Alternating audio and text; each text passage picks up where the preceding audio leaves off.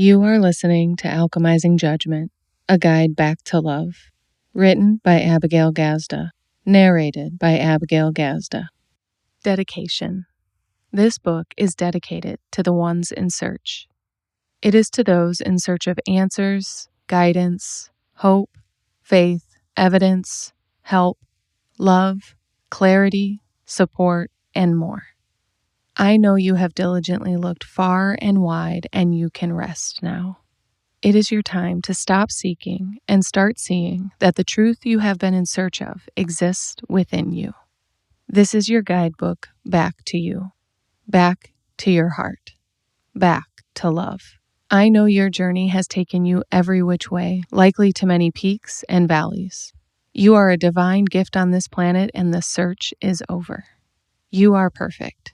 You are whole, you are complete, and your purpose on the planet is to live as the fully unleashed, most authentic version of who you already are at your core. No more looking, no more becoming, no more fixing, changing, wishing, and hoping, just being. Welcome home. I am happy you are here. Preface. Judgment cannot thrive where love grows. Darkness cannot overshadow where light shines. Nothing can stop the heart of an alchemist. Welcome to a book dedicated to guiding you to tap into the endless wellspring of love, primarily located at the center of your chest. This book took some personal initiations because once I received the inspiration to write it, I didn't exactly feel prepared to. Who am I to consider myself such an authority on judgment, being unbiased or lacking prejudice? I feared this divine download and questioned God. I am nowhere near perfect or immune to humanness and subjectivity. Except instead of dialoguing with God about it, I just put it low on my priority list and focused on other projects. My ego wanted to write a few other books before this one, and I planned on writing this one in a few years' time. Yet, it was within just a few short months that I experienced mental, emotional, and spiritual growth spurts that would prepare me sufficiently to put these words to paper. I have studied Buddhism, Taoism, Catholicism, Christianity, Vipassana, ontology, hypnotherapy, meditation, prayer, spirituality, and more. I will speak to you with my own version of spirituality, a combination of these studies, which I refer to as the Boomerang Brigade. I believe that all titles we can come up with, such as God, universe, source energy, vortex, consciousness, and any other, can all be interchangeable. And I will certainly interchange them throughout this book. What I have come to understand is that all of us, no matter which higher power we select, refer to, and talk to, are ultimately speaking about infinite and unconditional love. Even in respect to the agnostic perspective, love is a cornerstone we can all relate to. Love is a practice we can all develop in our commitment to unity. It is said by many spiritual teachers, mentors, and gurus that whichever you pick is just fine.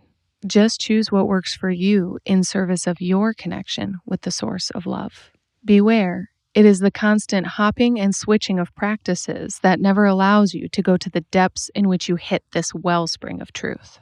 Never getting too serious about any one form of guidance can turn out to be a trick of the ego, with the intention that you never find truth. That habit will always keep you at the surface of relationships with others, yourself, this planet, and a higher power.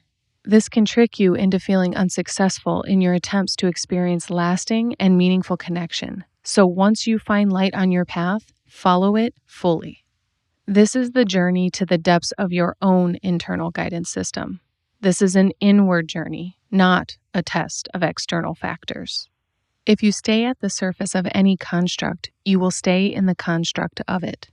Any and all means of spirituality in their purest forms are meant to take you to the depths of your own heart to reach your soul and put it on loudspeaker. This book will help you do that. This book will deconstruct any constructs that prevent you from getting back to love. I will do this by dissecting and explaining the various components of going inward and turning anything and everything back into love. Day in and day out, it is your job and mission to get back to love so that you may unleash it on this world. As you may see in your daily life, at a societal or global level, this world always needs more love. It is never in shortage, and yet we are trapped in our scarcity mindsets that prevent us from receiving it fully. This book will help you harness it for yourself so that you may facilitate its expansion in the world. I like to imagine the universe as a giant mirrored room. Now, combine that visual with the concept that what you put out is reflected back to you. I invite you to experience your whole world as a giant mirrored room reflecting your energy. If you pay close enough attention, you will be able to see in yourself the things that are coming at you in life. You will be able to identify how you source your life experience and how to become the deliberate creator of this experience.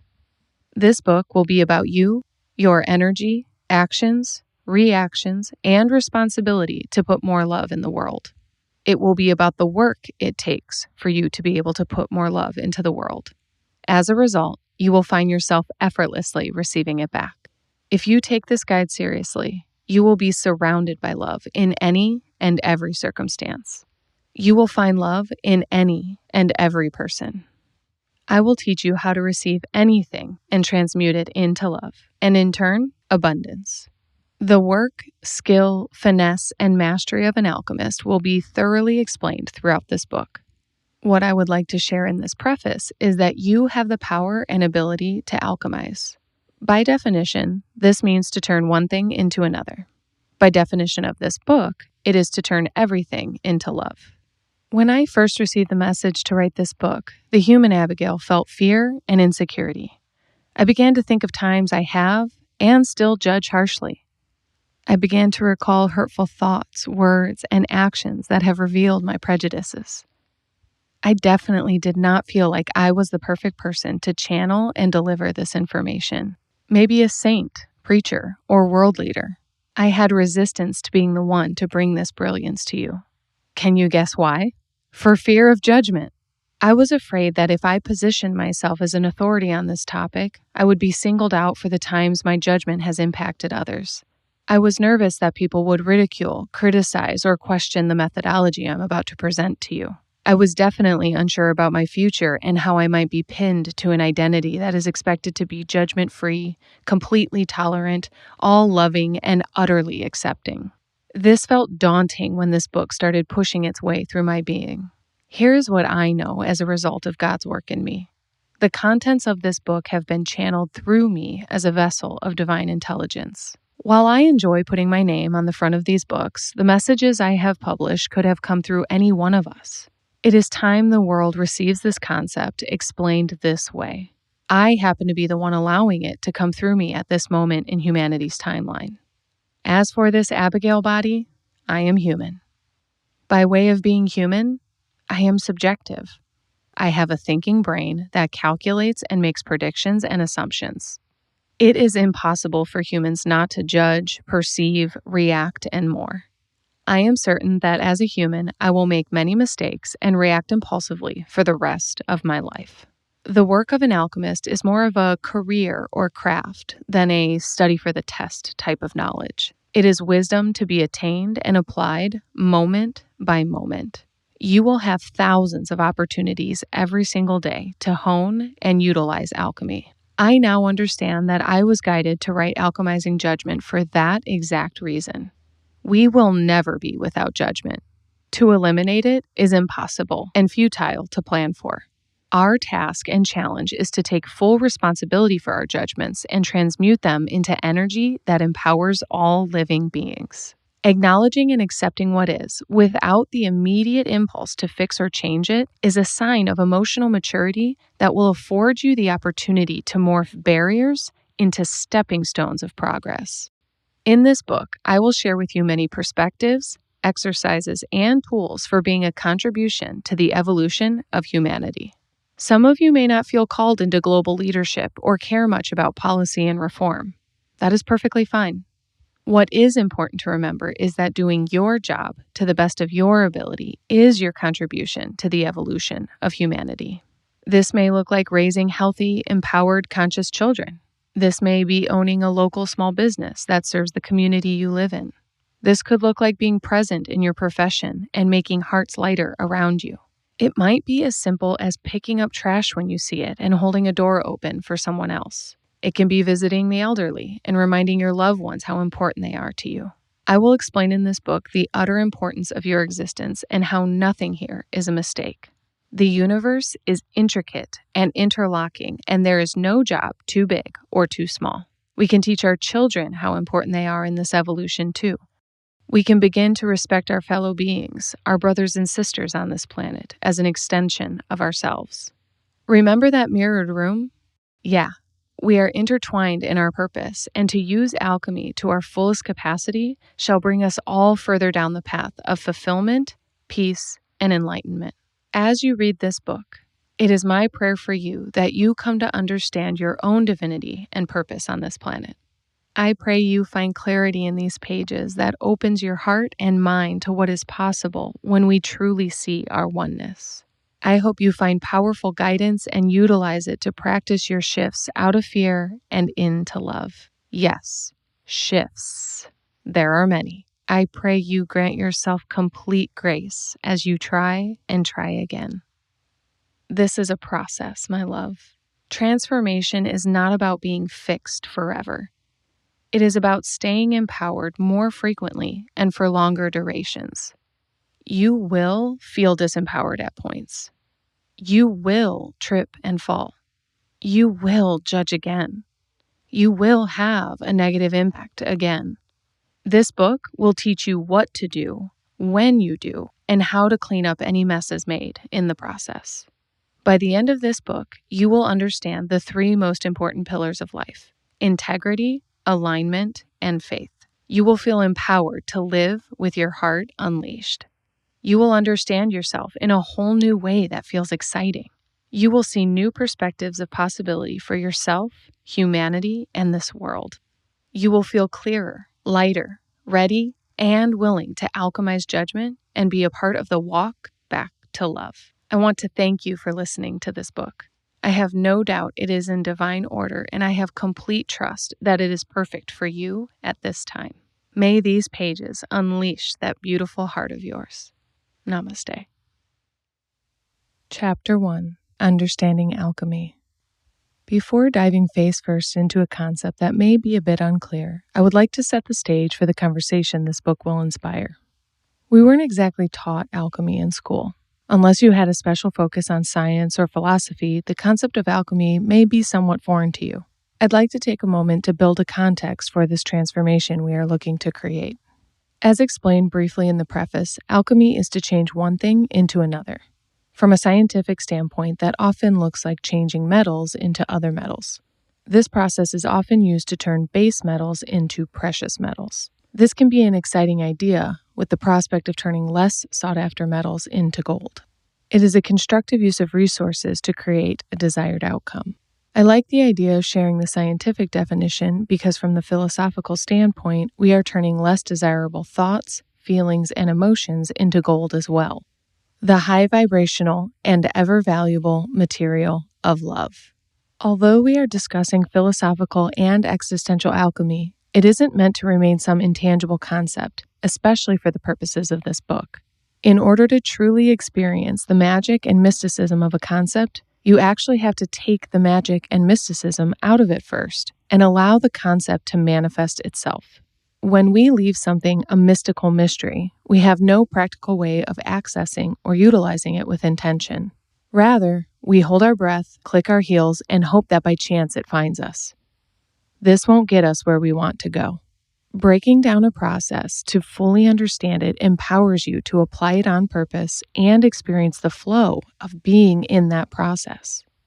According to the Greek etymology of the word alchemy, it is defined as the process of transmutation by which to fuse or reunite with the divine or original form. In this book, I will spend many pages explaining how the original form of every single thing is love.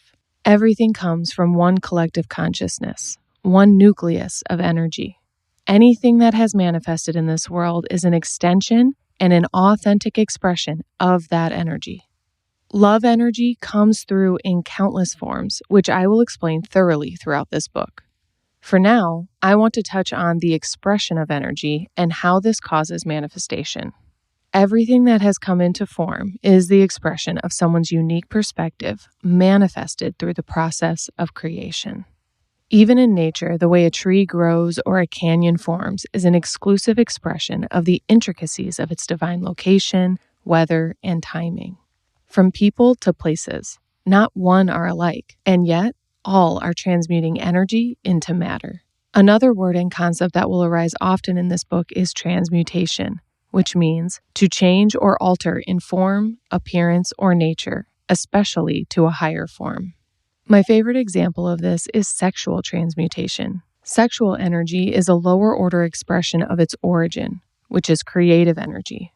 Within the body, the epicenter of sexual and creative energy is in the pelvis, the sacral chakra. We often default to using sexual activity to express and expend our creative energy when that is not the only use of it. It takes a mature understanding of these energies to also comprehend the higher order application of them. This also takes a notable amount of self-control. I am speaking rather collectively here, but at least in the Western world, the way we have glorified sex and over-sexualized human bodies, creative expression naturally takes a backseat. Sex is one example that is also correlated to the focus on looks, attraction, and external validation, all of which take away from our focus on organic, creative endeavors. Without more intentional training, young people are left to their own experiments and discoveries when it comes to this. I found this all too true as a health and wellness educator at the middle and high school level. As an educator, I witnessed the difference between teaching sex ed as a textbook unit as opposed to a life lesson. Young men and women knew very little about the consequences of sexual activity and even less about how to harness creative energy. They simply followed urges and attraction without even considering the long-term consequences of those actions. I saw this countless times with students I taught.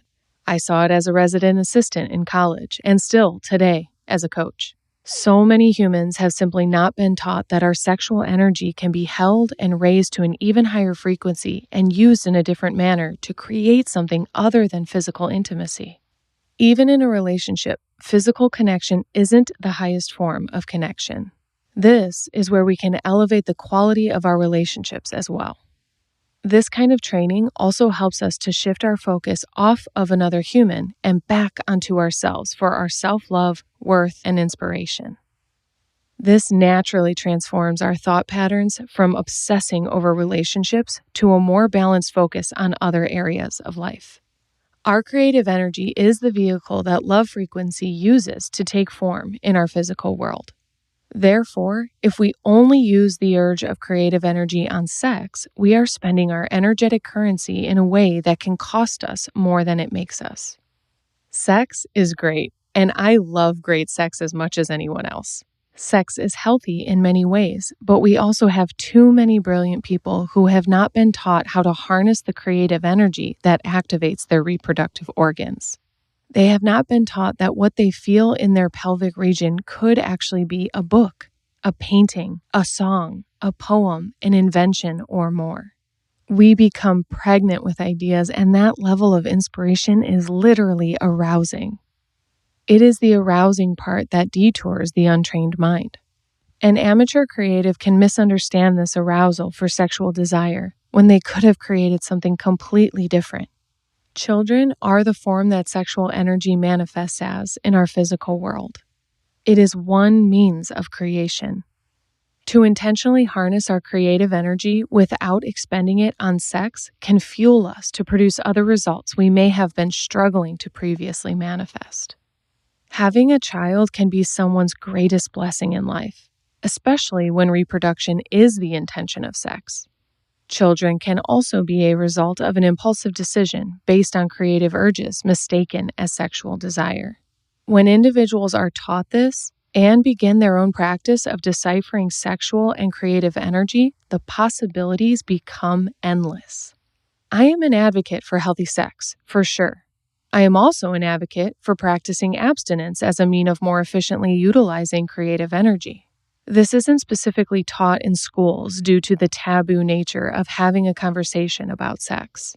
In most schools, the bare minimum is covered as to move past the conversation and call it done, as opposed to making sure our young people are given a true, in-depth opportunity to understand puberty, maturation, sex, intimacy, reproduction, and more. When discussed with both young and old, I see their eyes widen with realization. In the same way, it is effective not to have a large wardrobe as to save your decision-making energy for more important choices throughout your day. Saving your sexual energy for creative endeavors will empower you to produce results beyond your wildest dreams. You will be astonished by all your newfound clarity, energy, and inspiration. I can personally tell you that times when I practice abstinence or more intentional sexual activity, I can actually feel all of my power reeling back into my body. I can sense this restoration and use that energy on writing, speaking, coaching, and more. Conversely, if I am expending sexual or creative energy recklessly, I struggle with feeling too exhausted for my passions. My projects suffer because I am feeling too drained to complete every task fully. It is predictable that when I am writing a book, my podcast takes a backseat. When I am launching a course, I am not writing a book. When I am organizing a retreat, I am not focused enough to acquire clients. When starting a new relationship, I must make sure not to surrender all of these projects for the excitement of kisses, because I am definitely prone to doing that. I am sharing this to explain that if you are not highly intentional with the expenditure of your energy, you will deplete yourself. Respecting this natural occurrence is a practice of self-mastery for the trained creative to be effective in delivering his or her gifts to the world without feeling exhausted by his or her own passions. I am going to go into such detail on this topic because it is valuable to your creation, inspiration, and leadership. This book will go into much further detail about you delivering your gifts to the world, and maintaining your power is imperative to the task. It is also imperative that all of this is fun and enlivening. It is about becoming the whole of who you came here to be. I am teaching you how to thrive, not survive. This book is about winning the whole game of life, not just one part of it. Sex, intimacy, and relationships are one part of life. You have a bigger game to play. You have a major gift to deliver. Becoming a master of your sexual and creative energies is a key to life I value greatly, because it wasn't until I understood this skill did I become fulfilled by both of them. My favorite example may be sexual transmutation, but this works the same way with so many examples. Our actions are the vehicle that energy rides into this physical plane. To say that in the language of the law of attraction, what you focus on increases. I invite you to take inventory of how and where you are spending all of your energy. Energy spent gossiping creates drama. Energy spent drinking creates health, financial, career, and relationship issues. Energy spent worrying creates physical and mental illness. Energy spent learning creates growth and opportunities. Energy spent mastering a craft creates a master. Energy spent expressing inspiration creates books, movies, music, art, and more. The list goes on and on. Energy is everything. Everything you are doing is a vehicle for energy to manifest into form. You may not even realize how powerful your every action is. It is not a question of if you are a creator. It is a matter of how you are a creator. When you become more serious about how and where you spend your energy, you will get to experience yourself as the creator of your life. I have one more example of how much of a creator you are, and it's a fun one. Imagine your hands as garden hoses with no off valve, always on, pouring water everywhere. If this were the case, sleeping in bed, being inside, or being in a car would be a mess. You would want to stay outside at all times. While you're out there, you might as well water the plants and grass. You can even rinse the car and patio. You can fill jugs and reservoirs. Once you get over any frustration you feel for having garden hoses as hands, you will find ways to give them purpose. You have energy pouring out of your hands at all times. You could spill it all over the house, at the bar, the movies, or at your friend's house. You could smear it on people, places, and things. Or you could pour it onto a canvas. You could put it into pots and pans and make a delicious meal. You could attach a pen to that hand and harness and direct the energy to write your business plan or a floor plan. You can find ways to use this overflowing energy on purpose and with purpose. You are an alchemist. You have been all along. It's time to step fully into your role. It's time to become a deliberate creator. Chapter 2: The Path Ahead. In my adult life, I have been an educator, coach, sponsor, manager, consultant, and more. I have been guiding humans for many years now. I have worked with hundreds of people in many stages of life. People have come to me with a wide variety of issues, ailments, or concerns, and an equally wide variety of dreams, visions, and goals. After working with so many people, the one thing that has become very clear to me is the process of transformation we all go through. While this varies in many ways, there are so many fundamental breakdowns and breakthroughs that we naturally evolve through that lead us to journey inward. In my life coaching career, I am an emotional intelligence expert who focuses primarily on subconscious reprogramming. This practice ranges from inner child work, shadow work, integration, completion, forgiveness, surrender, leadership, and more. I refer to myself as a clarity coach because I help people obtain clarity about who they are, what they want, how to get there, how to identify what's in the way, and how to overcome what's in the way. The process of transformation has become so predictable that I have developed an ability to identify exactly where a person is on their journey and what lies ahead for them. I used to judge myself as pretentious for acting like I understood this information, until I realized it wasn't an act. I knew that I recognized this as wisdom, not as a regurgitation of information. I began to feel pretty mystical for knowing exactly when someone's ego was going to strike to sabotage all of their efforts and success. I knew when my clients were on the verge of a breakthrough based on all the breakdowns they were experiencing. I knew to teach them specific distinctions when I could sense they would be experiencing particular stages of growth. I began to connect more to my own spiritual journey because the exposure of performing this kind of work with others offered me an opportunity for perspective from a variety of individuals. I often felt like I was watching my life from an elevated place. Again, I'd judge myself for feeling that way. "You're not that special," I would hear my inner critic scathe. "Get over yourself," I would hear the inner voices of elders scorn. My clients' feedback and results would tell a different story, though. Witnessing the phoenix effect take place in each of their lives as they rose from the ashes of the tired, unfulfilled identities they showed up as brings tears to my eyes every single time. My own phoenix experience has occurred time and time again as I have continuously showed up for my purpose to lead and guide. In my own growth and evolution, I have most deeply connected with the identity of guardian angel. And, you guessed it, I have judged the heck out of myself for even daring to consider myself so important. On a soul level, I could sense my guardian angel, or GA self, and would go inward to her when I was seeking the most unadulterated guidance.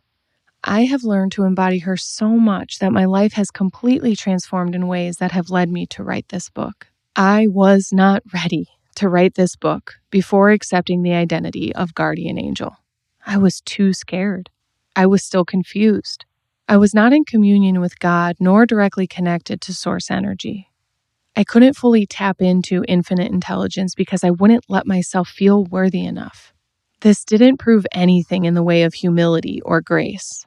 It was just me cutting myself and everyone around me off from all that is available in the full acceptance of our brilliance and radiance.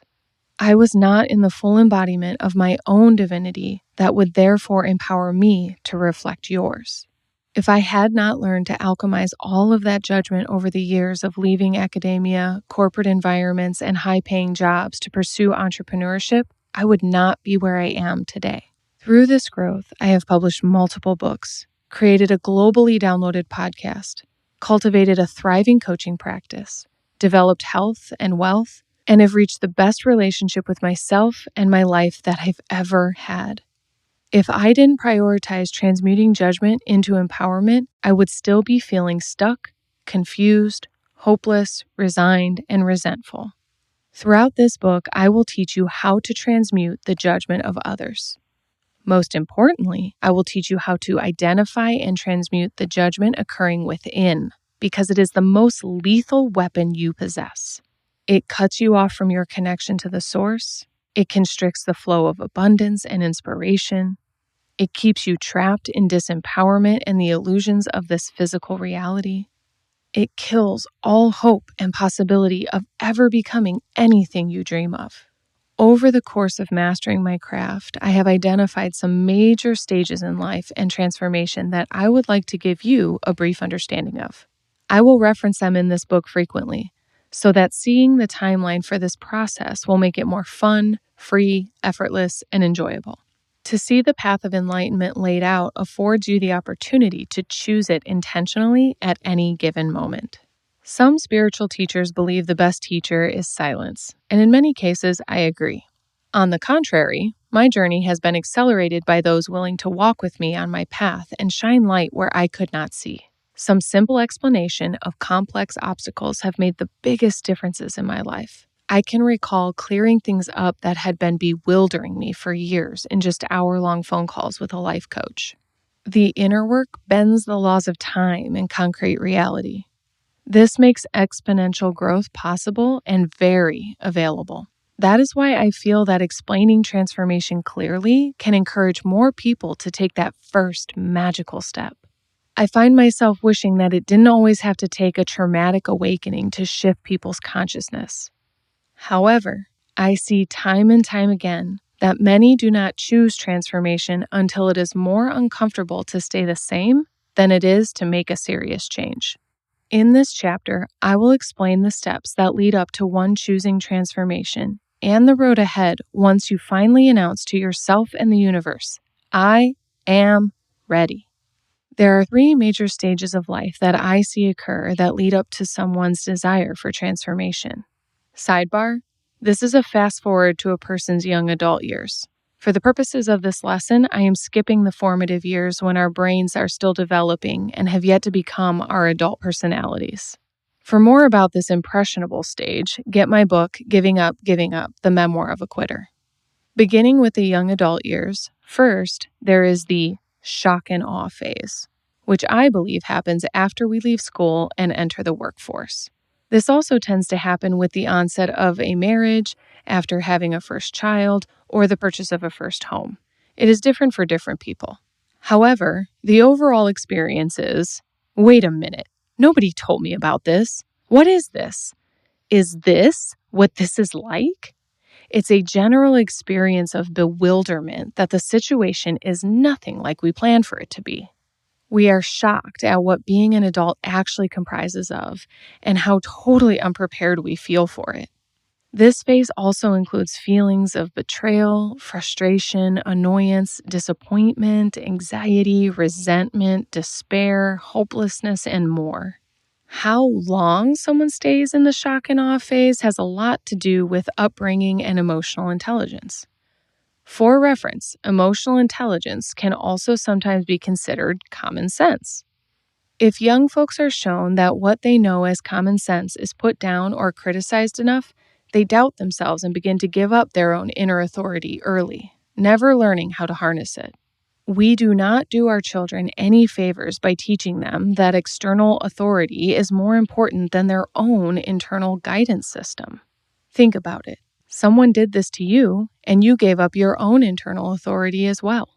It took years to finally take your power back and begin to trust your own intuition again. Or maybe you're arriving at that conclusion in this very moment. Either way, it is never too late to make a shift.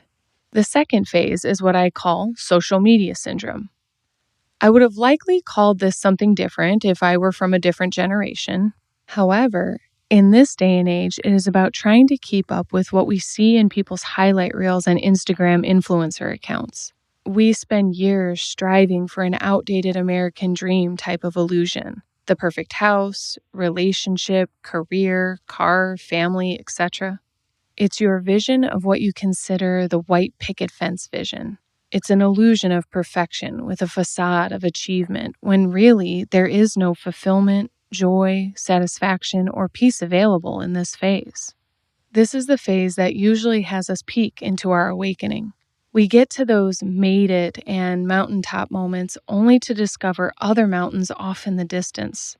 In a defeated and exhausted fashion, we begin our descent and head for the next one. We max out on trying to show off, people please, and prove ourselves that we end up causing breakdowns in our life as a result of lack of boundaries and sense of self. We are trying to live up to someone else's standard of success. We chase these fantastic dreams until we have them, only to realize once we are there that it is a delusion. We find ourselves confused, disappointed, unsatisfied, lonely, afraid, anxious, and depressed. This is also the phase of deep depression and self-harm because life feels so confusing. How can I have all that I ever dreamed of wanting and not want any of it? This is a time of questioning all we have ever lived for and feeling as though we had wasted years, maybe even decades. We avoid considering starting over because that idea simply spirals us into fear, regret, and sadness. This phase can lead to substance abuse, sexual misconduct, debt, eroding relationships, numbing out, careless health choices, failure to perform at work, parenting issues, and whatever other ways we can deteriorate our lives. This is what I meant when I said I wish I could spare people the traumatic awakening experience. We have been so conditioned that hard work is the answer to achieving our happiness that we climb dozens of those mountains before slowing down enough to say, I'm not happy, and surrendering the battle. We relentlessly force ourselves into such oblivion that we have no idea who we are anymore or what we're working for. The shove out of this phase usually takes a divorce, job loss, near-death experience, or death of a loved one that awakens us into the next stage of life, which I call the enough is enough phase. I lovingly refer to the folks in this group as my people. The enough is enough crowd has had it. They have had it with pretending. They are tired of trying to be anyone else. They are ready to be exactly who they are. They are done with trying to please, impress, and run themselves ragged in the rat race. The enough is enough phase is magical because it is a phase in which someone is ready for transformation. They are willing to be worked with by a coach, a mentor, or a spiritual guide. In shock and awe and social media syndrome, the person may be complaining a lot or tired, but they are not ready to be told that it is their responsibility to make a shift. Judgment can really have a hold on these people in these phases because they are still trying to compare and move up in the hierarchy. When enough is enough hits, there is no more of that. It is enough of everything. Doing anything you don't want to do becomes intolerable and downright repulsive. This is predictably a stage of rebellion. Enough BS. Enough pretending. Enough living up to anything. This person accepts that if they're going to live a good life, it is up to them, and they are fully ready to take responsibility for that. This is where disruption of the identity starts. When people reach this stage, it is very explosive. They tend to want to demolish everything that is not working in their lives. They leave jobs, marriages, living environments, and more. They start telling people off and not really caring about other people's opinions. This is healthy and natural, but it is not sustainable. The enough is enough phase is simply a milestone in transformation. It comes after the awakening and right before the meaningful introspection, which is what leads to true and lasting change. Next, I will explain the work that I do with people. No matter when I meet them, they usually come to work with me in the enough is enough mentality, and I take them through the transformation into their true, authentic, and divine leadership.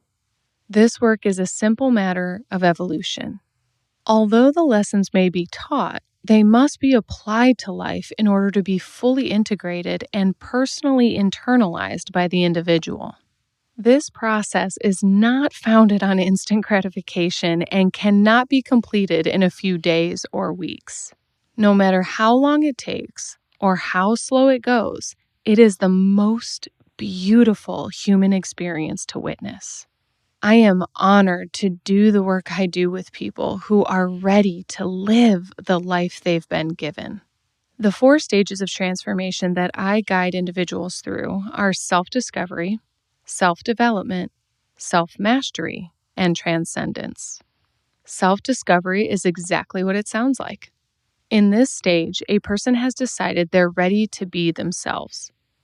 When faced with that decision, they have no idea who they are, what they want, or how to even get where they think they are going. This can be scary at first, especially when they realize they have been spending their whole lives living up to other people's expectations and standards. This is an awakening time in itself because a person starts to see how far off they have strayed from their own value system. They really have no idea what their own definition of success is because they've been seeking the validation of others. They have been too busy trying to be some type of acceptable that they have morphed far away from their most original self. In this stage, there is a lot of unbecoming in order to truly become. Self-discovery is a beautiful phase where a lot of blossoming occurs. The stage of self-development is a very interesting one. I like to let anybody willing to listen know that the self-development industry makes a lot of money off of you being unsure of yourself. It cashes in on your insecurities and uncertainties. I like to tell my clients that even if it's a few months or a few years, my job is to put myself out of business with you. I do not want to keep you coming back for more, trying to fix yourself because you think you are broken. You are not broken. You simply have judgments about yourself, which are regurgitated thoughts you've heard your entire life about how much the ideal person should weigh, what the societal norm of beauty is, or what kind of job to have, or what salary you should be making each year. All of these are subtle judgments that we cast upon ourselves to measure our competency, our capability, and our capacity. These are not effective measures of who you are or your impact on the world. This is why I like to walk people through the self-development phase more quickly than the industry would recommend.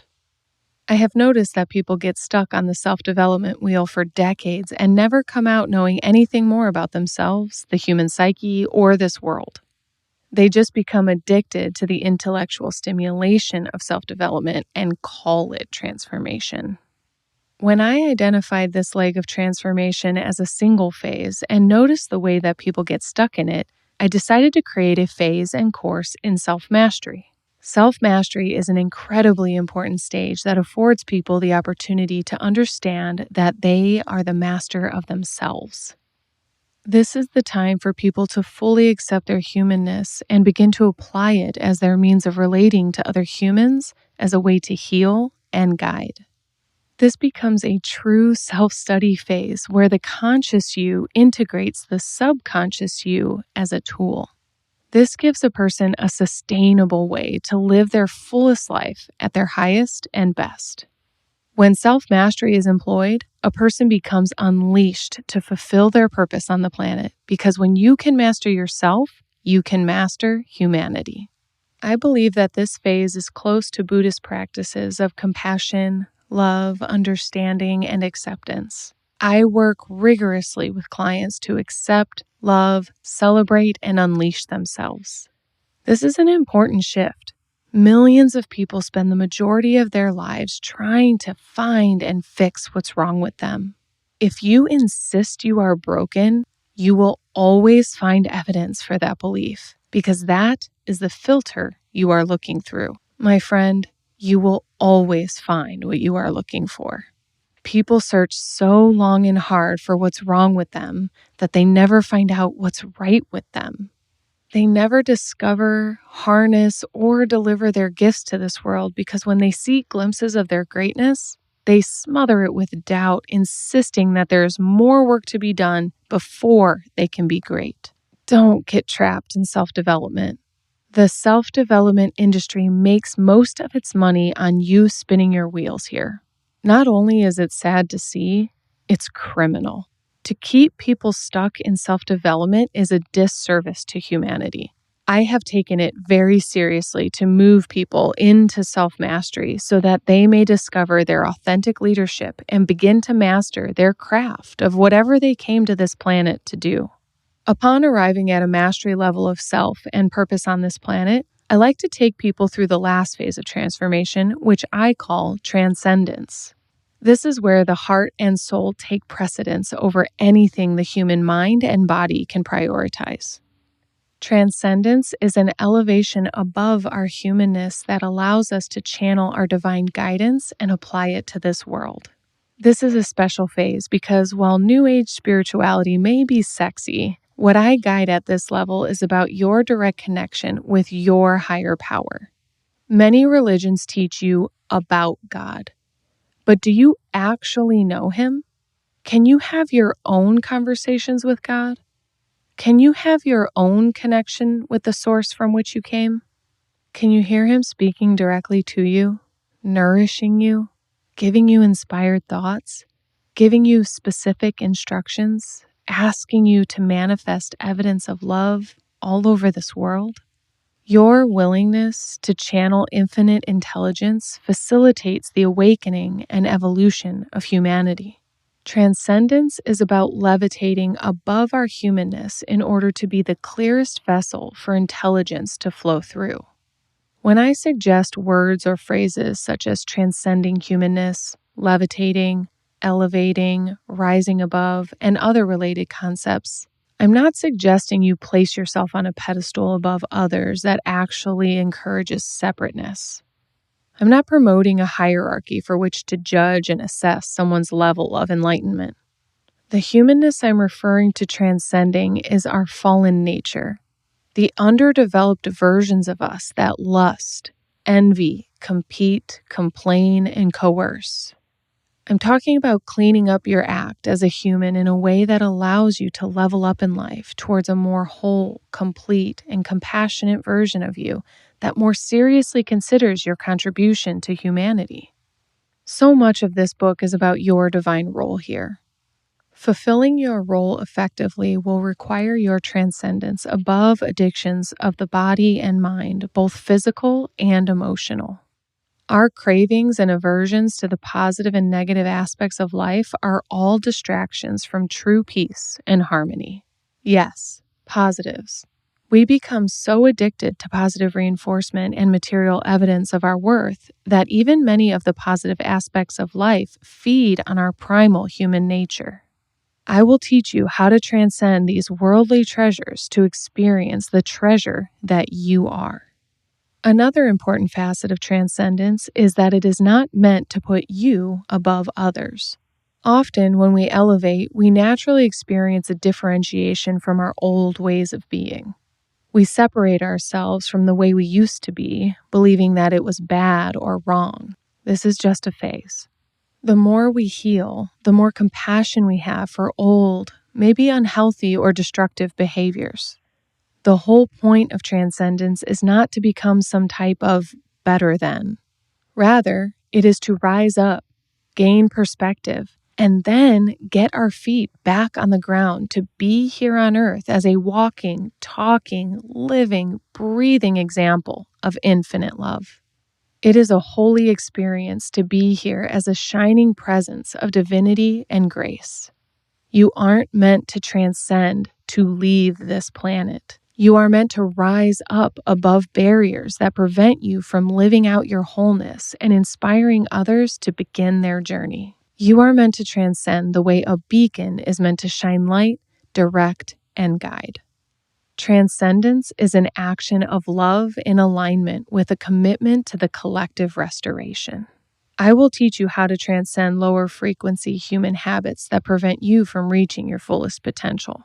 Through this process, you will get to experience authentic and lasting joy. These are big promises, I know, but in my work, I have witnessed it occur time and time again. I have watched people come back to life and recognize the unadulterated power they have within. At this level of your leadership, you will become willing to give up all of your own worldly identities in order to identify with the oneness that we are. This doesn't mean you lose yourself.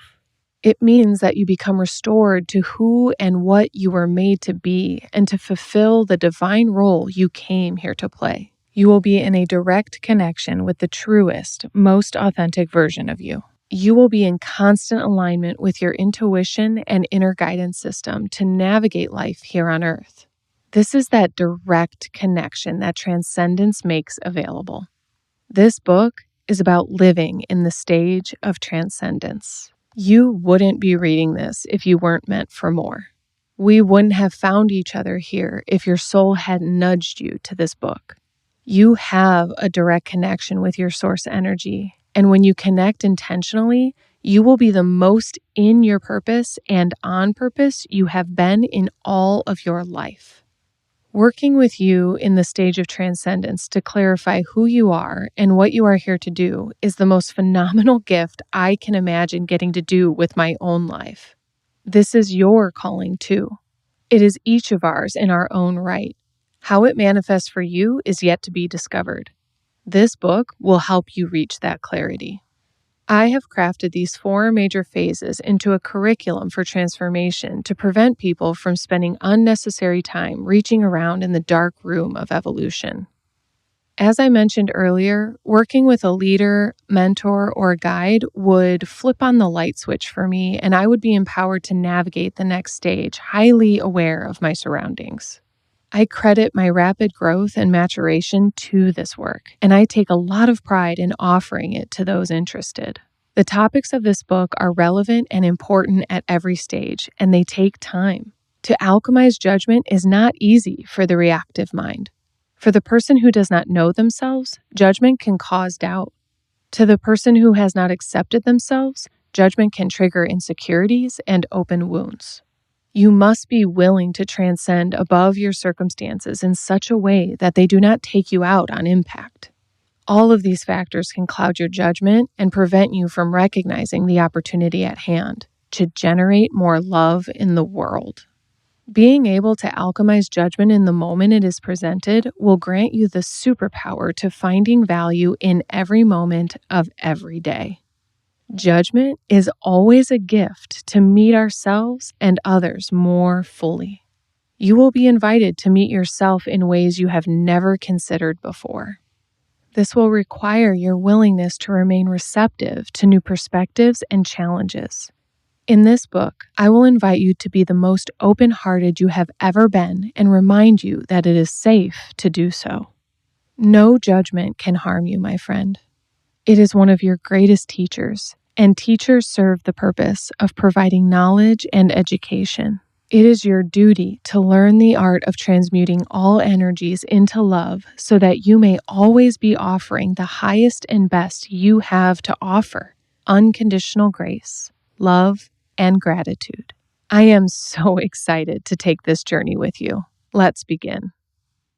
Part 1, Integrity Pillar. Chapter 4, Judgment. Well, let's get right down to the topic at hand: judgment. Judgment is the root of negative emotions. It comes in all shapes and sizes, such as rejection, guilt, shame, anger, envy, frustration, resentment, pride, hatred, and more. When this book came to me, it told me its name. I heard it loud and clear one day, and I wrote it down.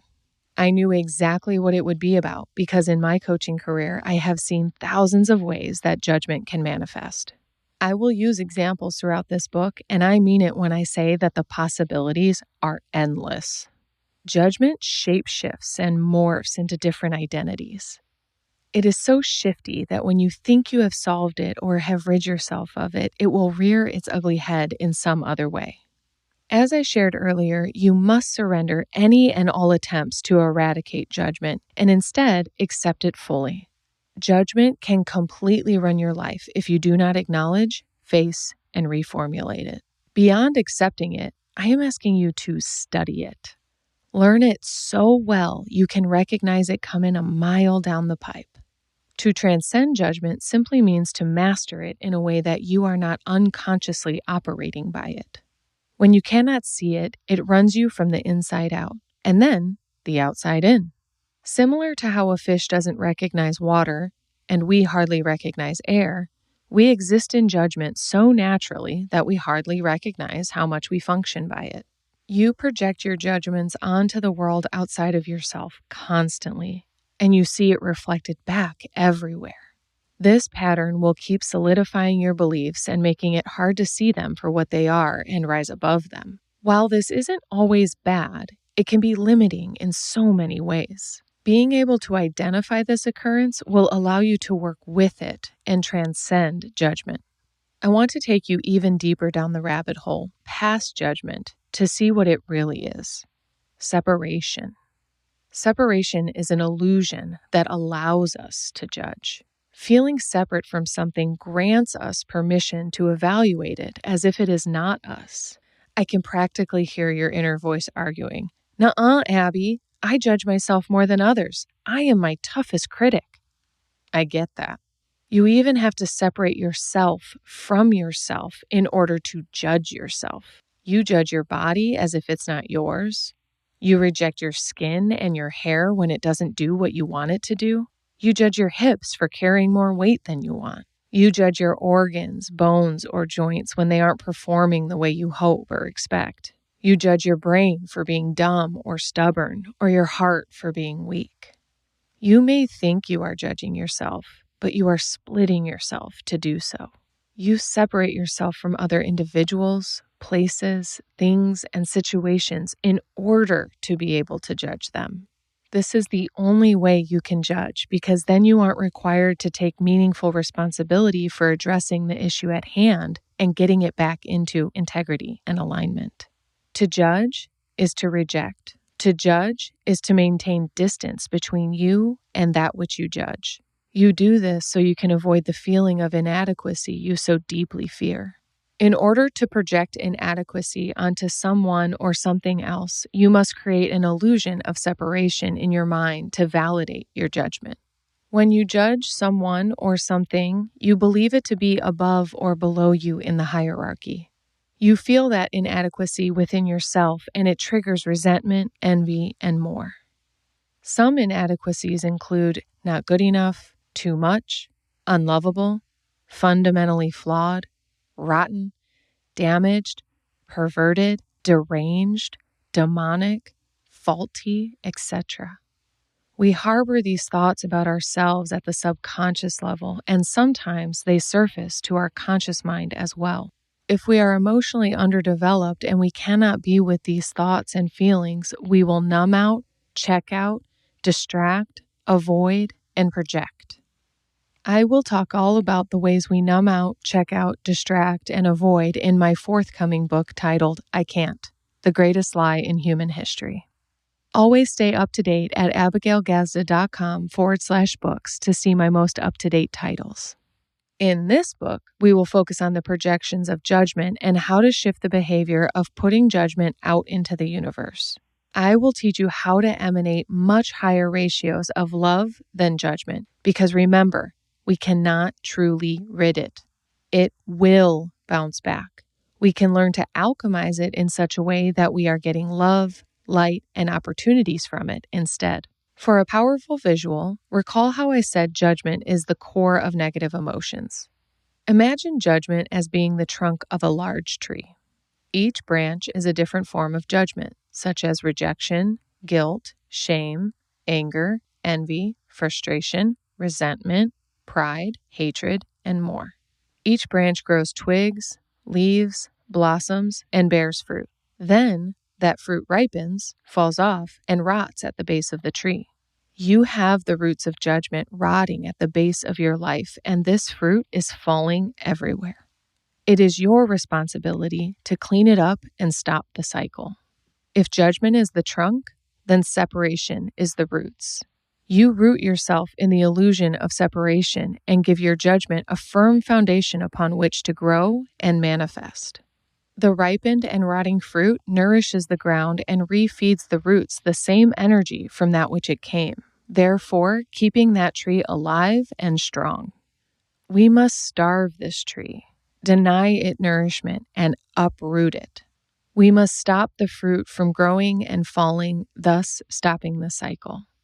This can be a bit harsh, like going on a diet and then having intense cravings from the sudden denial. Although that may be an effective strategy physically speaking, mentally, we must keep the end game in mind: to starve the judgment tree to its withering death. Just kidding. We are not killing judgment. Remember, we can't. Don't you get it yet? For as long as you are human, you will have judgments. I will keep making that clear throughout this book because you already have decades worth of judgmental patterns, and those are the fuel for your growth. I am simply helping you evolve those patterns to empower yourself and those around you. Listen, my friend, these judgments are so deeply ingrained in the blueprint of your being that they will always exist as tools in your toolbox. I want you to prepare yourself to use your tools to build, not destroy. So, oddly enough, I'm going to teach you how to tend to your judgment tree so that it is healthy and thriving.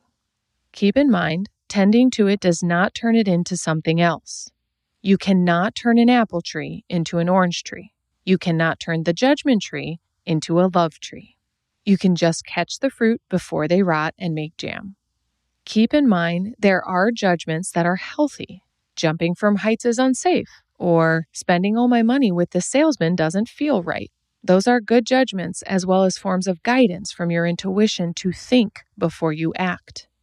To manicure your judgment tree will have you discerning between judgments that serve you and those that do not. What this looks like when tending to your judgment tree would be picking up the old fruit, picking off the ripe fruit, and cutting down the dead branches. As you can imagine in life, this looks like ending toxic habits and relationships. This looks like setting boundaries and learning how to say no as a one-word sentence. These are some examples of integrity, which we will continue to cover in later chapters. Beyond cleanup, you must familiarize yourself with the branches that remain. You can better understand the branches of your judgment tree by drawing a picture of it or by writing down what they consist of in list form. For the best inventory, list until you can't list anymore. Then, for a few days in a row, go back and add more to ensure you don't miss any of the ways you judge. By doing this, you will likely be able to identify which are branches and which are twigs. For example, the envy branch could include jealousy, gossip, cheating, stealing, betrayal, and other acts of envy. The twigs are actions, the leaves are thoughts, the blossoms are words, and the fruit is, well, the fruit. Your words, thoughts, and actions bear fruit in your life. As explained previously, the fruits of your thoughts, feelings, words, and actions manifest physically in your reality to reflect the energy you are putting out. This might look like bad health, deteriorating relationships, bouts of bad luck, financial hardship, low self-esteem, mental and emotional illness, etc. This seemingly natural momentum of negativity can be turned around with the tending of your overgrown judgment tree. The quality and direction of your life are 100% reliant upon this understanding. Transmute your emotions, thoughts, words, and actions. Transform your life. Once you have identified all of the branches, it is time to start chopping and trimming. Gossip, stealing, substance abuse, lying, harming, promiscuity, littering, and eating poorly do not serve you in any way. They don't serve the people around you or this planet. These are just a few examples of what can be cut out. It is up to you to identify and decide what goes first and just chop, chop, chop away. The order doesn't matter, and I encourage my clients to start small and get good at chopping a small branch before moving on too quickly. If we move too rapidly, we can get sloppy and go back to old patterns without even know we're doing it. Just keep in mind that the more you do it, the more you do it. Over time and repetition, you become better at releasing disempowering thoughts, habits, and patterns. You must stay aware, responsible, and hold yourself accountable to do this work over and over again. So in case it isn't obvious, I want to remind you of how nature works. What does a tree do? That's right, it grows. The branches, twigs, and leaves will grow back if you don't tend to your tree frequently. Don't get too exhausted by the thought of this. It takes diligence, but maintenance is nowhere near as daunting as the initial cleanup. This looks like living a conscious and meaningful life. It looks like meditation, journaling, and prayer. It is simply a diligent effort to live from your heart space, which I will teach you to do in the alignment portion of this book. As for the rest of this section, I will be breaking down the various components of integrity so that you have the necessary tools to take full responsibility for your judgment and maintain your light in the presence of darkness. I will explain the mechanics of concepts that you know but may not fully understand. I will even introduce a few new-to-you concepts or ones that you have not associated with integrity. This section will effectively reflect your judgment if only you are willing to practice maturity and responsibility for yourself, your life, and your impact. This is an opportunity to witness your judgment in action, but will require your willingness to see. As you continue on, notice any resistance or justifying that comes up, and practice opening your heart space to receive this information fully. You are listening to this book to learn. When you get triggered or annoyed, pause your listening, close your eyes, relax your shoulders, and breathe deeply until you feel back into your body and ready to receive more information and guidance. Practicing these skills throughout the duration of this book will also help you with their practical application. This means that when you notice you are judging, justifying, and separating in real life, you can use these lessons then as well. I am excited to begin this journey of transformation with you.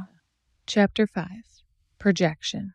If you think about a projector machine, you understand that it shines an image from the inside of it onto something outside of it. You do this with your mind all day, every day. The image in your mind forms the visions you see in the world. If you believe all men are pigs in your mind, you will see this image projected into your reality. If you believe that everyone is out for your money, you will see freeloaders everywhere. If you believe that people are helpless, entitled, and selfish, you will attract exactly those kinds of people and feel constantly taken advantage of and exhausted by it. If you tell yourself that you are unlovable, the world will show you all sorts of reasons why, and you will collect evidence to reinforce that belief. You project your beliefs constantly. And do you know where your beliefs come from? Your past. You are never looking at this world for what it is. You are looking at this world for how you see it, or have seen it. You are projecting your past into your future, and it's all you can see in your present. This can be confusing when others don't see the world the way you do. How can she land a man and I can't? How did he make it to the top so easily? Of course he's rich. He's got more going for him. We judge and justify all day long without taking responsibility for the beliefs that we are projecting from within. We don't know the stories of how she bagged the man, he got the job, or made all the money. We don't know the struggle they endured or the strength required to have arrived where they did. We are just projecting our single experience of the world onto others as if our version of the world is the version of the world. This is separation in action. We stay in our singular perspectives without considering alternative options or possibility and stay stagnant in judgment. Since I assume you would rather not live this way, I am going to start discussing projection so you can choose alternative ways of being. Let's start by recalling that this universe is a giant mirrored room. What you put out, you get back. Said my favorite way, as within, so without. As above, so below. This is a subtle yet obvious gauge for how someone is doing internally. The state of someone's car, bedroom, office, relationships, health, and finances are often a direct reflection of their internal state. Even those who are making great progress in their life can then catch themselves experiencing breakdowns if their physical environment is getting out of whack, or as I will explain it in this first pillar, out of integrity. Messy room, messy mind. Aching body, struggling soul. Broken relationships, broken heart.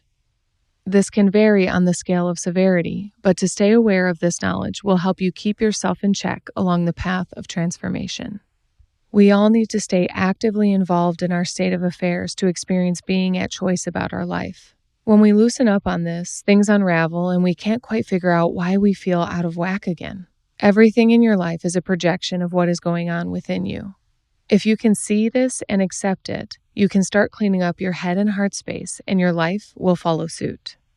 Many people convince themselves it occurs the other way around, and this lie keeps them in patterns of starting diets, half-reading personal development books, paying for gym memberships they don't use, and buying quick fix gadgets off infomercials. Many think that if they could finally lose the weight, then they would be happy. The problem with that idea is that the weight is a reflection of worthlessness, self-hate, undeservedness, and more. Others convince themselves that having money will help them feel successful. I love money as much as the next gal, and I am here to tell you that money vibrates at a high frequency. Raise your frequency, raise the balance in your bank account. It is hard to make more money when you are wallowing in self-pity. It is time to start accepting that outer work doesn't fix the inner work. Inner work causes the outer manifestation. As that cycle repeats, it creates an upward spiral that results in a more natural inspiration to live a great life. I love when all of a sudden my clients can't stand the mess they are living in and start purging, cleaning, and rearranging.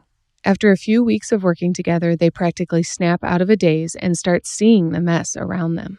This leads to what I call an integrity rampage, which I will explain later in this book. In short, the integrity rampage happens after folks begin cleaning up their head and heart space. They no longer have certain images running in their minds, therefore they are no longer projecting that image in their life. Like a fog lifts on a dewy morning, things come into plain view and look different than ever before. Suddenly, the dishes need to be washed and the laundry put away. The car must be vacuumed, the tank full, and the cup holders cleaned. The integrity rampage can happen serendipitously, too. People lose a job they never liked but wouldn't quit. Significant others break up with us before we manage to break up with them. The doctor tells you have 3 months to live. When we begin transformation, things are miraculously moved out of our way to clear our path. Without the awareness that some integrity and realignment is forced upon us serendipitously, we can become too distracted by the losses and see them as failures, punishments, or signs to stop. We miss seeing that these are our own projections of our deepest subconscious desires manifesting to shift us. We don't realize we are being redirected by a higher power that also has a higher perspective than we do. When the universe clears your path, trust it. See the invitation to move forward for what it is and take the next step towards improving your future. This is important to understand as we dive deeper into understanding projection because we are going to make this personal now. In terms of separation, we try to make the problems in our life about others. We point, blame, and shame. We make endless excuses about why things are the way they are and why we can't catch a break. The next chapter is about accountability and responsibility. But before we go there, we must see exactly what there is to take responsibility for. A few hard truths about judgment. A judgment of another is a judgment of yourself. If you can spot it in someone, you have it too. What you judge in others is something you cannot see, refuse to accept, or fear about yourself. You judge what you are afraid of or don't understand. You judge that which you wish you had the courage to be, do, or have.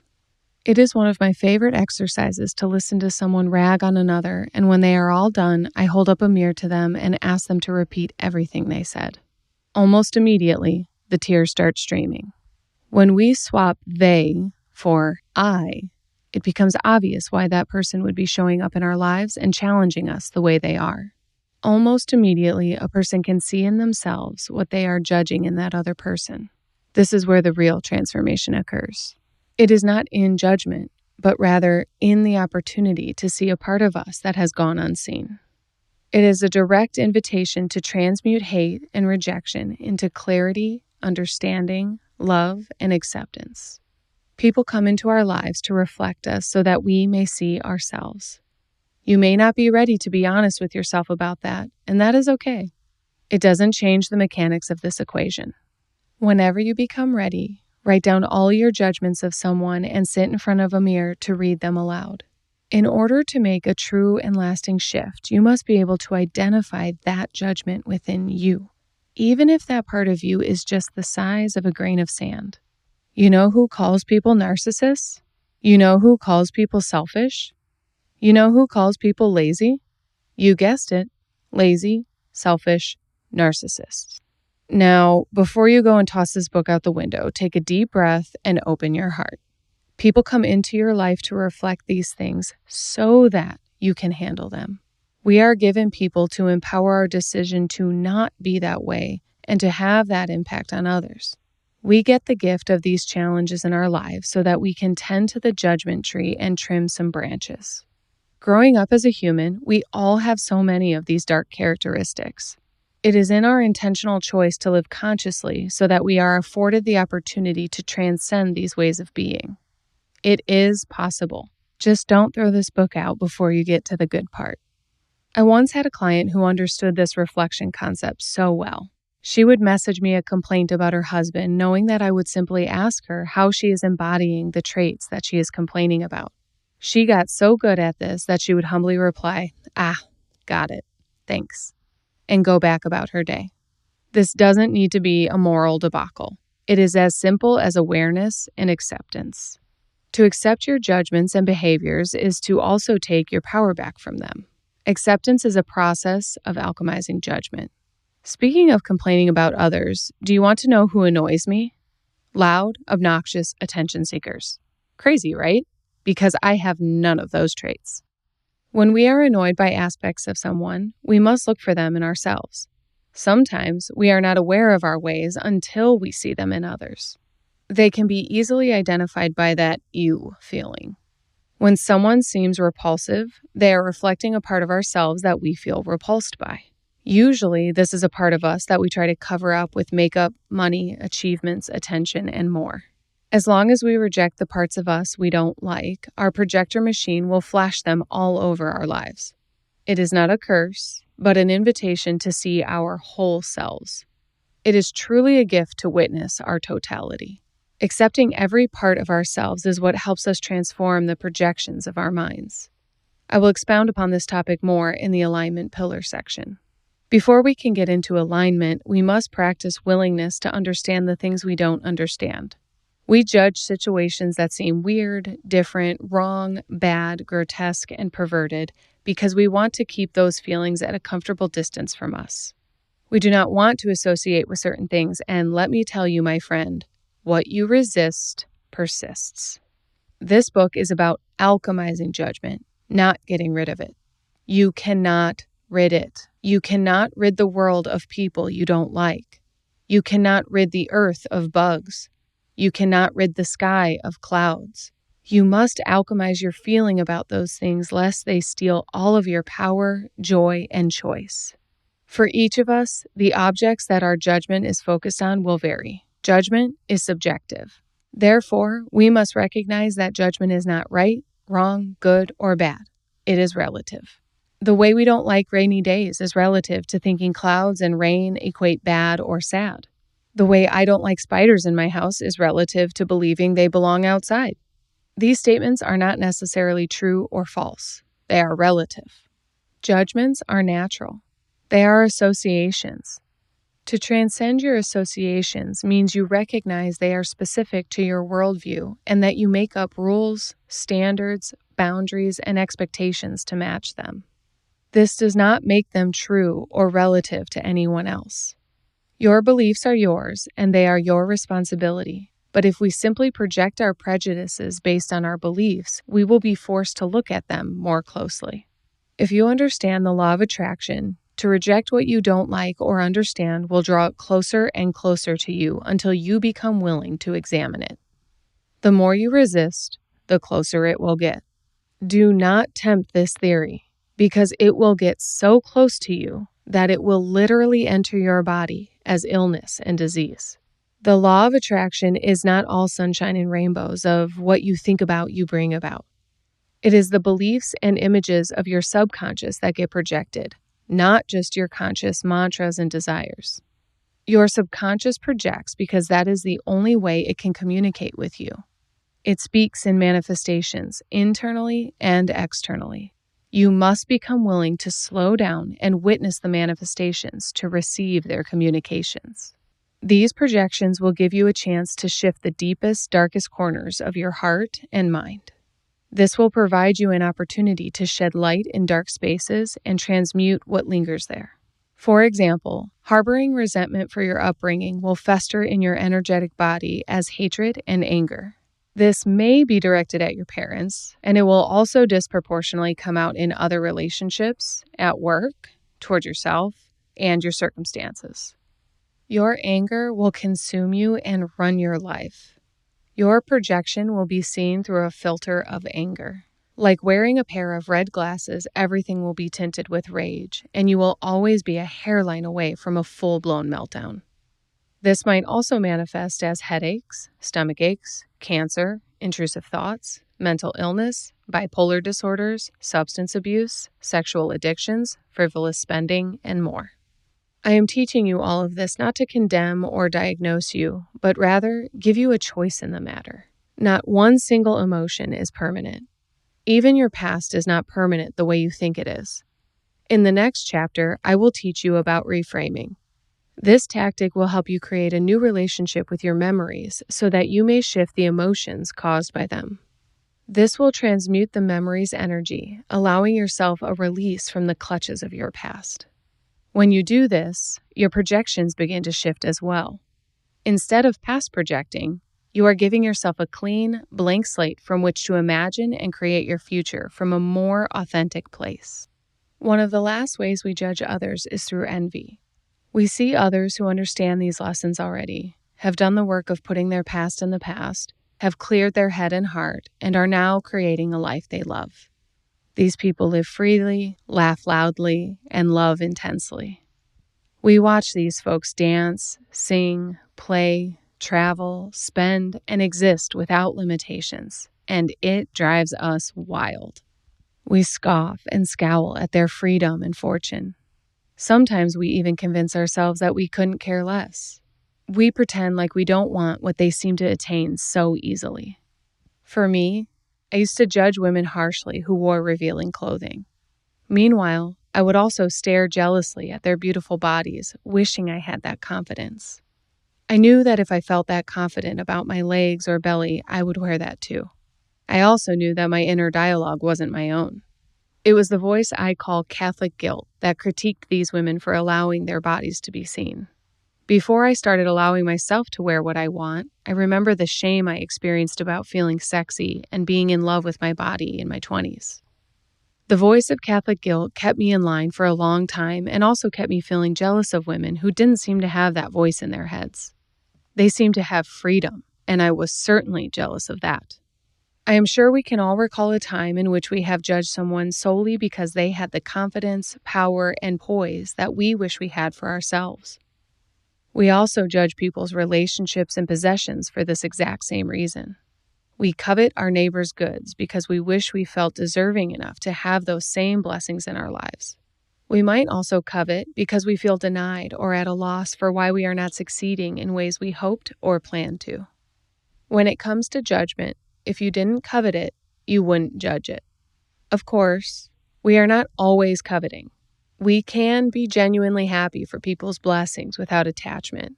And it is also helpful to notice when you are not genuinely celebrating someone's wins and successes.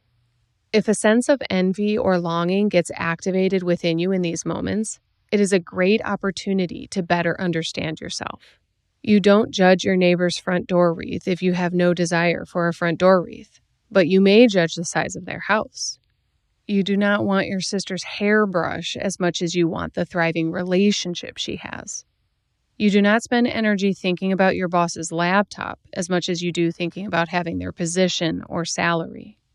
Coveting someone else's something is a signal from your subconscious that it is time to do some inner work.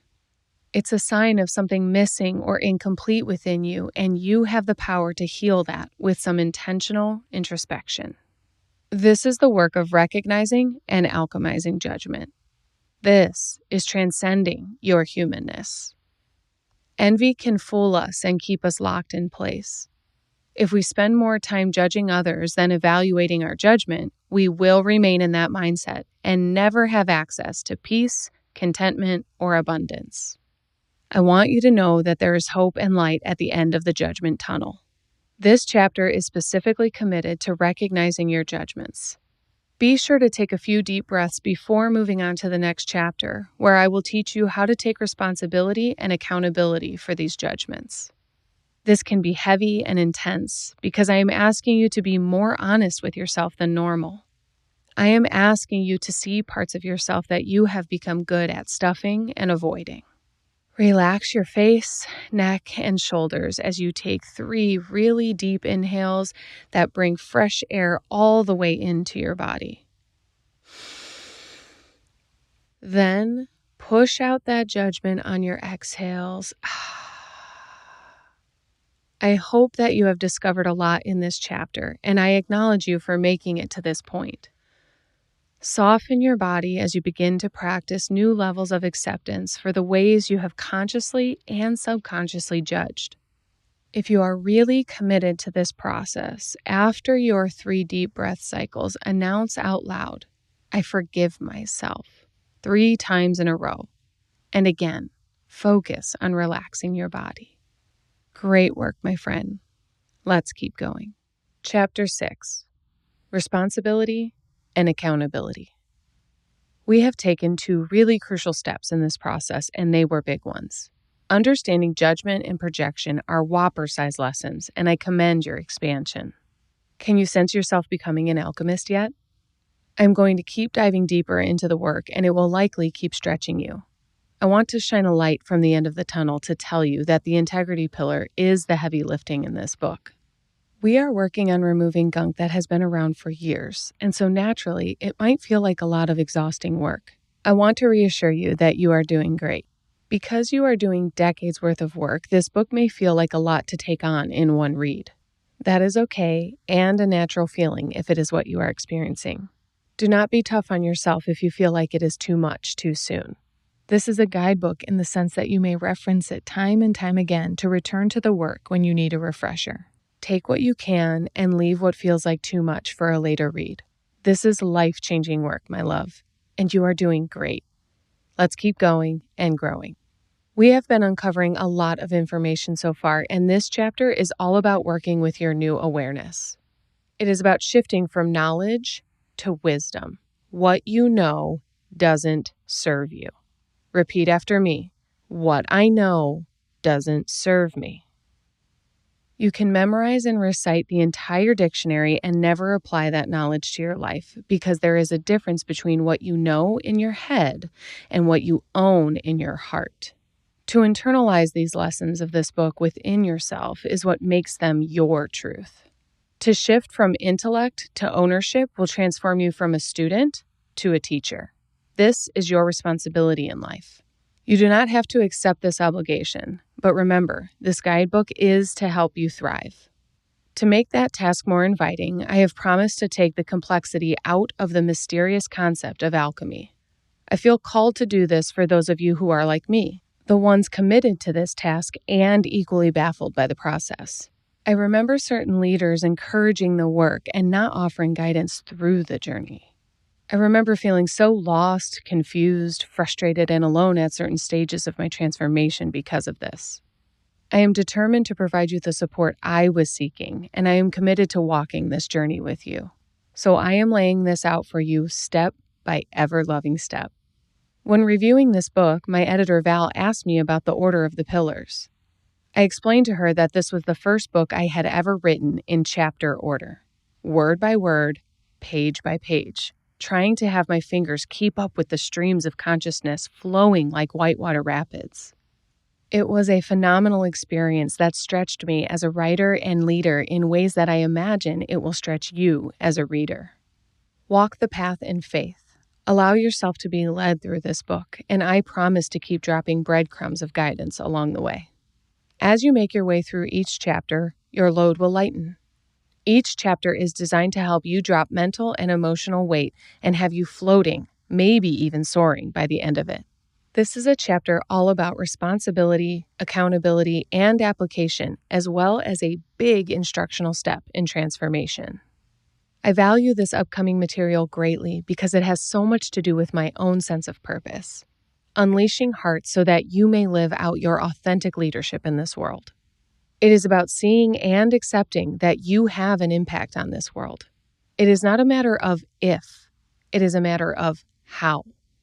Think of 5 very different people you know and notice the impact they have on your life.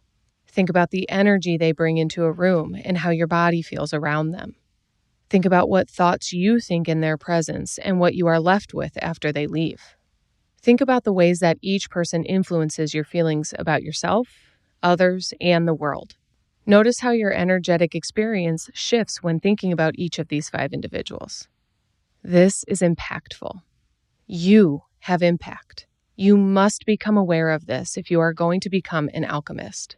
If you desire to transmute any and all energy back into love, you must become hyper-aware of the energy you naturally emanate. You must become 100% responsible for your impact. You cannot shift what you cannot see. Therefore, you must become aware of your impact before you can elevate it. One effective way of doing this is to consider all of the things that I invited you to consider about others and instead consider them in reference to yourself. You can consider these components on your own or take some time to ask other people about your impact. You will, of course, get a variety of answers, and you will see some patterns as well. This is a healthy exercise in seeing yourself outside of your own projections. To find out that you talk about yourself more than you listen to others, and that it is draining for those around you, can actually cause you to choose a new way of being. Your discovery that you seem emotionally unavailable can become an invitation to open up and express yourself more. To unveil that others feel safe and comfortable around your grounding calmness can encourage you to be that way with more intention and commitment. Awareness is a powerful tool that gives us choice. You can choose your way of being. You can choose what you put out into the universe. You can choose your impact, and when you are doing that, you are choosing to receive greater blessings in return.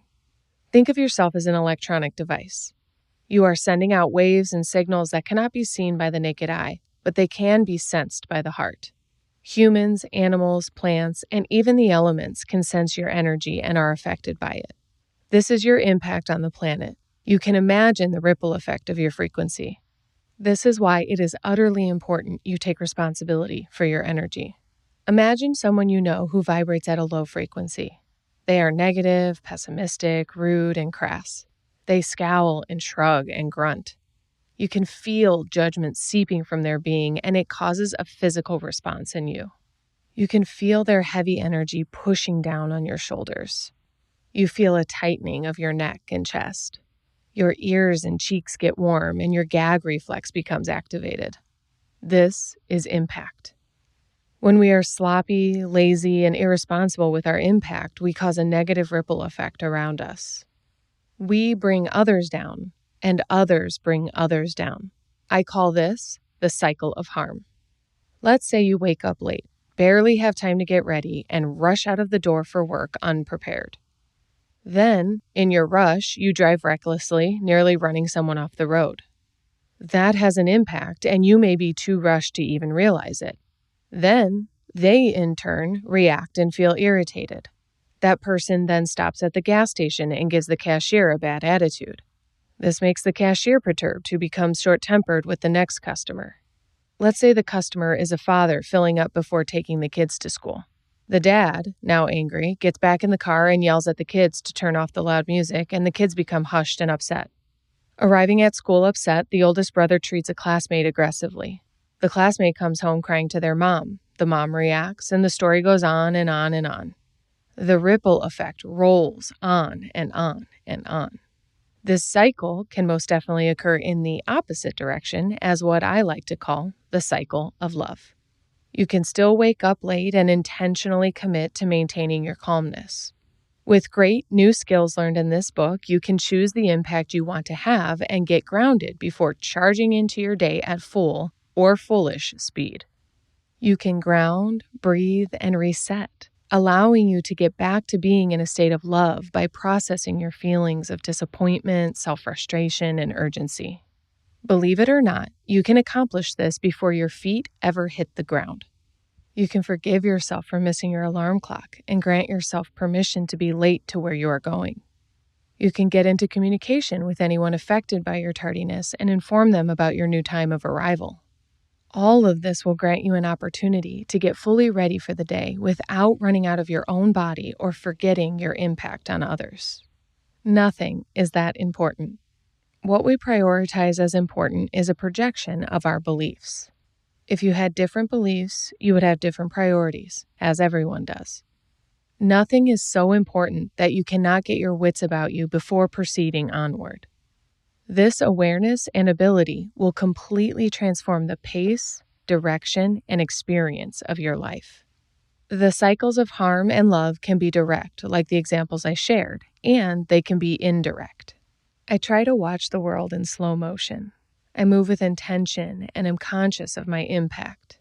I understand that I share this world with 7 billion people, and I respect the coexistence.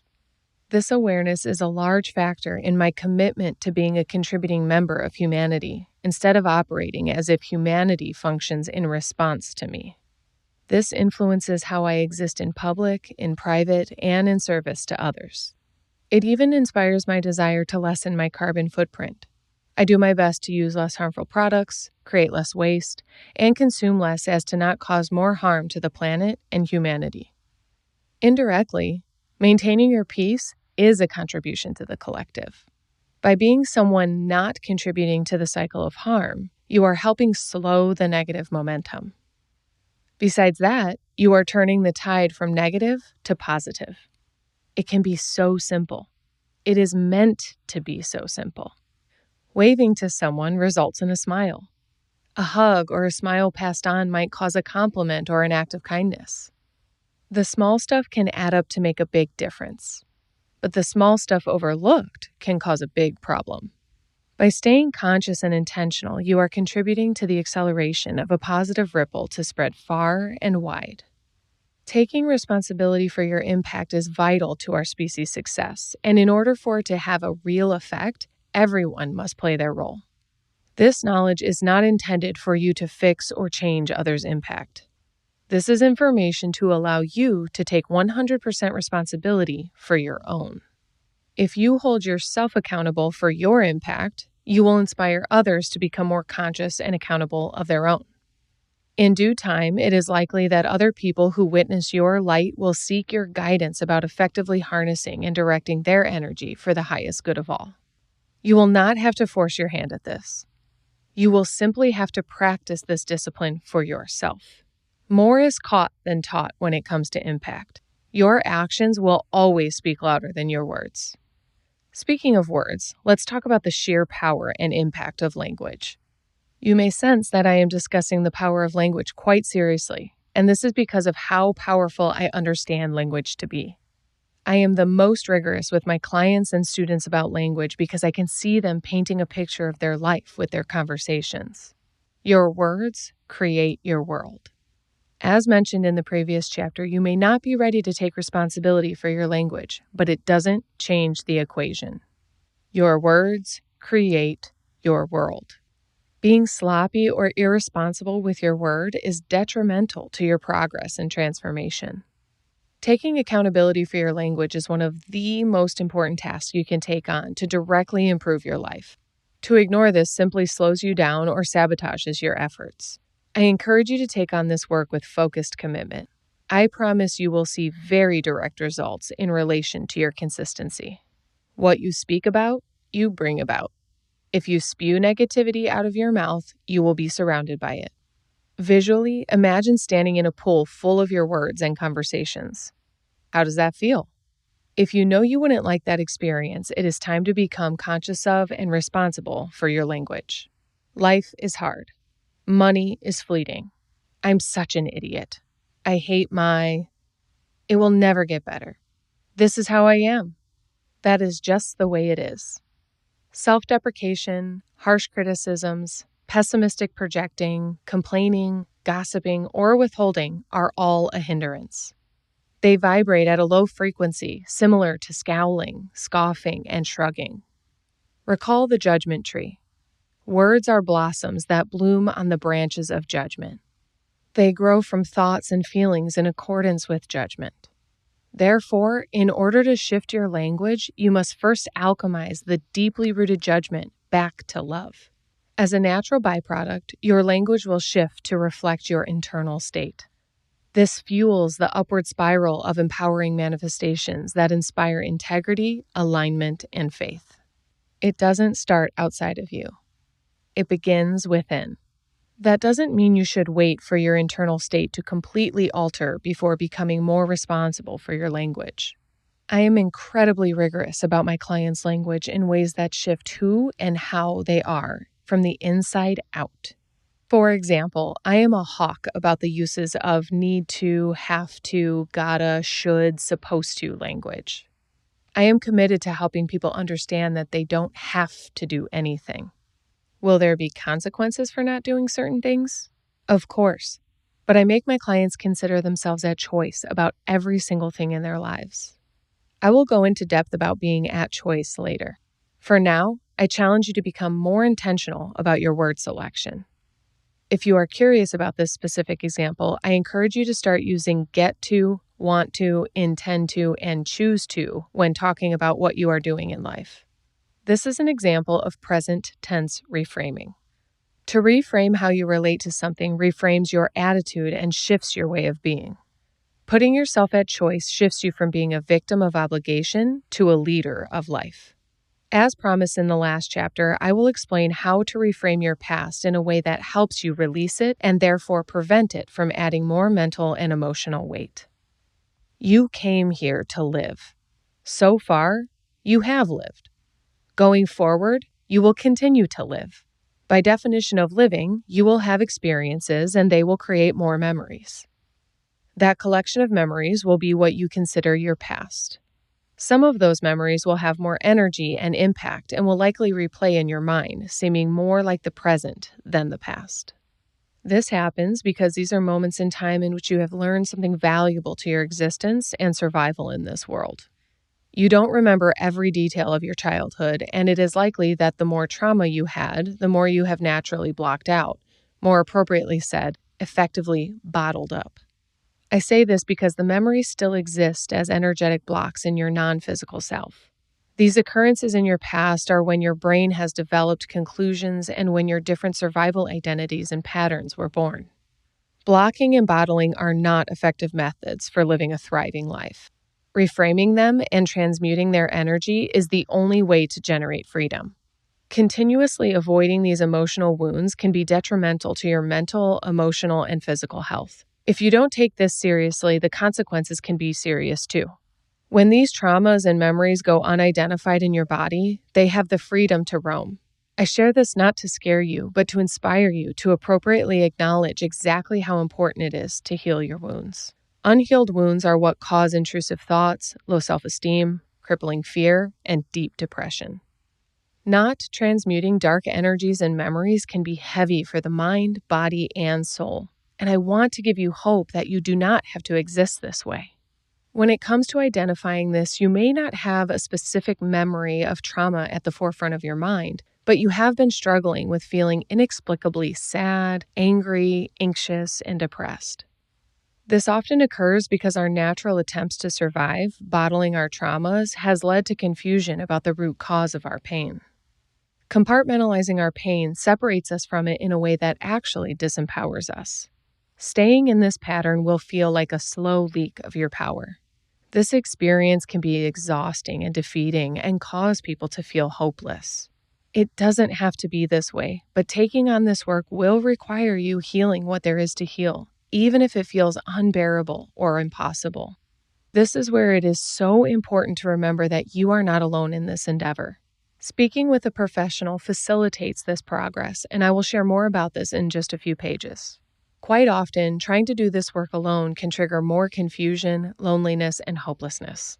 If healing on your own worked, it would have worked by now. Again, I do not say that to scare you. I say it to implore you to plug into professional support. I ask you to be really honest with yourself in answering this question. Have you done your best with what you know? Have you tried to heal alone as best as you can and still experience pain? You do not need to do this important work independently. We are not meant to do this work alone. If you had a bullet wound, would you head to the hospital or die ignoring it? If you had a stab wound, you would need stitches or bleed out ignoring it. If you had a scrape that got infected, you would treat it or potentially lose a limb. Would you try to perform your own surgery or stitch yourself up? Recognizing the truth in this, why is it that we ignore mental and emotional wounds? Why do we insist on healing isolated and alone? Considering that mental and emotional health has only recently become common, there are still millions of people walking amongst us bleeding all over the place. If you were mentally or emotionally abused, beaten, raped, neglected, or generally harmed, you can treat it or die ignoring it. Ignoring our mental and emotional wounds is the cause of illness, disease, debt, addiction, weight, self-destruction, suicide, and so on. The wounds we cannot see are more harmful than the ones we can. Invisible wounds can walk the earth and have a negative impact everywhere they go. They bleed out in energy, actions, thoughts, feelings, and words. They could look like a perfectly healthy human with an ugly, aching heart. They might appear as a successful man who lied and forced his way through life, or a beautiful woman cheating on her husband to feel love and affection. They might even look like a teen that bullies their teammates despite having real potential. Our pain and suffering are subtle to us because we have not been taught what to look for. We have not been taught how to fully feel, nor have we been taught how to identify or communicate our needs. These are all our individual responsibilities, and yet we don't know what we don't know. I know that I was called to write this book to contribute to this understanding and cause this shift. We must learn to recognize what is going on within us in order to alchemize our impact. I will touch on healing our wounds in the completion chapter coming up. Right now, I want to enroll you in the potential of what it would be like to live free of your past. Sure, our past has made us who we are, and that is great. It is important, so important in fact, that when I hear a client tell me the life they have experienced, I can begin to understand so much about why they came to this planet and what they are here to do. I hear them speaking their purpose and leadership in its most unrefined state. I can see them beyond their wounds. I can hear beyond their hurt, and I hold the faith and the light while they take that walk through the dark night of the soul. While many might fear this and feel it is cause for alarm, I know this is cause for celebration. This is the beginning of their rebirth and rising. It is a magical time. It is my understanding that we grow through what we go through. Our trauma is our training, and reframing is our healing. To shift from being a victim of your past to the leader of your life looks like reframing your understanding of what has happened to you. Giving your pain purpose will ignite a passion you hadn't previously had access to. Respectfully, not everyone desires to become a leader directly in the area they have experienced wounding. But so often, what we have experienced in life also influences what we choose to do with our lives. Frankly, some people do not desire to be a leader in the traditional sense at all.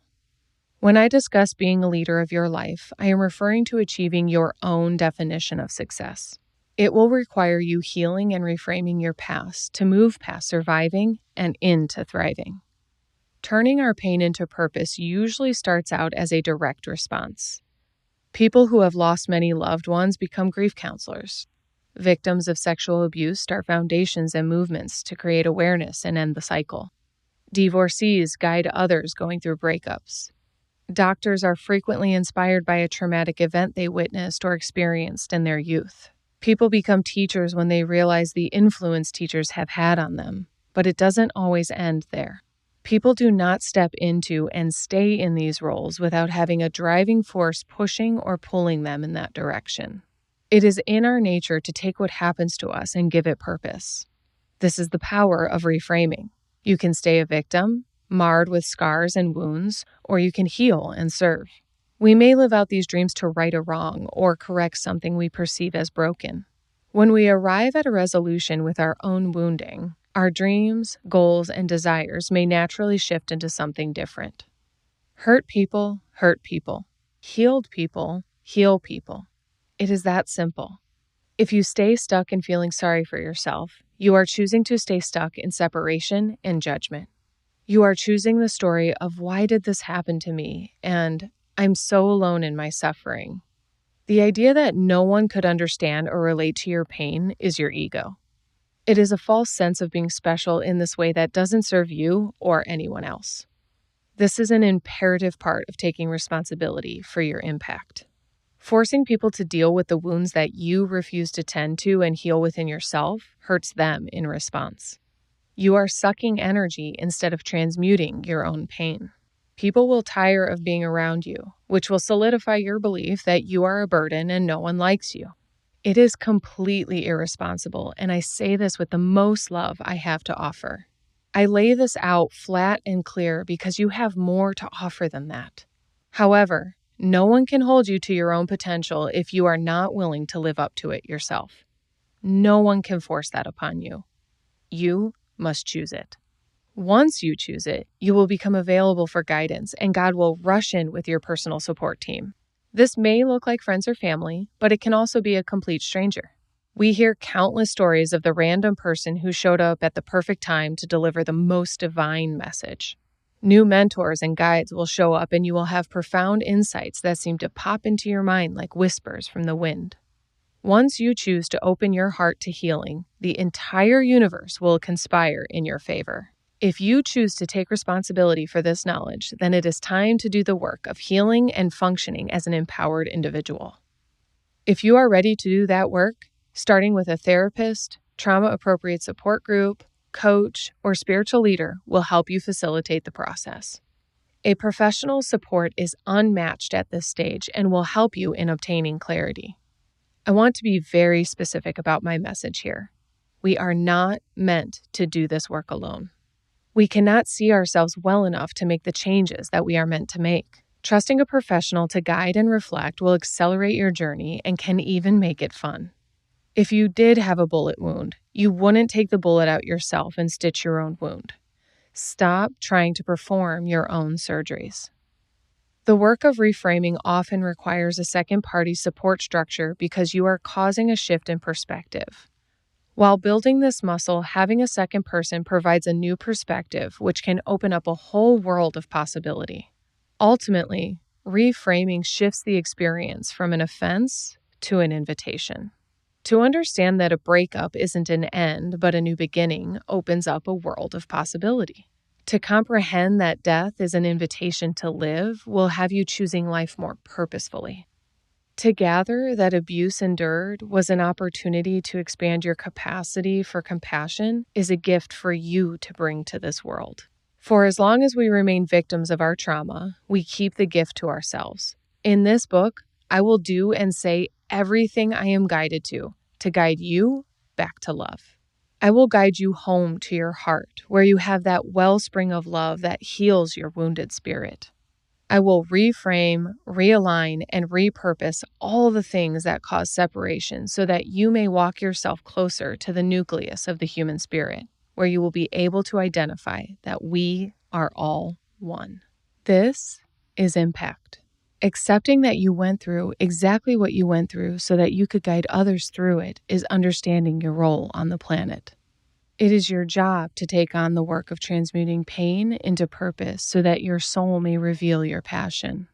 This is made possible with reframing. It is time to get serious about it if you are serious about being an alchemist. And if you are serious about being an alchemist, I have a tool for you that you can start applying today. Nasser. I teach this concept to every person in each of my programs because it is the most valuable and frequently used tool I have. Nasser is an acronym for notice, acknowledge, stop, and redirect. This is an opportunity to shift your attitude and impact on a moment-to-moment basis. The more you use it, the better you get. So take opportunities to use it frequently. Notice is the concept I have been pressing for the last 2 chapters. Notice everything. Become hyper-aware and observant. You can only shift what you can see, so it is time to take the veil down between you and your behaviors. Start to notice your projections, patterns, actions, reactions, language, judgment, and impact. Notice everything. One of my colleagues jokes with me, "Damn you, Abby, all this awareness is trash. Now I have to be super responsible for myself." We have a good laugh, but I know what he means. To choose to take accountability for your impact is a responsibility. However, the good news is that it becomes second nature, and that is precisely the point. If you are committed to being your highest and best, you will make it to a pretty blissful state of living in which a positive impact is the only way to live. If you are doing this moment to moment, that fog will lift and you will suddenly notice that you are living a thriving life. So notice all of it.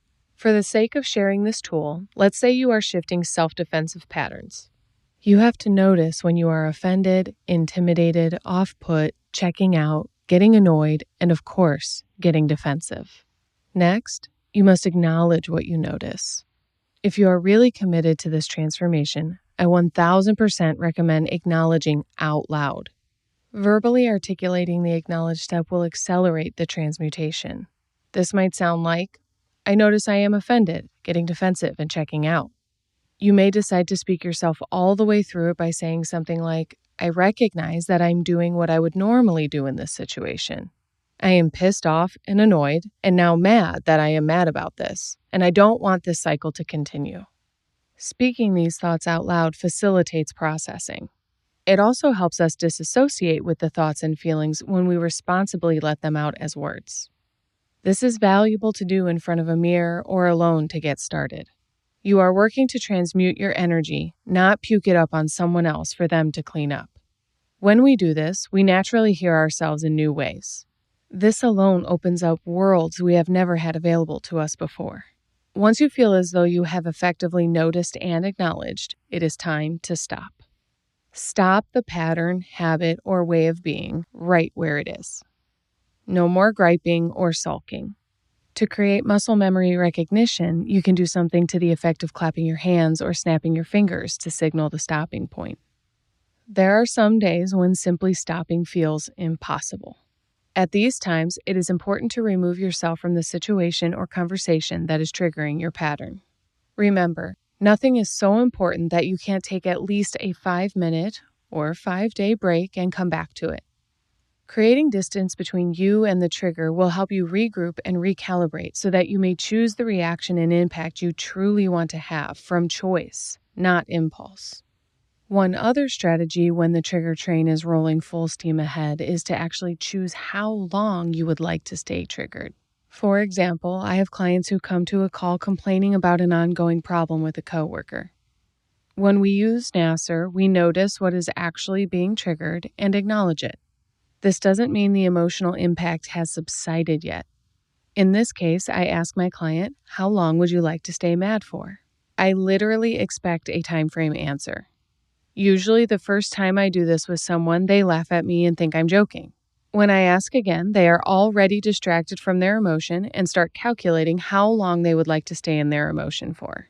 This response can range from 5 more minutes to 5 more days. I always grant them whatever time frame they choose, but the point is that they are at choice. From that point, I ask them to choose to have their emotions on purpose. Take your seat as the mayor of Pity City, I joke with them, and even if they are still in their feelings, they get it and agree. Being at choice about our emotions changes the game. Instead, you are now choosing your own disempowered state of being, and let me tell you, that doesn't last long. From here, we have the step of redirection. I would like to start the last step by saying that this tool is ineffective if you skip a step. Skipping steps can be detrimental because you are rushing past understanding what is happening within you. Many folks want to go from noticing bad thoughts straight to redirecting their thoughts. Wrong-o. I have taught this tool thousands of times, and most people realize they use it naturally, but don't recognize it as a 4-step process. With this knowledge, identifying which step is missing or weak for you becomes much easier. I encourage you to use NASR fully and in its defined order, and you will find yourself using it dozens of times per day. I also have an audio explanation of NASR on my Hearts Unleashed podcast episode 80 at heartsunleashed.com/podcast. Redirecting is important, and it is not about positive affirmations. It's not about pretending to be okay when you're not. Redirection is about getting back to your own empowered energy.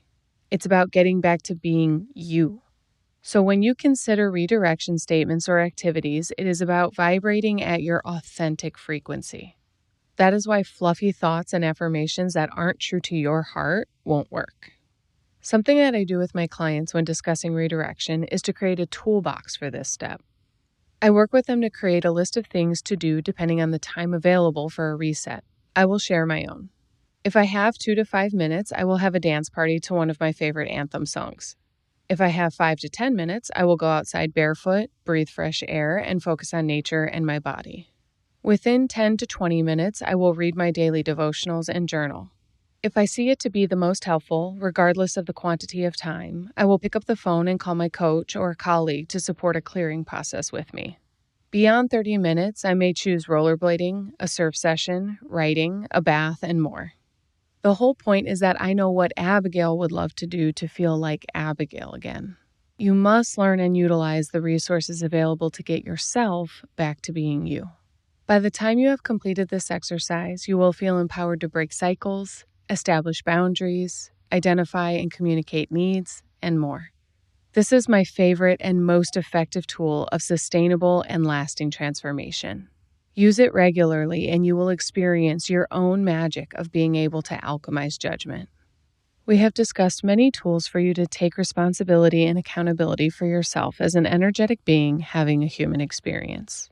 You have even more awareness and new resources to make powerful shifts from victim to leader. As a result of living, you will make more memories. Life will happen, and the more you allow yourself to grow through what you go through, you will not be the same. You will not handle things the same.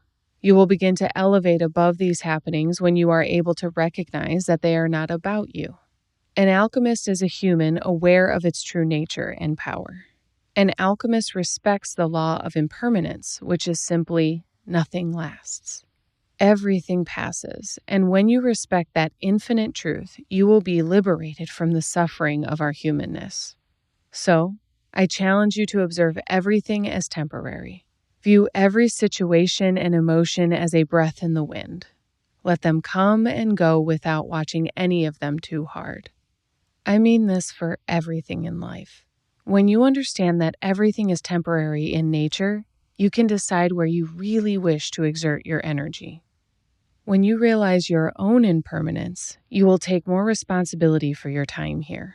This is the work of an alchemist, constantly expanding your consciousness beyond your being to access the divinity in each situation.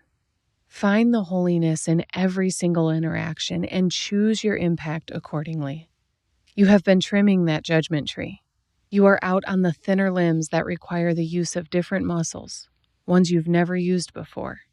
You are going further than you've ever gone, and it will take you further in life than you have ever been. Just keep climbing. Chapter 7. Intolerance. Once you become aware of and take responsibility for your impact in the world, you will go through a phase in which you are highly sensitive to and intolerant of low vibrations and their subsequent manifestations. Similar to when people suddenly see the mess around them and start the integrity rampage, individuals in this phase will also have a heightened awareness of and reaction to people, places, and things that are out of alignment with their new value systems. As you begin to expect more of yourself, you naturally begin to see and expect more from others as well. Ideas, feelings, and concepts that never seemed apparent before become glaringly obvious. It can be as simple as the noises and mannerisms of others that you've never noticed, to the fact that you can now tell people are lying. Your shifts in awareness will cause shifts in tolerance. You may feel a natural resistance to this at first, but it is something you must also accept.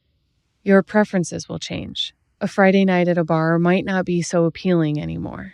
Men who treat women less than respectfully will become obvious and unattractive. People who gossip and complain will become exceptionally screechy to your ears. Being late on a payment is no longer acceptable. Saying yes to everything that everyone expects of you now feels empty and hollow. Very specifically, the general language of others will be abrasive to your being. Their shit-talking, doubting, naysaying, ho-humming, paraphrasing, regurgitating, and more will all become cringeworthy because of everything you are unconditioning yourself from. I just want you to know how natural this is and not to become discouraged or worried. This phase of the experience can sometimes be isolating. You may fear that you are losing touch with or growing apart from some individuals, and that may be the case. What I want to give you hope about is the fact that this will lead to new conversations with new people in your new language. When you stay focused on the new instead of the old, the transition becomes much smoother and, dare I say, even enjoyable. Intolerance occurs because you have taken responsibility for your subconscious behaviors and you are hyper aware of your energy and the energy of the things around you. It is important to note there is nothing wrong here. I repeat, there is nothing wrong. This is simply a transition phase, and I suggest you get pretty used to this feeling because it will occur for some time. I will teach you how to transmute your newfound repulsion so as not to simply slip into a new brand of judgment. I am not helping you raise your vibration as to consider yourself above or better than others, although it may feel like that at first. Once you pop your head up above water, away from the lower vibrations, you will naturally start to judge others, and even yourself, for having existed on that plane. Remember, there is nothing wrong, and it is just a phase. This is a phase I like to call an awareness hangover. When your focus shifts and all of a sudden you can see all of the gunk gathering in the corners of your life, you will naturally question how you've never seen it all before. You will doubt your sense of discernment. You may feel some initial feelings of resentment that no one has pointed this out or taught you before, but I want to teach you a valuable lesson right now. Nobody is responsible for you. That's right, my friend. It's crazy. I know. But nobody is responsible for saving you from yourself. That is your job. You can ask your higher power to help you, but no human can truly do the inner work for you that makes the change happen. That's all on you. The good news is, in today's day and age, you have endless resources to assist you in doing this work. I wrote this book to help you do exactly that. So before you get too bent out of shape and go on a blaming rampage, breathe. This is a relief. The lesson behind no one being responsible for you is your life is yours. That's right, my friend. And what a relief. You can shift, change, transform, and follow your own inner authority all the way down the path of enlightenment. You, like everyone else, may have people you naturally take into account when making major life decisions, and that is a bit different. That is all fine, but you must ultimately remember that it is your soul, S-O-L-E, and soul, S-O-U-L, responsibility to live a great life. That will always be an inside job. We all awaken on our own time, so practice dropping judgment quickly and frequently if you feel late to the show or pissed that no one invited you sooner. It is all happening in divine time. I will not dive too deeply into your role to lead others to a higher vibration, at least in this chapter.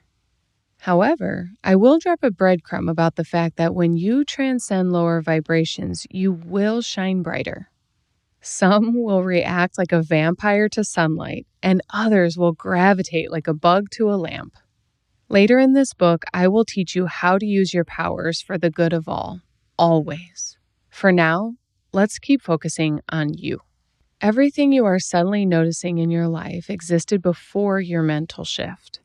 These things weren't obvious because they all existed in harmony with a different vibration.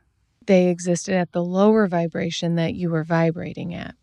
I remember my cousin once telling me a story about getting her son glasses at the age of 4. She said she and her husband had no idea he was born with poor vision, and she remembers crying tears of joy on the car ride home the day he got his glasses. My baby cousin was staring out of the window, amazed by the brand new way the world appeared to him. "Mom, the leaves on the trees. That's what trees look like?" he proclaimed with newfound wonder. When you raise your vibe, you raise your clarity. Your vision suddenly shifts like putting on a brand new pair of glasses, and you can see a whole new world. This is a subconscious shift, and the projection of your mind brings a new reality into focus. As a result, you also naturally raise your standard for living. You are able to see options and choose a higher standard of living. When this first occurs, you will find yourself exceptionally sensitive to all of these awarenesses. People you have known your whole life will both literally and figuratively look different. Your workplace can become more or less inspiring. Family and friend gatherings will feel different. Similar to too much light burning when the doctor dilates your eyes, when you dilate your mind and heart, too much negativity can feel abrasive. You can also start to feel confused, disappointed, and out of place. This is an example of vulnerability. You are essentially raw to this new way of being and thinking. I want to remind you, there is nothing wrong here. Kind of like a brand new baby, it cannot protect, feed, or care for itself. You want to nurture the new baby and surround it with good energy and plenty of love. When you suddenly recognize that you have been an ungrateful ass for most of your life and decide to give all that up, you are essentially being born again. You are choosing a new life. Therefore, you are in your infancy of integrity. If you realize that you have been in protective mode your entire life and finally decide to put your fists down, you will feel incredibly vulnerable. To choose to stop fighting and walk with your hands by your sides, all you will be able to think about for the first while is that your neck, chest, and stomach are exposed. It may have you on high alert for a while, and that is okay too. There is nothing wrong. You are simply learning a new way of thinking and being, and in this case, trusting. Think about it. You have years, likely decades of old patterns, and when you uncover certain things in transformation, it is often in a once and for all kind of way. There will be so many things that you cannot unsee or unhear. Your newfound commitment to integrity will make your self-sabotaging choices too obvious to tolerate from yourself and others. Once you realize that you date unavailable men to avoid the sting of rejection, there really is no going back. Once you understand that you eat to avoid feeling that pastry looks like a pile of bugs. Once you value your body and life, a cigarette can be seen for the cancer stick that it is. When you realize that you use sex to feel loved, it will lose its flair. Again, nothing is wrong here. It may seem like I am out to ruin all of your fun, but I am here to provide you hope as well. When you raise your vibration, you will simply subscribe to a different brand of fun. It will be a more wholesome and fulfilling flavor of fun and will have more positive impact. Double wins. I will bring hope to the plate about your newfound fun in later chapters. For now, let's figure out what you can do about this new intolerance for low vibe shit. Remember to give yourself some grace. This transition can take time and practice, and I am going to teach you a few tools to empower the shift. Even if you know better and don't act better, you will know you are choosing not to do better. This will naturally be out of integrity, and you will become intolerant of being out of integrity over time. Let's start with one of my favorite parts of integrity: setting up and maintaining boundaries, standards, expectations, and conditions of satisfaction. Yippee! I am seriously excited to teach you all about these because it is such a good opportunity for you to take your power and life back, and I love nothing more than seeing you do that. We are getting to the good stuff, people. When we are operating at a low frequency, the barrier to entry in our life is low as well. We let people walk all over us, mistreat and disrespect us, and their energy can impact us greatly. Surprisingly, when we operate at this level, we think we have boundaries, but they are really barriers. This is an example of energetically walking through life with your fists up, ready to fight any MFer that crosses you. You know these people in the world. You might even be one of them. One of those, I freaking dare you sons of bitches kind of fighters in life, just looking for a fight. This is a survival mechanism of misdirected aggression from unhealed mommy, daddy, and sibling wounds. Don't be one of those people in the world. Go back through these last few chapters and heal your stuff. The boundaries I am referring to now are the ones that establish for others what you will and won't tolerate in your life. This is where you stop giving your power and authority away. Another great book that I recommend for this transition phase is The 4 Agreements by Don Miguel Ruiz. It will help you understand more about impeccable integrity and 4 agreements to live by that will empower your decision to live in alignment with your highest good. You teach people how to treat you. When you wake up to integrity and higher vibrations, you must also establish new standards and expectations for yourself, others, and life itself. This takes practice, so don't lose hope just because you start seeing yourself different and others start questioning why you don't want a third beer. When you know you don't want to do old things and be the old you, you must first grant yourself permission to change before others can see and accept the new you. I remember this vividly after I began my sobriety journey. Going back home was a challenge for me because I was quite the life of the party in my younger years. During transformation, I actually recognized this part of me as a jester, and I didn't want to do the song and dance anymore. I felt the peer pressure sometimes, but I knew that the pressure to perform was nowhere near the integrity hangover of knowing better and not doing better. When I would compromise, I always regretted it. After a few times of not honoring my word to myself, I knew I was going to stop negotiating my own standards in life. Speaking of standards, it's time to set some. All of the lessons in this chapter are an invitation to start taking inventory of your life. What no longer suits me? What have I outgrown? What am I outgrowing? Who am I without all those old habits, patterns, and ways of being? What do I want? How do I want life to go? What are my preferences? What are my priorities? What is important to me? Who do I really want to be in this world? What is my definition of success? What would I want someone to say about me at my funeral? What would I fear they have to say? What legacy do I want to leave? I could keep this list of questions going on for days in the realm of integrity because this is where you are establishing your new standard of living. In fact, I work with my clients on exactly this work in my Time to Shine program available on abigailgazda.com. I encourage you to get yourself a notebook and put these questions on the first page, and once a month or once a quarter, come back to them. This is never a once and for all, made it to the point I can finally relax kind of deal. If you are committed to being an alchemist, you will constantly shapeshift into the next evolved version of yourself. You will often hear me refer to being your highest and best, and I want you to remember that this isn't a destination. If you are always allowing yourself to evolve, you are always your highest and best because you are always a collection of everything you have learned, and you are also applying it intentionally. This is always the best you can do, and you will always do better when you know better. Plants grow from the inside out, and so do humans.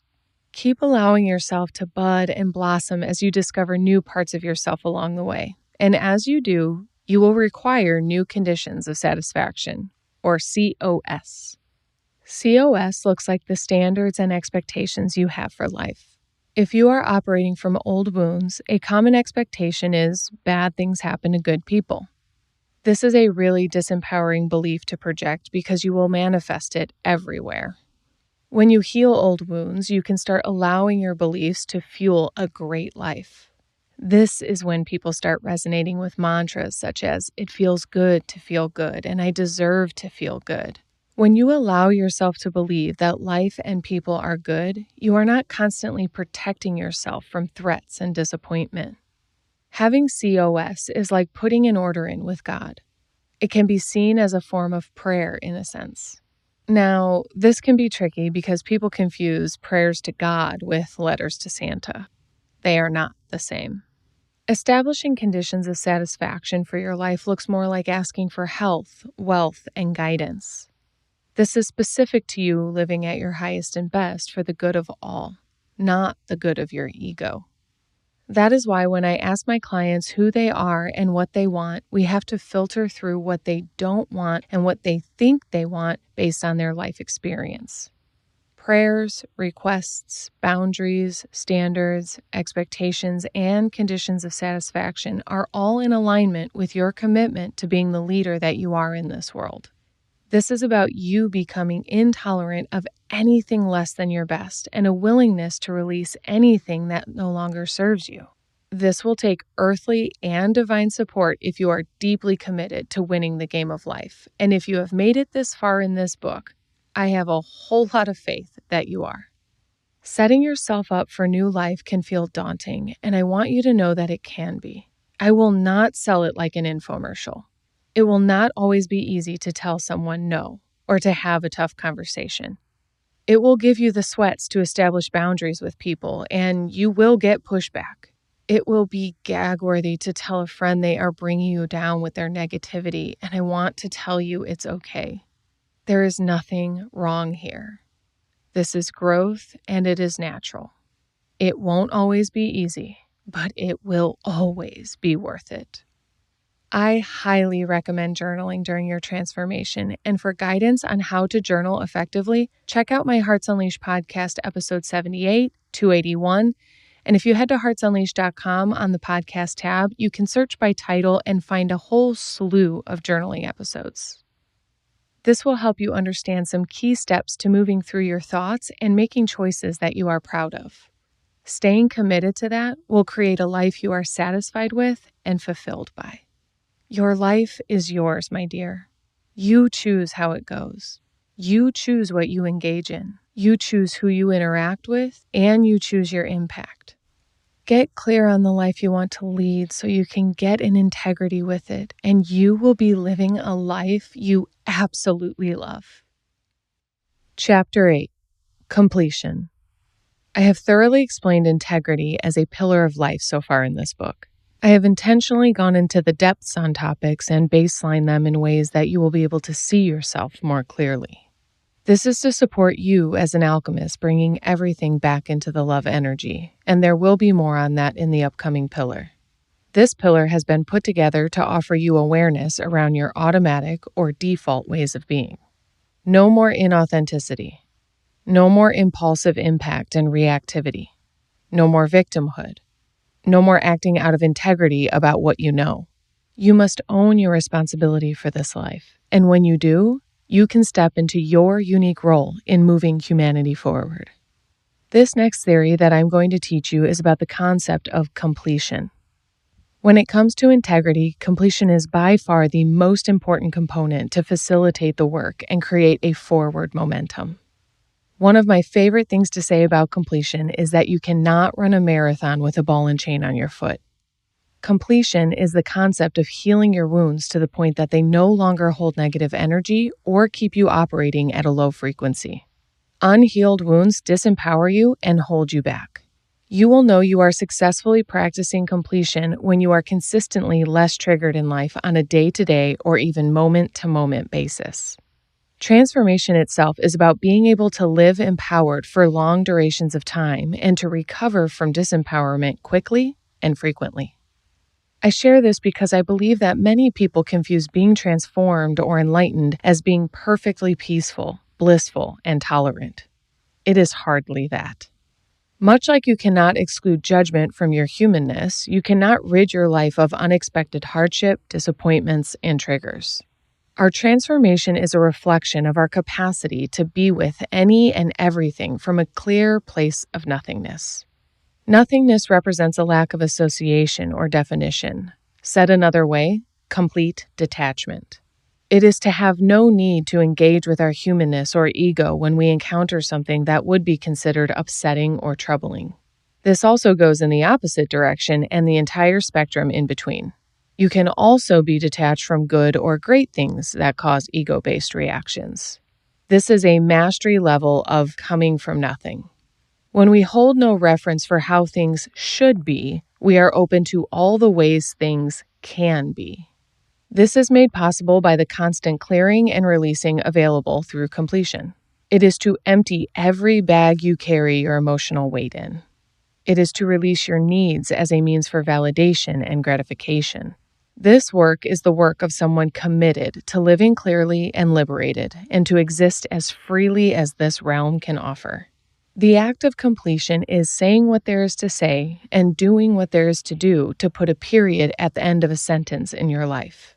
It looks like closing a chapter in the book of your life. It's tying up loose ends. It's healing an open wound. It's removing a thorn. It's delivering unspoken communications. It's reconciling debts. It's handling unkept promises. It's ending toxic behaviors and relationships.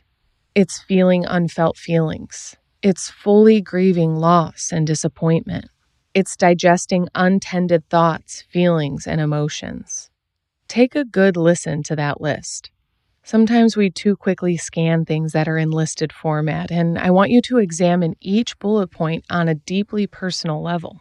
Each of these components are energetic blocks, stagnant in your body. I like to refer to them as gunk. This will be helpful as we proceed through the alignment pillar.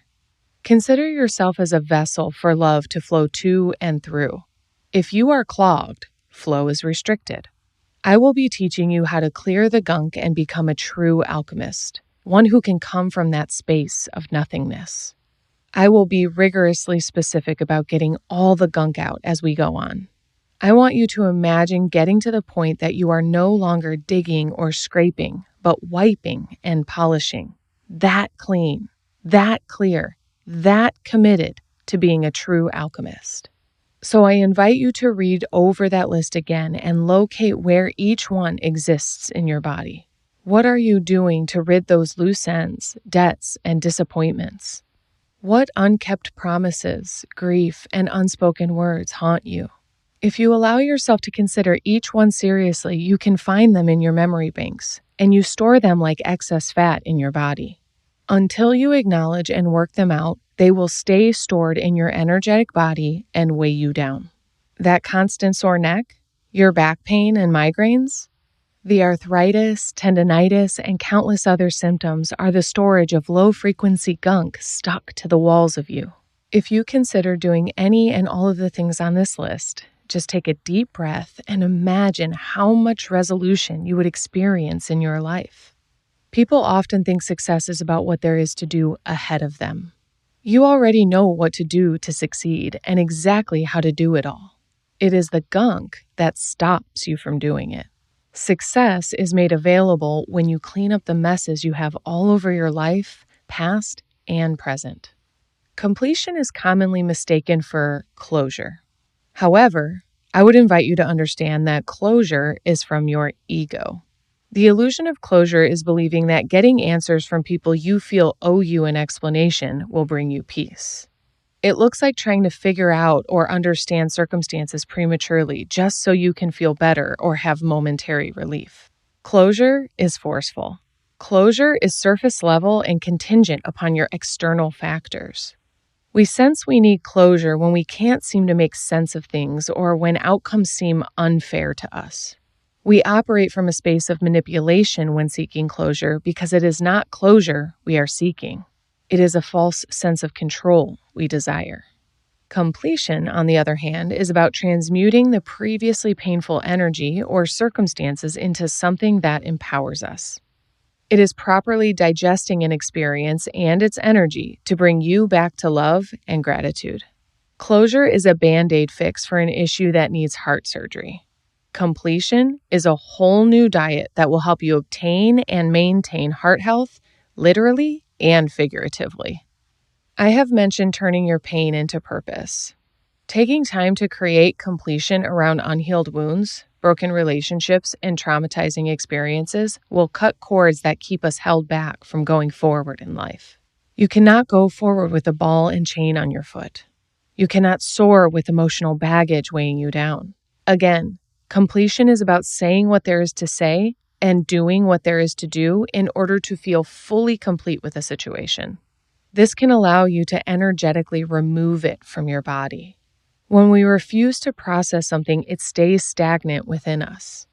When we allow ourselves to examine it fully, we can gain a better understanding of the pain caused, the conclusions we drew, and the survival mechanisms we created to defend ourselves against what we perceived as threats. When we are incomplete with our past, we project that pain into our future, recreating it time and time again. I love to remind people that the universe will continue to teach you a lesson until you learn it. If you refuse to reach completion with events that have occurred in your life, you will run into parallel circumstances and individuals, both showing up to teach you that lesson over and over again. It is your responsibility to take heed. You must slow down enough to recognize the subconscious manifestations trying to communicate a need within your body. In my work, it is common knowledge that our childhood wounds are what shapes so much of our personalities, patterns, and preferences. Who we are is based on the occurrences of our formative years. It is a sliding scale of ending up nothing like our parents or exactly like our parents, and so many of our decisions are meant to match or defy our upbringing. This isn't always life-threatening, but it does limit our ability to understand ourselves and our authentic expression. I want to remind you, the universe will teach you this lesson until you learn it. You came here to be an authentic expression of love. You did not come here only to be an extension of your parents, nor is it your natural expression to be the opposite of your parents. Your biggest job here is to know, own, love, and share yourself. You must discover your own preferences and definitions of success, meaning, and purpose. Throughout life, everyone and everything will come and go. You must recognize that you are your only constant in life. Therefore, your greatest task is to master yourself and live fully unleashed. We aren't exactly taught or encouraged to do this in school, and unless we have highly self-aware and conscious parents, we are probably raised in a traditional household in which emotional intelligence wasn't a dinner table topic. This isn't bad or wrong, it just has its own set of consequences. One of those consequences is that our upbringing had an impact on our self-image. We don't have to have grown up in a broken home or have had to live through painful trauma to draw certain disempowering conclusions about ourselves. Even with well-intentioned parents in a generally healthy household, events occur during our childhood that can cause us to draw conclusions about ourselves, others, a higher power, and the world. Involuntarily, our brain develops and archives on certain days more than others, leaving imprints upon our body and mind. Some of these specific memories produce feelings of unlovability, inadequacy, or unworthiness. These imprints aren't always drastic or obvious, but if they go unidentified and unhealed, we can struggle with the subtle manifestations attempting to reveal our subconscious beliefs. If we do not heal childhood wounds, we may find ourselves stuck in a looping pattern of manifesting evidence of our perceived flaws. Let's be clear. These wounds are a function of being human. There is nothing anyone did to cause them. They are no one's fault, and there is nothing wrong with you. There is no good or bad about them. They just are a part of the human condition. What is so important to understand is that while we cannot prevent them, we must heal them, or they will keep popping up in life as general annoyances. They will show up in your career, relationships, finances, and more. You may constantly get overlooked for the promotion, never make it past the second date, have repetitive toxic relationships, consistently struggle with your relationship with food or substances, or always find a new bill in your mailbox. There tends to be this perpetual challenge that gets the unhealed, incomplete person down. Many people who struggle with these disempowering beliefs often wonder why they have been dealt such a tough hand in life. It is because the childhood wounds have gone unidentified. Beyond that, you will find blame instead of a true root cause that exists within you. Blame, resentment, and rejection are all forms of judgment that will distract you from ever arriving to completion. Thus, you will always feel like you are missing a major key to a full life. You will feel incomplete and unfulfilled as a result of this deeply seated belief and your unwillingness to examine it. You must acknowledge and complete this pain in order to truly shift and see new results in your life and relationships. Besides repetitive manifestations, incompletion also looks like forever reoccurring conversations in your head. Unspoken words, arguments had, Experiences you've witnessed that took your power or innocence away from you in such a way that you still feel powerless? Pain inflicted? Dominance asserted without permission? I'm here to help you understand why you have repetitive, intrusive thoughts that never seem to go away. The answer is incompletion. I am going to provide you with some tools for completion work, and I want to start with an important preface. Completion work is something that I highly suggest doing with a professional. As mentioned previously, we cannot see ourselves fully, nor can we see our trauma fully. In order to digest it properly and transmute it effectively, having the support of a professional will move you through spaces that you are otherwise afraid to go through. If you could do it on your own, you would. One thing I do not suggest is expecting to do completion work with a friend. I myself go to a professional for this work. When we go to friends and family for this true work, they cannot hold the space of nothingness to appropriately process our thoughts, feelings, and experiences. It is challenging for someone untrained to listen and add nothing so that you can explore your own energy. Others' inclusion in your completion can cloud your experience of working your way entirely through it. This is why I suggest someone who can hold space for you and even draw out every bit of the incompleteness. If you are weeding a garden and pull too hard, you will likely break the root, leaving some of it to remain in the dirt and grow back. Completion is slow and thorough, aiming to get it all out. Sometimes you leave something behind and have to weed again, but once you finally get to the root, your body will tell you. You will have a deep sense of knowing you are complete. This work takes time, intention, commitment, willingness, and vulnerability. Be kind with yourself. Focus on your grace. In my personal and professional opinion, completion is the most important work there is to do in all of life because it makes everything else possible. To do it will afford you the opportunity to cut the chains of your pain and past so that you can move forward into your future joyously. Once you learn the concept and feel empowered, another way to work through creating completion in your life is to communicate with the people that you know you are incomplete with. The key word here is empowered. If you are disempowered, then it is your ego seeking closure, not your soul creating completion. You can imagine how thin the line between these two are, and you must know the difference before using my next suggestion. This can be scary and may require some support and accountability. This is primarily why I encourage you seek a professional for guidance. However, if you feel confident about this, make a list of people you know you are incomplete with. I like inviting my clients to do this energetically. They get out a notebook and make the longest list they can of people they know they are incomplete with. This can go as far back as childhood and all the way through your life to present. It doesn't matter what level of incomplete you are at with someone to put them on that list. The universe will start conspiring in your favor. You may see them on the street. You may get a random phone call or text from them. You may all of a sudden get a friend request on social media. They may show up to you in a dream or meditation. This is the universe affording you the opportunity to create completion in your life. Next, I am going to teach you how to have powerful conversations to develop your completion. You can apply this lesson to your energetic completion list and your interactions from this day forward. However you decide to use it, this is your access not only to releasing old gunk, but to prevent collecting any new gunk as well. A conversation to completion is a pretty simple concept. You do not leave the conversation until both people feel that they have said everything they need to say in order to feel complete. When I started doing this in my life, which I promise took some learning, it always proved to be worth the discomfort of learning a new skill.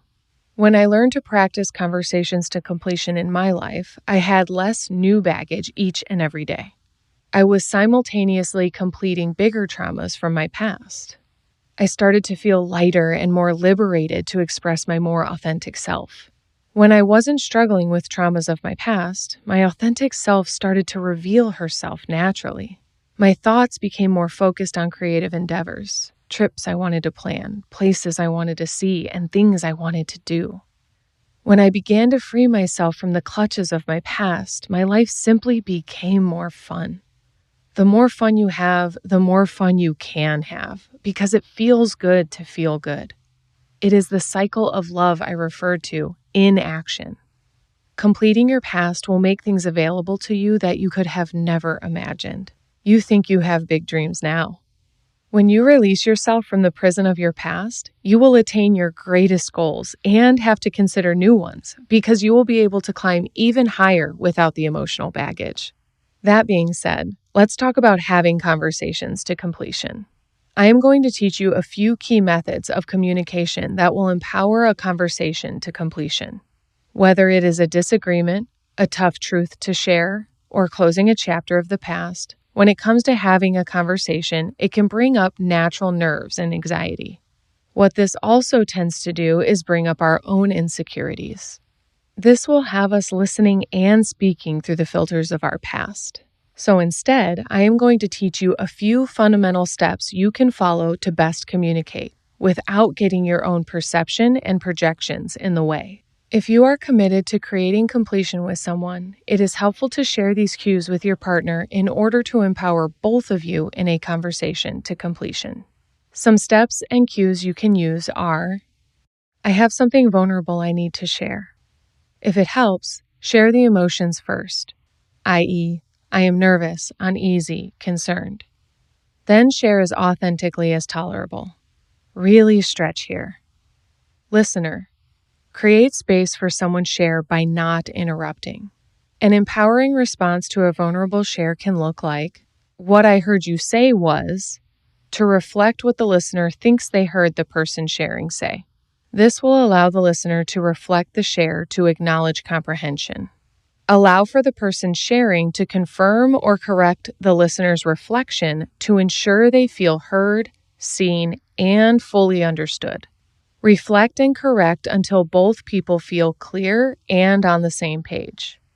A follow-up share can be something to the effect of, the way I received that was, or what I made that mean is.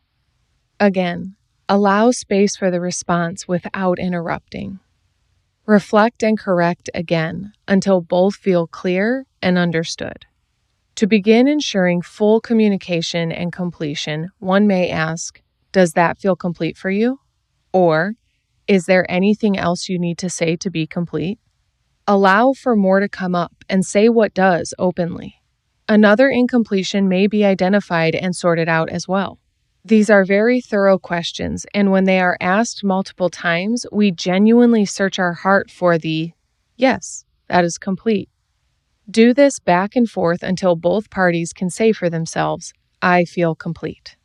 Prioritizing this exercise can help people experience clarity while also allowing room for the other person's experience and emotions. This conversation is not one meant for virtue signaling, moralizing, criticizing, or judging. The quickest way to alchemize judgment is through understanding. To enter into a conversation to completion implies a commitment to understanding the other person and situation, not just to get your point or pain across. It is a conversation to create space for allowing others to express themselves, be heard, and seen. Conversations to completion occur when both people are committed to being 100% authentic in their communication. This approach almost always ends up in some form of mutual understanding. Simply because you both maintain a different perspective doesn't mean you don't walk away without at least understanding and likely respecting each other.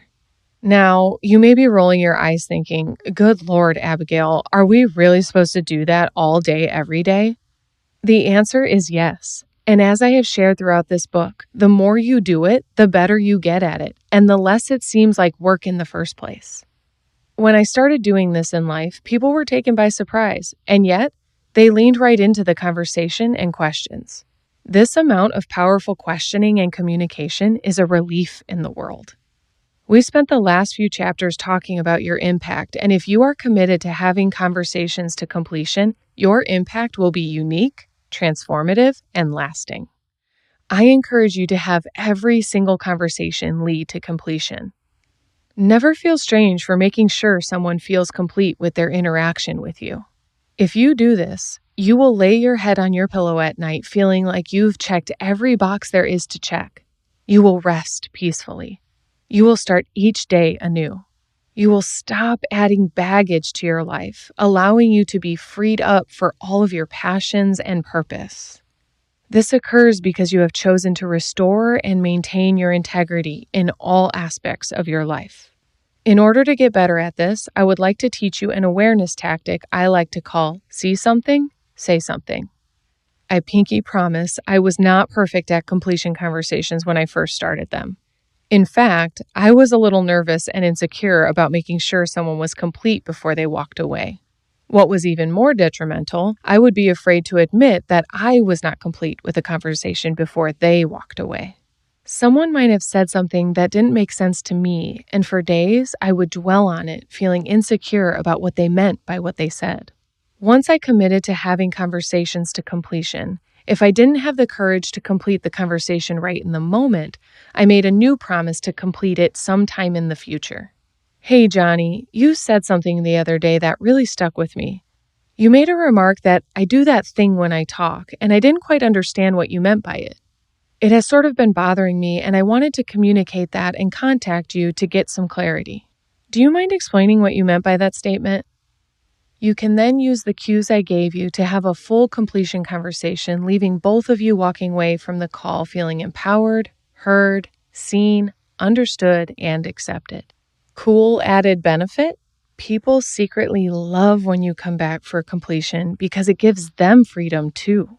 Whether the incompletion is communicated or not, your withholding your truth acts like a thread between the two of you, energetically tying each other together. To cut those cords sets them free in ways they didn't know they were being tied down. People love believing they have no qualms with others. Clearing and completing is a contribution to humanity as a whole. It is a generous civic duty. For me, calling people back was transformational, but after a while, I got tired of having to pick up the phone to let people know I was incomplete with them. I didn't want to do that anymore, so I started taking responsibility mid-conversation. If someone triggered me or if something seemed off, I would call it out immediately. I would say what I needed to say, and I would make sure that I listened to them as well. I got really good at doing this in the moment. So good that I stopped sweating when I knew I needed to do it. Now it is a natural part of my conversation and people love it. They appreciate it and even expect it. Oftentimes, I will be complimented on how thorough I am in a conversation and how it makes a difference in people feeling complete. People notice it. People will notice you. You will leave people feeling better than when they came to you. You will leave hearts more unleashed than when you met them. Get this. You will even be teaching them how to carry this skill into their own life through your modeling and integrity. Ripple effect, baby. This is having a true and lasting positive impact, and that is what you are here for. When you master it, you can provide that for yourself and for others. If you do this throughout your life, you will be living with integrity. Your conversations, projects, agreements, and promises will feel solid and complete. Not in a once-and-for-all kind of way, but in a functional and sustainable way. You will feel consistently empowered, enlivened, and fulfilled by your lack of attachments and incompletions. This is the employed part of integrity. Doing what you know to do, when you know to do it, the way you know it is meant to be done. This is being a person of your word. Always remember, your word creates your world. The quality and direction of your life is 100% reliant upon the quality of your relationships.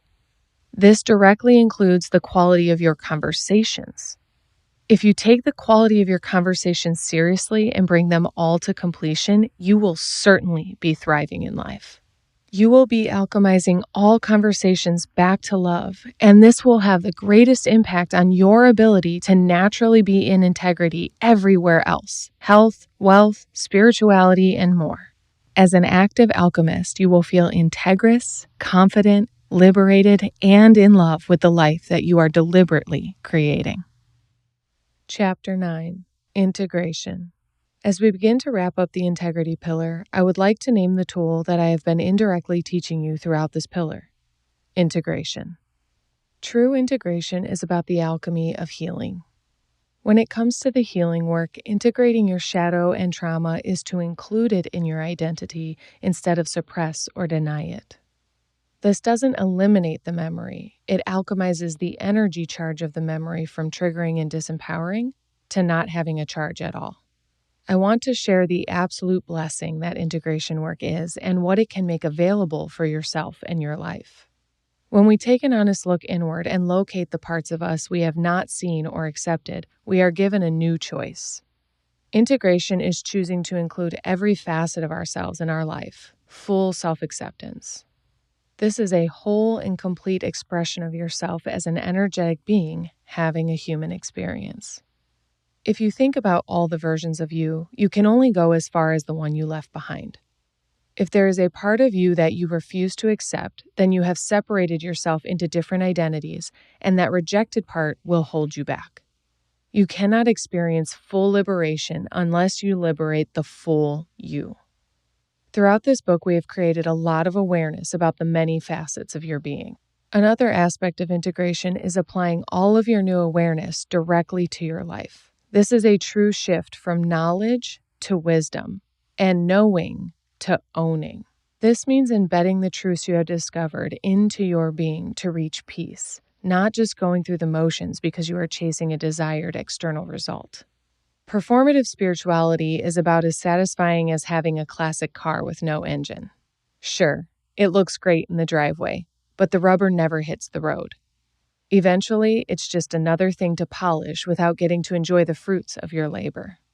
A great example of this is when people decide to become spiritual and buy books on gemstones and essential oils. They start doing what they believe meditation and journaling is. They start listening to motivational speakers, but the words are lost on them. They start attending retreats, seminars, workshops, and go into debt doing so. Then they start walking, talking, dressing, and acting like the other folks they see there. Listen, friend, I am all about acting as if you already have the life you want. But if you do not take this integrity pillar seriously, you will find yourself feeling further away from your desires than when you started, because you will be struggling with imposter syndrome. You cannot add abundance on top of scarcity. You must remove scarcity to make room for abundance. You must learn to transmute scarcity into grief. Then you process grief into belief. And from belief, you have access to possibility. Abundance lives in possibility. If you are not willing to bridge that gap one plank at a time, you will find yourself spiraling in self-doubt of your newfound spirituality. The bridge is the stages of transformation: self-discovery, self-development, self-mastery, and transcendence. You must do the inner work of transformation to have the skills of alchemizing any and all judgment. This is actually less work than performative spirituality. Many people want to gloss over their BS and pretend they're fine, but I want to tell you a secret that you probably didn't know that you already know. Pretending is utterly exhausting. Pretending to be happy, healthy, wealthy, abundant, put together, satisfied, and in love is some of the hardest work you could be doing. All of this pretending to avoid admitting you are struggling is slowly stealing all of your power. Attempting to acquire abundance to negate a scarcity mindset is as effective as putting icing on a mud pie. No bueno, compadre. You must clear your head and heart space, and the universe will happily take care of the rest and provide countless blessings. I will teach you how to receive them in the upcoming alignment pillar. Since we spent the last chapter discussing completion, I would like to share the integration lesson with forgiveness. This can get messy because we think we can just get over it or forgive and forget, but I am sure you already know that is not necessarily the case. We can't really grasp why we have completed something or written someone off and cut them out of our life, and yet still manifest people and circumstances that pour salt in the same wound. Trigger warning. I have specifically chosen to use the most widely relatable trigger that people are chained to for life if they cannot learn effective completion, forgiveness, and integration: rape, molestation, and/or sexual abuse of any sort. I have worked with and supported hundreds of people through the process of healing this wound and becoming thriving individuals. This is a wound that can leave a lifelong scar and affects countless relationships, experiences, opportunities, and overall well-being of a person. Sexual trauma is rampant in humanity, and you are always 1 degree away from a case, if you are not that case. I invite you to open up your heart and mind to that fact and practice sensitivity about those around you who may be affected by this experience. If you are reading this and feeling that re-trigger, breathe.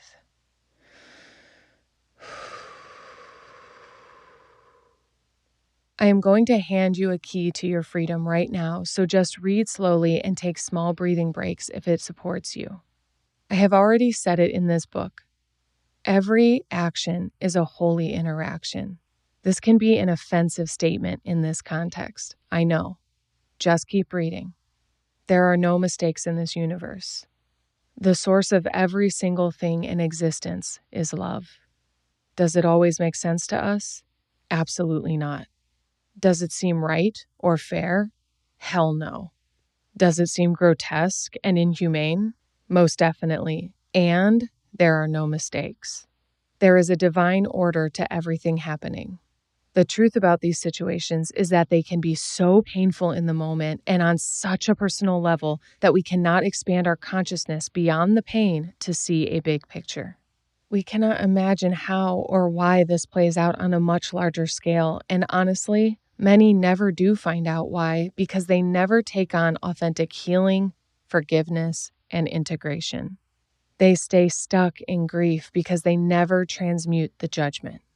If you are listening to this and have directly been assaulted, it is important to state that you have every right to have every thought, feeling, and reaction you have to your experience, even to what you are listening to right now.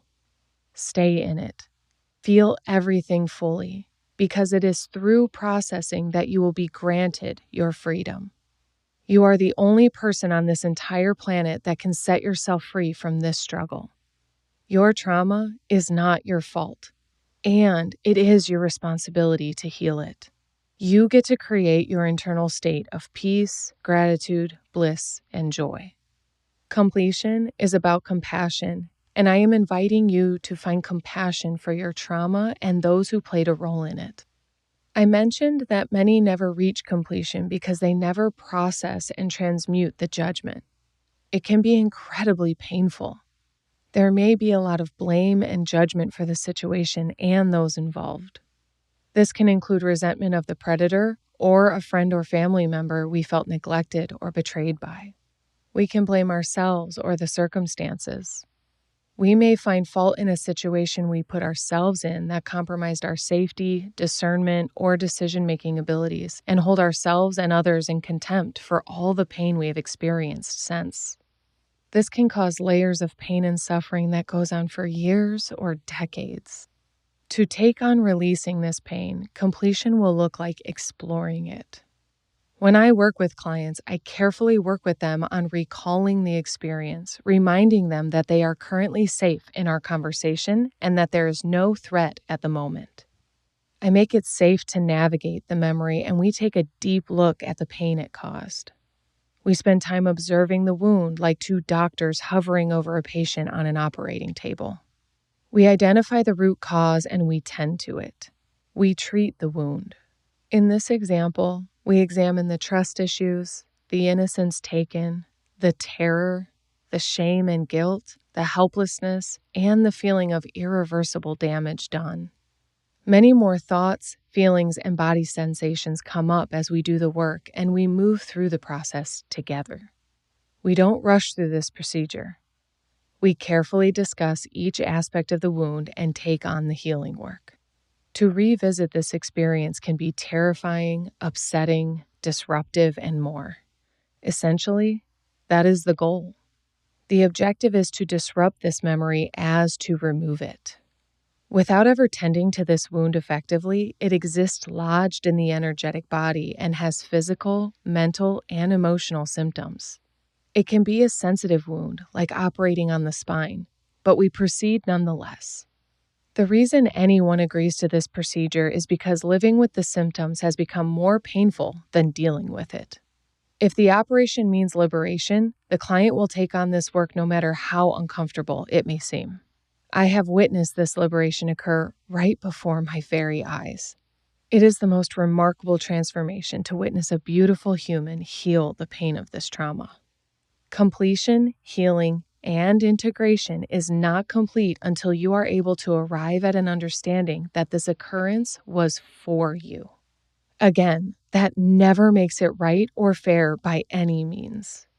This is not a way to justify this experience. It is a means of empowering you past your pain. The pain is not where you are meant to stop or stay. Pain of any kind is meant to take us somewhere, to teach us something, and to prepare us for the most unimaginable task of our unique leadership. If you have experienced this type of trauma, you have a unique healing process to go through, and this is important because where we are in the evolution of humanity, there will be more of this to occur. I would never wish this pain on anyone, and from what I can see in today's world is that we are awakening to exactly how prevalent such crimes against humanity are. If people stayed quiet and suffered in silence, we would never be able to make a dent in healing this collective wound, and we are. We are doing our best to raise the collective frequency to more collaboration, community, and connection. It will take those who have suffered trauma to alchemize their pain into purpose and take charge to shift the paradigm of this plague. I invite you to consider that you agreed to this life before you came here. Imagine that just before selecting the particular life circumstance to teach you the soul lessons of this round on Earth, you saw the agenda items for your life, and the cost of entry was agreeing to what was on that list. You chose the day, time, location, gender, even if you have shifted that in this plane, orientations, family, lessons, and more. You agreed to it all because you are an energetic being having a human experience. This skin bag of bones is a vehicle for your soul to play in this dimension.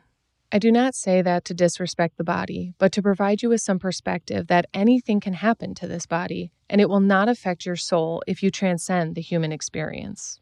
You can suffer trauma, lose limbs, organs can malfunction, be disfigured, etc., and you can still live a full life. We even see many examples of this from birth. People who are born with a disability, illness, or deformation often live fuller lives than able-bodied people, and I find that particularly fascinating. I will never forget growing up with my cousin Luke, who was born with epidermolysis bullosa. It is a rare skin condition that causes fragile, blistering skin due to even minor rubbing, touch, or injury. It affected him internally and externally, resulting in esophageal deterioration and multiple surgeries. Luke was born this way. Doctors told his parents he wouldn't live past 3 months, then 3 years. His mom, a nurse, left her work and became Luke's full-time nurse. He required an extensive daily routine of cleansing wounds and changing bandages, and this young man had every reason to not live a full life or to enjoy the one he was given. Believe me when I say, Luco, as we called him in the family, was the most grateful human being I have ever known. Sure, he had days he didn't feel well, but I specifically remember his commentary about how cool the sky looked and how stoked he was to get to the ocean in his balloon tire wheelchair gifted to him by the Make-A-Wish Foundation. Luke became one of the ambassador children for epidermolysis bullosa, met celebrities, and raised millions of dollars to find a cure. He was also an early advocate and promoter of holistic remedies for EB, and even cancer. I remember listening to Luco talk in amazement. He was 5 years younger than I, but had wisdom that was otherworldly. He was having so much fun, as if his body was not a hindrance or inconvenience, and it never stopped him from having a full life until his last day. Luco passed away peacefully at the age of 21. That young man was wise beyond his years and blessed beyond his body. Living a full life is incredibly reliant on your ability to reframe the hand you've been dealt. Everyone is given this opportunity. We cannot control what happens to us in life, but we can control how we react to it. It's all we've got. It's what we can control. To master reframing, you can turn anything that happens to you into something that empowers you. I will explain in the alignment pillar how your soul spends most of your life just learning and figuring out how to use this body, mind, and heart. For this integration chapter, I want to teach you that integrity is about getting the mind and mindset intact to lead a great life. This includes forgiveness, and it is not about the old adage, forgive and forget. Forgiveness has two factors: acceptance and release. You cannot forgive and forget if you refuse to accept that what happened, happened. If you spend your life in judgment, such as blame, shame, hatred, resentment, revenge, envy, and more, you will stay locked in your suffering, confusion, and pain. In the example I chose earlier, I work ever so gently with humans processing sexual abuse to help them accept what happened to them. This can be painful in the moment because they have spent so much of their lives resisting and resenting that they have been violated. It is our own judgment of ourselves that prevents our progress as much as our blame of others. I help them get clear about what happened by going over the facts versus the interpretations of the facts. When I ask my client to tell me what happened, we identify every step of the story as a fact or an interpretation, and this helps them to sort out which is which. This can be challenging to do alone, and I suggest a trusted individual, specifically a professional, to support you in trying this out. There is often a lot of conversation, crying, and realizations that occur at this time, and we do not move forward in the work until the client can acknowledge that they accept that this has happened to them. A key note on forgiveness is that you cannot release what you refuse to accept. You cannot lose something you never had. You cannot fail at something you never try, but you also miss out on the freedom available from the process of acceptance. The beautiful part that I am excited to share with you is that it is nearly instantaneous. Once someone can accept what has happened to them, they can choose to release it. This happens like a sunrise. As we work our way through a completion and forgiveness conversation, the darkness of night begins to fade. The sky becomes lighter and lighter until the first ray of sun peeks over the horizon. In that exact moment, the resistance to the thing has been dropped. Therefore, the image in the mind shifts, and so does the projection of it on your life. All of a sudden, you can see every way of being associated with the old projection. The same way the sun brings everything into view, so does acceptance. You can see relationships and circumstances set up by that projection and realize that it's not who you truly are at all. This is the pivotal point when you become at choice about your circumstance and can choose to release it. Fair warning, some choose to hang on. This simply shows that there is more to accept, which is natural. Completion is a process that takes time. These exercises are intended to accelerate that process, but do not expect this to be an overnight cure. Sometimes you get the whole route. Sometimes you pull too hard and fast. In any sense, this is progress and provides a great deal of relief and hope about your future. Releasing takes on many forms. Here are a few examples to start with. Speaking or announcing what you are releasing out loud as to feel it come out of your body.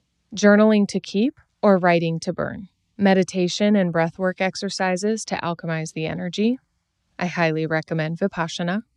Art to express the feelings felt and or freedom created. Exercise or movement as to exorcise the stagnant energy that has been lodged within you. Acknowledging the self and announcing release of judgment and the act of forgiving. Acknowledging the other or others and announcing release of judgment and the act of forgiving. Acknowledging the higher power and announcing release of judgment and the act of forgiving. Communication of forgiveness with others. Celebration of the newly created freedom and the courage it took to do the work. And many more. Get creative. Just let go.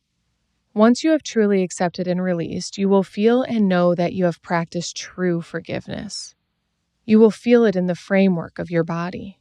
For some assistance on this work and to practice with a guided exercise, listen to episode 76 of my Hearts Unleashed podcast, 2 Factors to Forgiveness.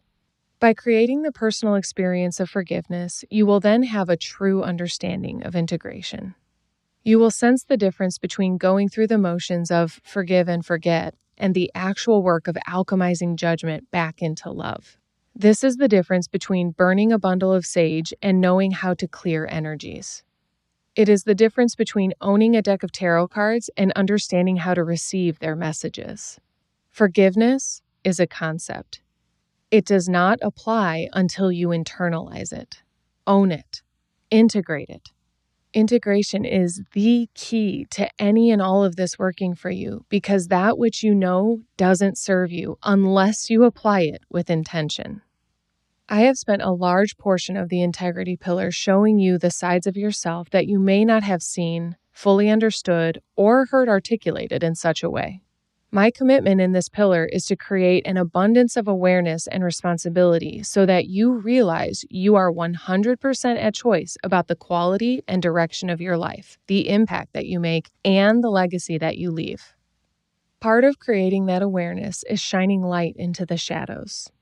Integration is bringing the shadow side of yourself to light in such a way that you can function fully with every single part of you. I personally have a tattoo on my left wrist that represents dancing with every single part of myself. It reminds me that I have one soul and many identities of my ego. It helps me to stay in the driver's seat of my life instead of letting one of my egos drive us far too off track. Some of the egos include my inner children, past selves, future selves, my dark sides, my joy and bliss, my excellence, character versions of me, and many more. To recognize that none of them are you without the entire collection is to respect the totality of who you are as an energetic being having a human experience. So far in this book, I have not referred to the shadow self much. Your shadow is simply made up of the parts of you that you either haven't met yet or purposely look away, hide, judge, or even try to rid yourself of. So far, the example has been the darkness of trauma. There are other, more natural parts of you that you may be embarrassed of or feel threatened by. These are all parts of you that you have to learn to accept, love, and even share them. Integration is learning how to share them in such a way that they facilitate you being empowered in your life and empowering others. Never forget that acceptance and integration are the keys to your freedom. My favorite example of this is being a nudist. I personally love being nude. I love my body. I appreciate my body as the home of my soul, and I love expressing myself in that way.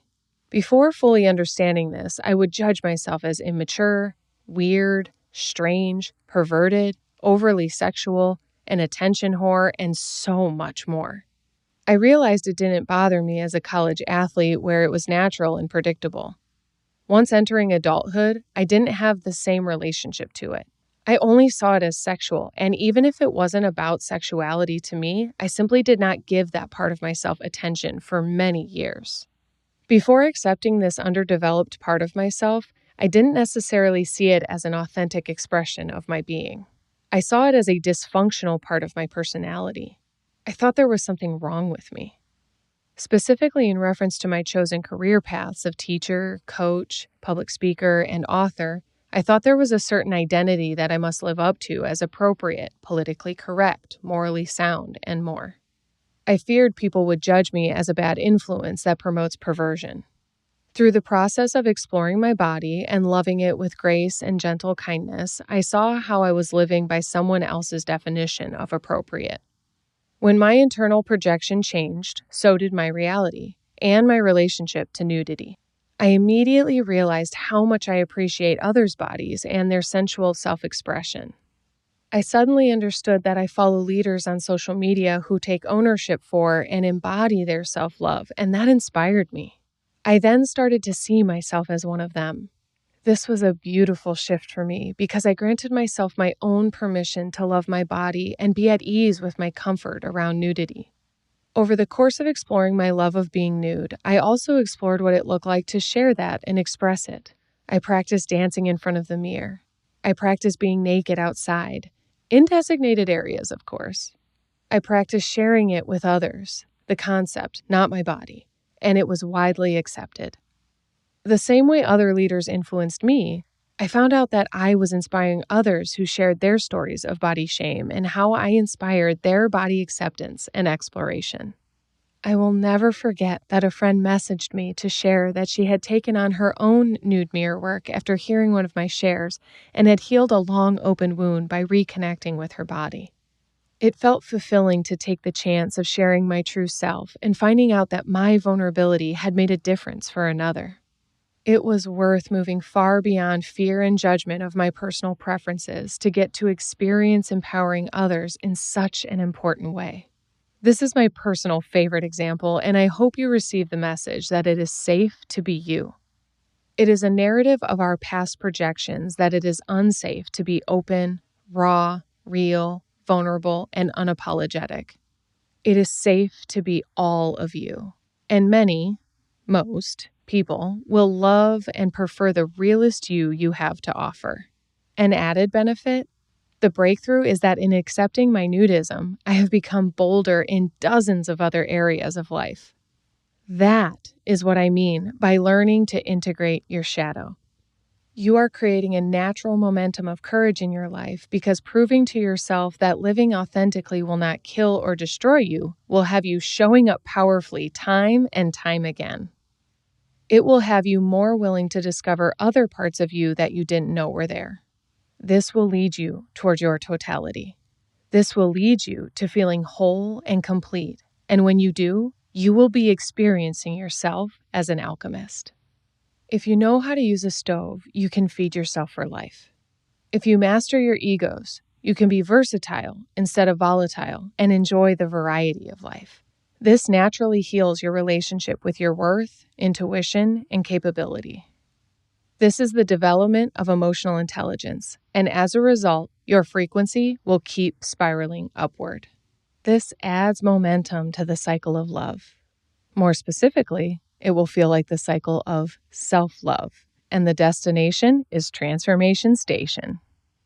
I have been explaining transformation throughout this book, and I want to clarify that the ultimate threshold and last stage of it is transcendence. The guidance for this book is meant to lay out the path toward transcendence. Many people also call this enlightenment, and some get distracted, overwhelmed, or turned off by that concept. To be clear, for as long as you can reference this book, you will be in human form. You will have judgment. You will have egos. You will live on this plane and be of this plane. That means you will have normal human needs that require materials, money, and other contracts of humanity's modes of operation. I was guided to teach you about and lead you towards transcendence in a form applicable to everyday living in modern society. I am not expecting you to become a monk or a nun. I am not encouraging you to donate all of your belongings, leave your family, and become a disciple of anyone. We don't need more gurus sitting in monasteries. We need leaders of the free world facilitating love, compassion, and change amongst us.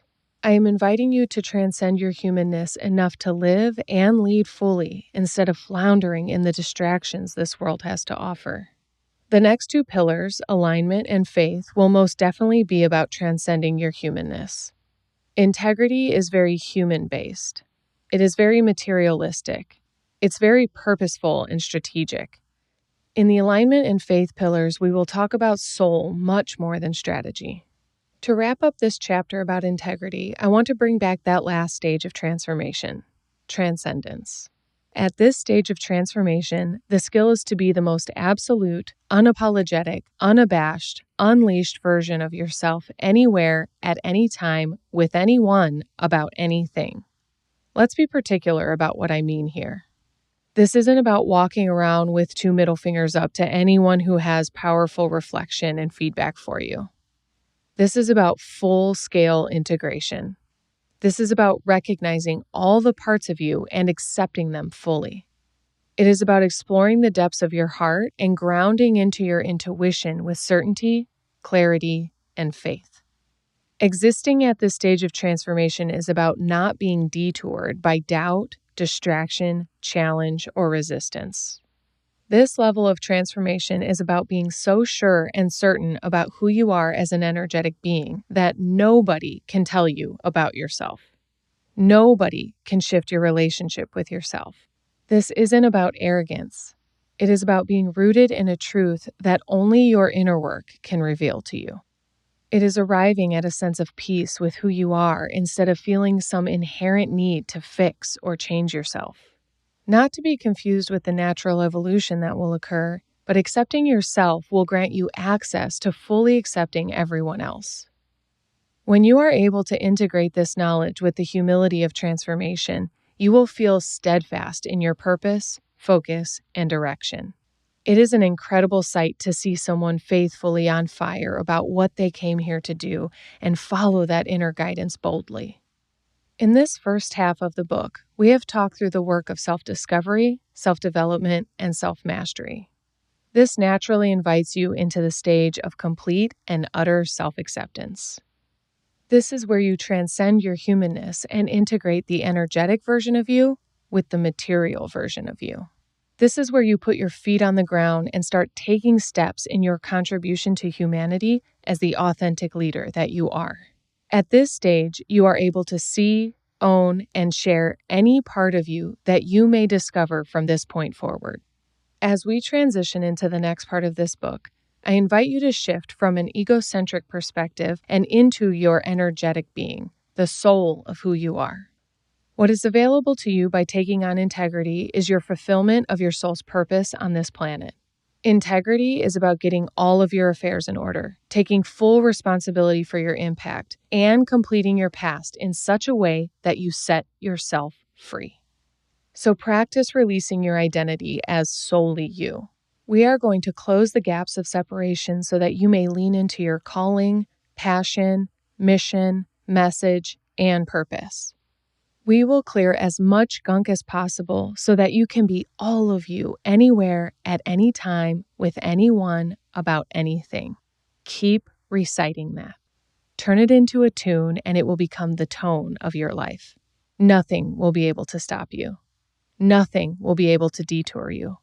You will be so clear that any perceived threat or setback is simply an invitation to grow, evolve, and alchemize anything that you encounter back into love, swiftly and quickly. Once you do this, you are free to make the biggest difference you are called to make in your life. You will be energetically available to honor the divine guidance that you receive. Something I want you to keep in mind about this work is that when you master yourself, you master the human psyche. If you examine yourself enough, you will be able to draw natural conclusions about human patterns that keep us trapped. This is a gift of the work and is only available through your own singular transformation. This isn't knowledge to study. It is wisdom to ascertain, and then create an impact on others by nature of you being an example of the work. As a result of your own integrity, alignment, and faith, you will understand the human condition and how to fully own your role as an alchemist. This is one of your greatest gifts, as you will become a beacon of hope, light, love, and compassion in the world. You will draw people in. You will be able to transmute anything back into love in such a way that people will request your mentorship in creating their own peace and alignment. You will naturally evolve into your personal expression of leadership and craft your own process to teach the magic of alchemy, because as you know, when you take the magic and mysticism out of alchemy and understand the methodology, you can understand the mechanics enough to bring the magic back.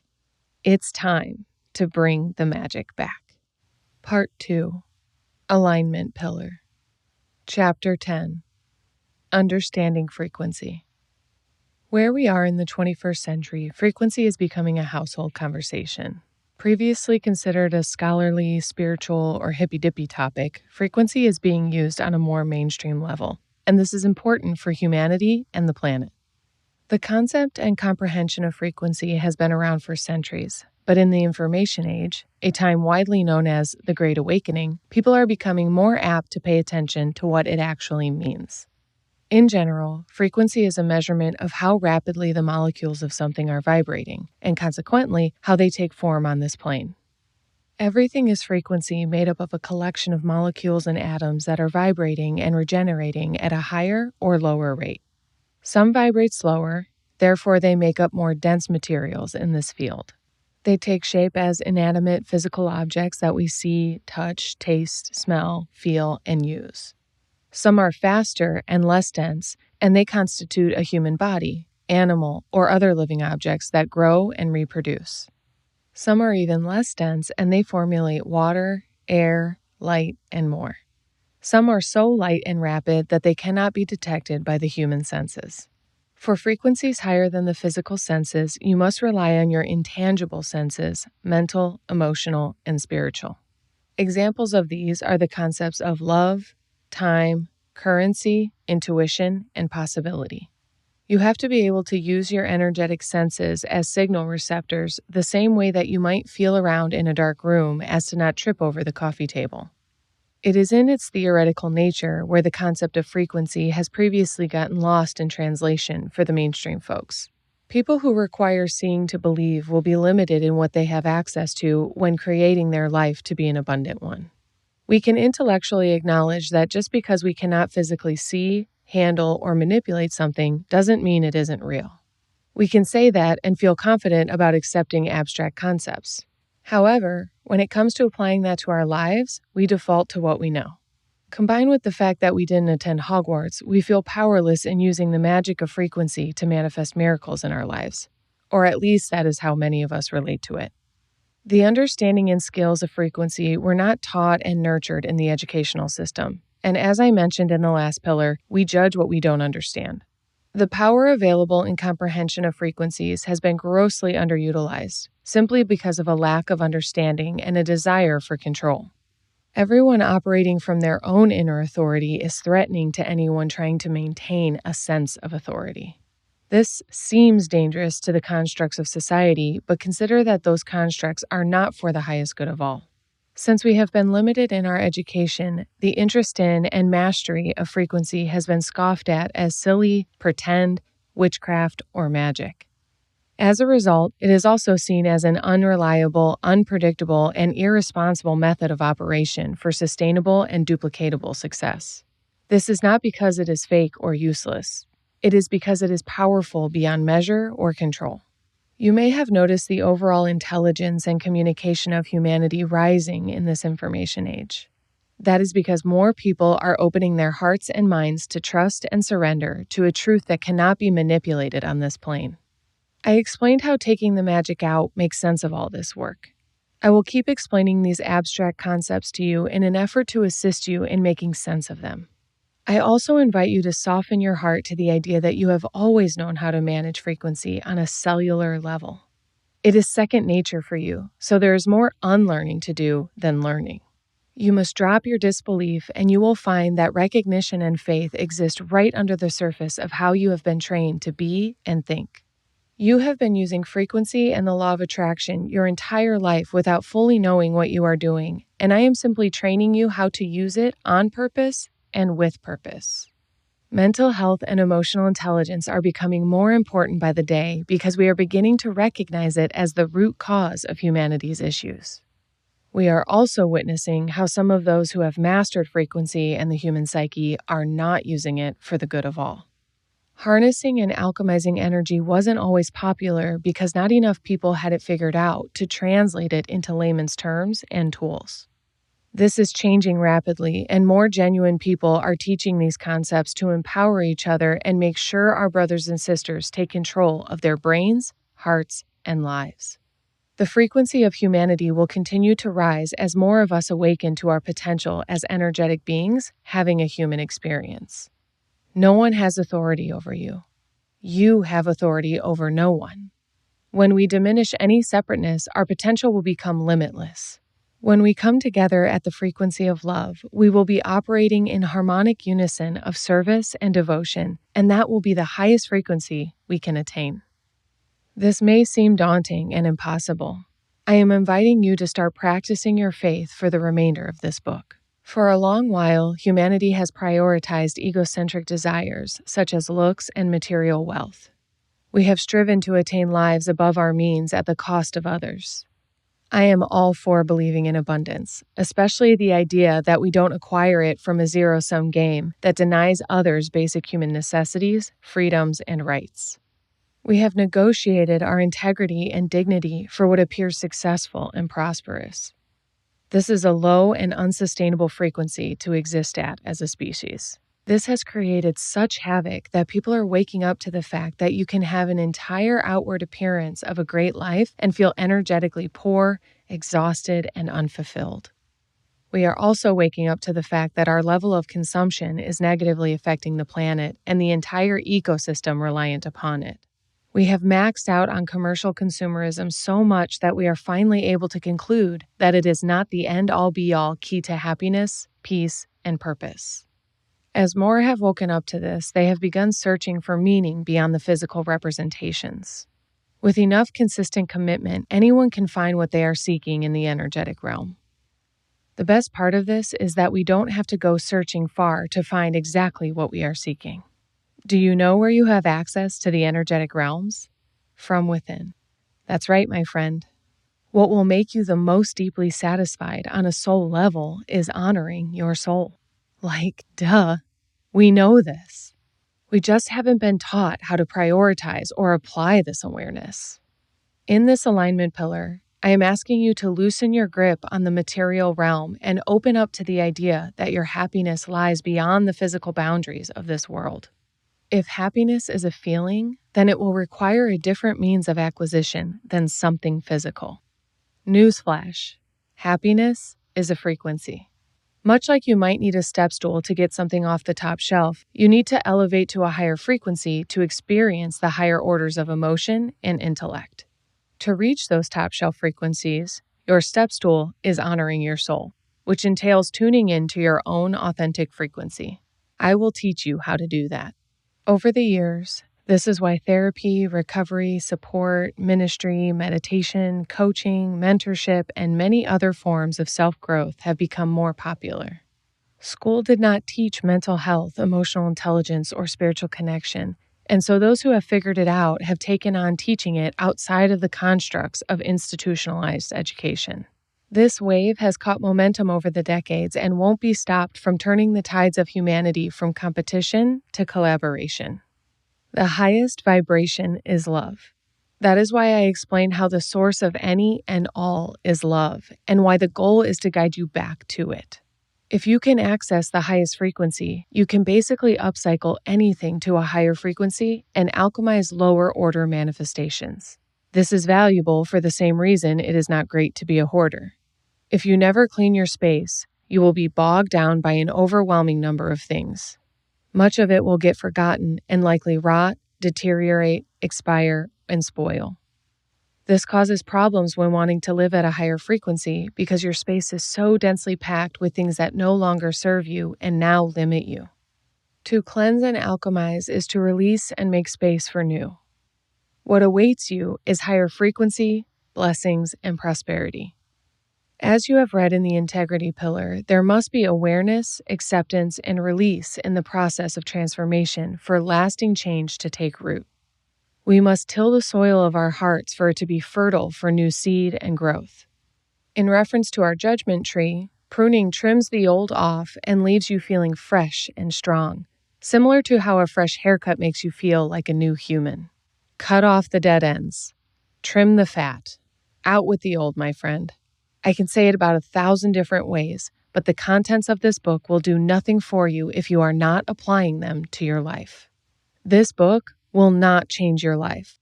These words will guide you to change your life. So let's start talking about strategy. I'd like to teach you how you can change your frequency and therefore your life. This book is a guide back to love, so I will give you even more guidance details in this alignment pillar. This is a fascinating pillar because, as mentioned early in the book, alignment is where integrity and faith collide. If love is the source of all, faith is the spigot, alignment is the hose, and integrity is whatever is being watered with love. This pillar is a conduit for faith and love to manifest in this world. Your job is to be in alignment as often as possible and get back into alignment quickly and swiftly. Your level of transformation will shift you from baby giraffe stumbling and learning to walk to cheetah sprinting with grace and agility. I will give you everything I know to support your consistent alignment, and you will begin to see things manifesting at that astonishing cheetah speed. The chapters of this pillar are written to lift you higher than this realm of physical reality into the energetic realm where love resides. Intentions of this pillar are to open doors, shine light, facilitate flow, and stir energy so that you feel guided directly back to love. When it comes down to a conversation of frequency, this pillar is about learning how to raise and maintain it. The themes of this pillar are the elevation and activation of your soul self. I will guide you to soul resonance so that you may collude with your internal guidance system. The purpose of the information and instruction in this section is to teach you to co-create with God and the universe as the energetic being that you are. You came to this planet with a divine purpose. You chose to come here. Remember, you saw the docket and agreed to this journey. Agreeing to be in alignment is stepping into a river of abundance and letting it take you downstream effortlessly. In my times of resistance and questioning my path, I have heard God say, "Relax, child, for you cannot possibly imagine what I have planned for you." I would get a very clear sense that it was not only for the highest good of all, but also leading me to a far better life than I could have ever planned for. God has in store for us levels of abundance that we could never force our hand at creating. As the divine masculine energy, God is a provider. If we will only follow His will and surrender the visions of our ego, we will not only be led to our greatest life, getting there will be absolutely effortless. However, the effort you will exercise as a human will be in the surrendering to follow and receive. We have not learned these skills and they will feel new and scary. I will provide all of the guidance I have available to you for you to practice the art of surrender and flow.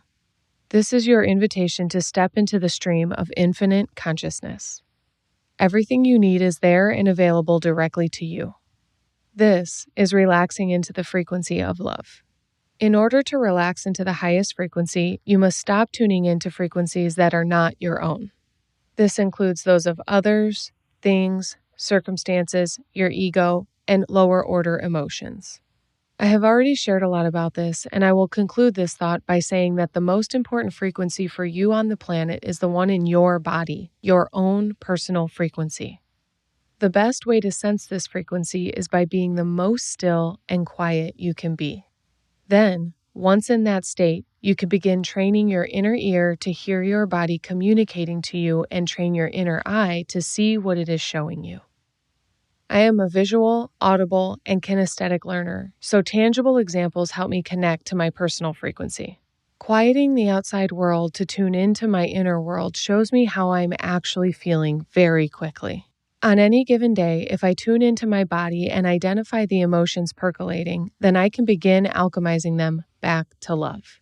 If I am experiencing sadness, I observe it and let it be, as to simply witness it. When I witness it, without a desire to fix or change it, I can detect its cause and simply be with the pain. Allowing the pain will also allow it to pass through without much turmoil. To describe this in another way, there is the emotion of sadness, and then there is our reaction to the emotion of sadness. This is like the pain of having a sliver in your finger and the compounded reaction to the pain. To effectively move through any emotion, it is best to practice not having the second reaction. This may come as a shock to some, but the second reaction is optional. Not reacting to pain and pleasure is an age-old practice of the Buddhists and their key to transcending suffering. Feel it, allow it, let it be, and let it go. If you can master this, you will experience a great sense of freedom and relief. Allowing thoughts, feelings, and emotions to be fully present will naturally alchemize them because you are no longer judging or resisting them. When you allow an emotion to surface and actually watch it like a student, you can learn from it. You can hear what it is communicating, honor it, and if necessary, follow through with the communication. When we become willing to feel our feelings, we are able to move through them in new ways. Remember, what you resist persists. Our inability to be with our pain, suffering, dark thoughts, and judgments is what keeps them around, screaming for attention. To transmute a persistent or nagging energy pang, focus on it. Allow it to be around. Give it your attention. It is communicating a need that you have been ignoring. To receive the communication will transmute its need to be seen, felt, and heard. My favorite example of this is anger. Anger is a signal from our body that serves as a survival mechanism. When anger is present, there is also a threat being perceived by the body. The key word here being perceived. Anger is a judgment of things being unjust, unfair, hurtful, inconsiderate, and more. Anger signals a need to protect, attack, lash out, fight, resist, and more. Without an ability to observe our anger, we are simply being run by it. With our willingness to observe our anger, we may witness, accept, and transmute it into something more powerful. This turns us into something more powerful. It transmutes us into someone more powerful. Reflecting back to our conversation about impact, this turns us into a radiant being that vibrates at a consistently high frequency, acting as a beacon for others seeking the light. This is a great segue into explaining the ability to read the energy of others. I was just sharing about tuning into your own frequency by going inward. I want to normalize for you exactly how good you are at reading energy so you can use the skill you already have. When you walk into a room, you can pick up on the energy right away. When you walk up on a grumpy gills, you can sense their ho-hum attitude immediately. When you meet someone clean and clear, they shine like a penny. You can sense frequency easily. You have this skill, so it would behoove you to use this more intentionally. For starters, it is time for you to be tuning into your own energy more frequently. For this, I suggest meditation, mirror work, and journaling. These are 3 mediums that involve you just being with you. Meditation is widely accepted as access to the higher frequencies, and if you think about it, the point of meditation on this plane is to sit so still as to transcend your physicality. The object is to project your perception into a realm that doesn't have shape, form, constructs, limitations, or boundaries. Dwelling in boundlessness will have you vibing high in order to come back to your body clear and inspired. Mirror work is to witness the way you wear your vibe in and on your body. The look in your eyes, your posture, your aura, and mannerisms all reveal your energy.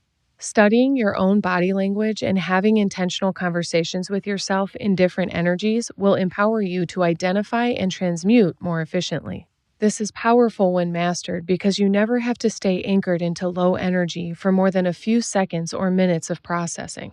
This can get you back into your leadership anywhere, at any time, around anyone, about anything, and that is alchemy in action.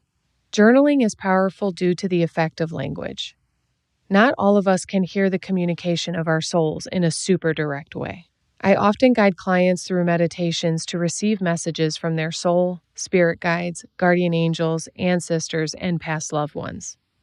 I smile lovingly when we both have our eyes closed and I instruct them to listen, and they inform me in a disappointed fashion, "I can't hear anything." I know that this is a matter of alignment, and that is perfectly fine. Journaling is a powerful tool to strengthen the muscle of hearing from within. Our soul, hand, and pen will conspire without the interference of our brain if we let the ink just glide across the paper without much thought. Our inner messages will be revealed if we dedicate ourselves to a consistent journaling practice, which will contribute to the development of our meditation and mirror work practices. All of these practices combined will set us free to see and hear our frequencies and receive guidance from within. You have to be able to drop your physical barriers to access your ethereal self, your energetic body. Tuning into yourself will show you where you are, and training on your own will help you tremendously when you are out in the world and your frequency is being impacted by other forces. Maintaining high frequency is a skill, like anything else. It takes awareness, commitment, and practice. You can and will become good at it, and being able to hang out at a high vibe will attract all the goodness you could ever imagine. Maintaining high frequency is also about alchemizing low frequency when you encounter it. I will teach you the mechanics of alchemizing energies later in this pillar, so buckle up, baby. On a personal level, this is about observing your internal state with the tools I just shared. Out in the world with others, this is about being able to hold space for their frequency without letting it attach to you in such a way that it acts like an anchor to your soul. Instead, you will be empowered to lift others up by helping them be with, process, and transmute their energy to higher frequencies. This is the work of an alchemist. This work is absolute magic, and I am excited for you to get to experience it from your new levels of awareness. You are an alchemist, my love. Own it. Love it. Be it. In this pillar, I plan to teach you exactly how to do that. Chapter 11. Distinguishing Dimensions. I'm going to carry over our conversation about frequency into a lesson about the different energetic dimensions we have access to. I have mentioned how frequency can go seen and unseen, but I want you to know that you have access to the various levels at all times if you are willing to train yourself to raise your vibration. The same way it is important to train to run a marathon, it is important to train your head and heart to make it to the finish line of transformation. Granted, growth will be a lifelong journey. That being said, the struggle most people suffer through on a daily basis can and will end if you are committed to existing at a high vibration. This gets really fun because even when challenging things happen to someone who is consistently vibing high, they are less impacted by adversity. If you are healthy, well, and empowered, judgment doesn't penetrate you the same way because you aren't absorbing everyone's shame, guilt, and negative energy. Other people's projections bounce right off when you are elevated and clear about yourself and your life. Transformation is not about consistent sunshine and rainbows.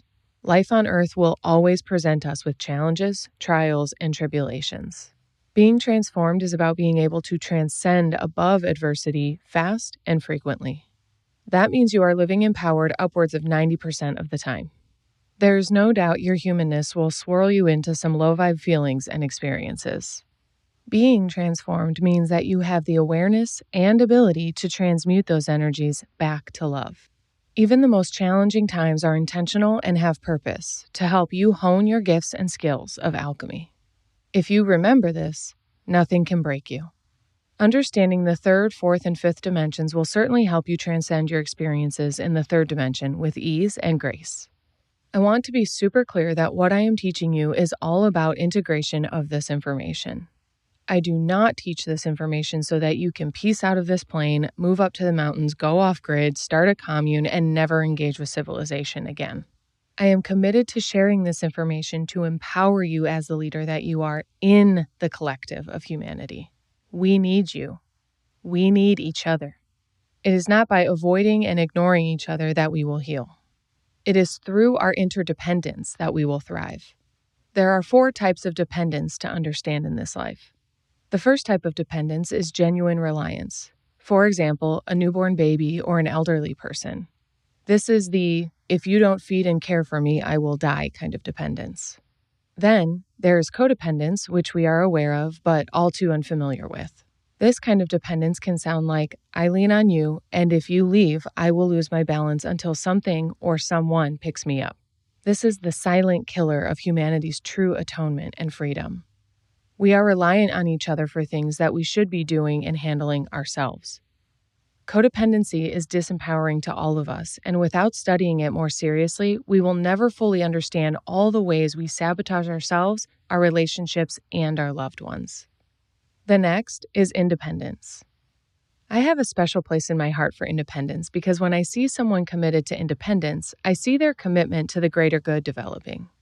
Beware. We often choose this level of dependence out of spite, hurt, loneliness, resentment, fear, and more, but it is an initiation out of codependency and into interdependence. This stage is interesting because we are wrestling the most with standing on our own, as well as the fact that our insecurities, trauma, and trust issues are on display. This is the most important time to dive into the inner work of transformation. Doing so will help us level up to the next stage of dependence. The last type, interdependence, cannot occur out of order. None of them can. You must graduate from one to the other in the sequence that I introduced. I don't say must as if someone will force you to go through each one and give you a badge at each graduation. I am saying that life will take you through these stages naturally. Something that will happen is that as you practice independence, you will slip into codependent behaviors. As you practice interdependence, you will catch yourself protecting yourself with independent reflexes. This is okay and natural while you strengthen your skills along with your maturation and development. Interdependence is the concept that we are better together. This means that independent people actively choose to engage with other independent people and collaborate with a commitment to the highest good of all.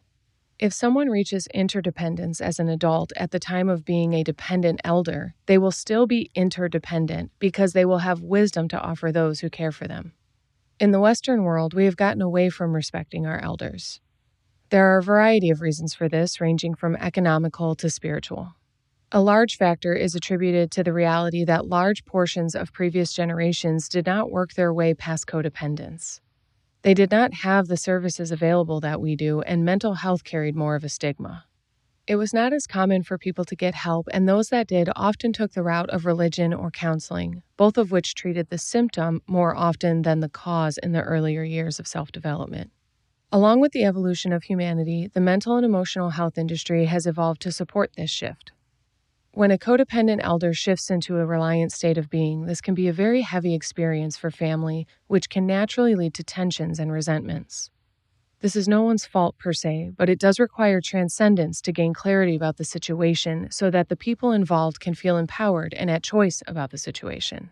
In any case of an unhealthy dependency, it can be confusing for emotionally immature adults to collaborate when one or all are simply projecting on each other with little understanding of what is happening. Understanding this can also help us care for one another more effectively. Knowing this information will help us break generational patterns of passing down trauma. At lower frequencies, people compete to beat. They do unto others what has been done to them. Hurt people, and contribute to the cycle of hurt practically unconsciously. Dependent, codependent, and even independent people withhold abundance from each other as if there is a limit to it and begin to hoard. People who struggle with dependency and codependency are not present to their own capabilities and gifts that they have to offer. Therefore, they are incredibly reliant on others to care for and provide for them. They are takers, and this can tend to exhaust valuable resources of humankind. Not helping this population grow is detrimental to their connection to a higher power, which prevents them from fulfilling their purpose on the planet. This is why it is so important to become the leaders that we are, because empowering ourselves and each other empowers our evolution and begins to naturally dissolve our barriers to success. When people are simply left to operate at these low frequencies, they repel others from them. People who operate at these levels, especially in their adult years, are engulfed in judgment and stuck in this three-dimensional reality, as if this is all there is. It is toxic, disheartening, and demoralizing to exist in this frequency for years or decades. Individually, we act as if we can just leave these people behind, and in some sense, we must. Transformation must be an individual choice on each person's part.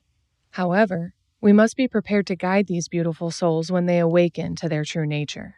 It is so important to teach this information so that people can actually be at choice about which dimension they exist and have the freedom to choose their way out of misery if they wish.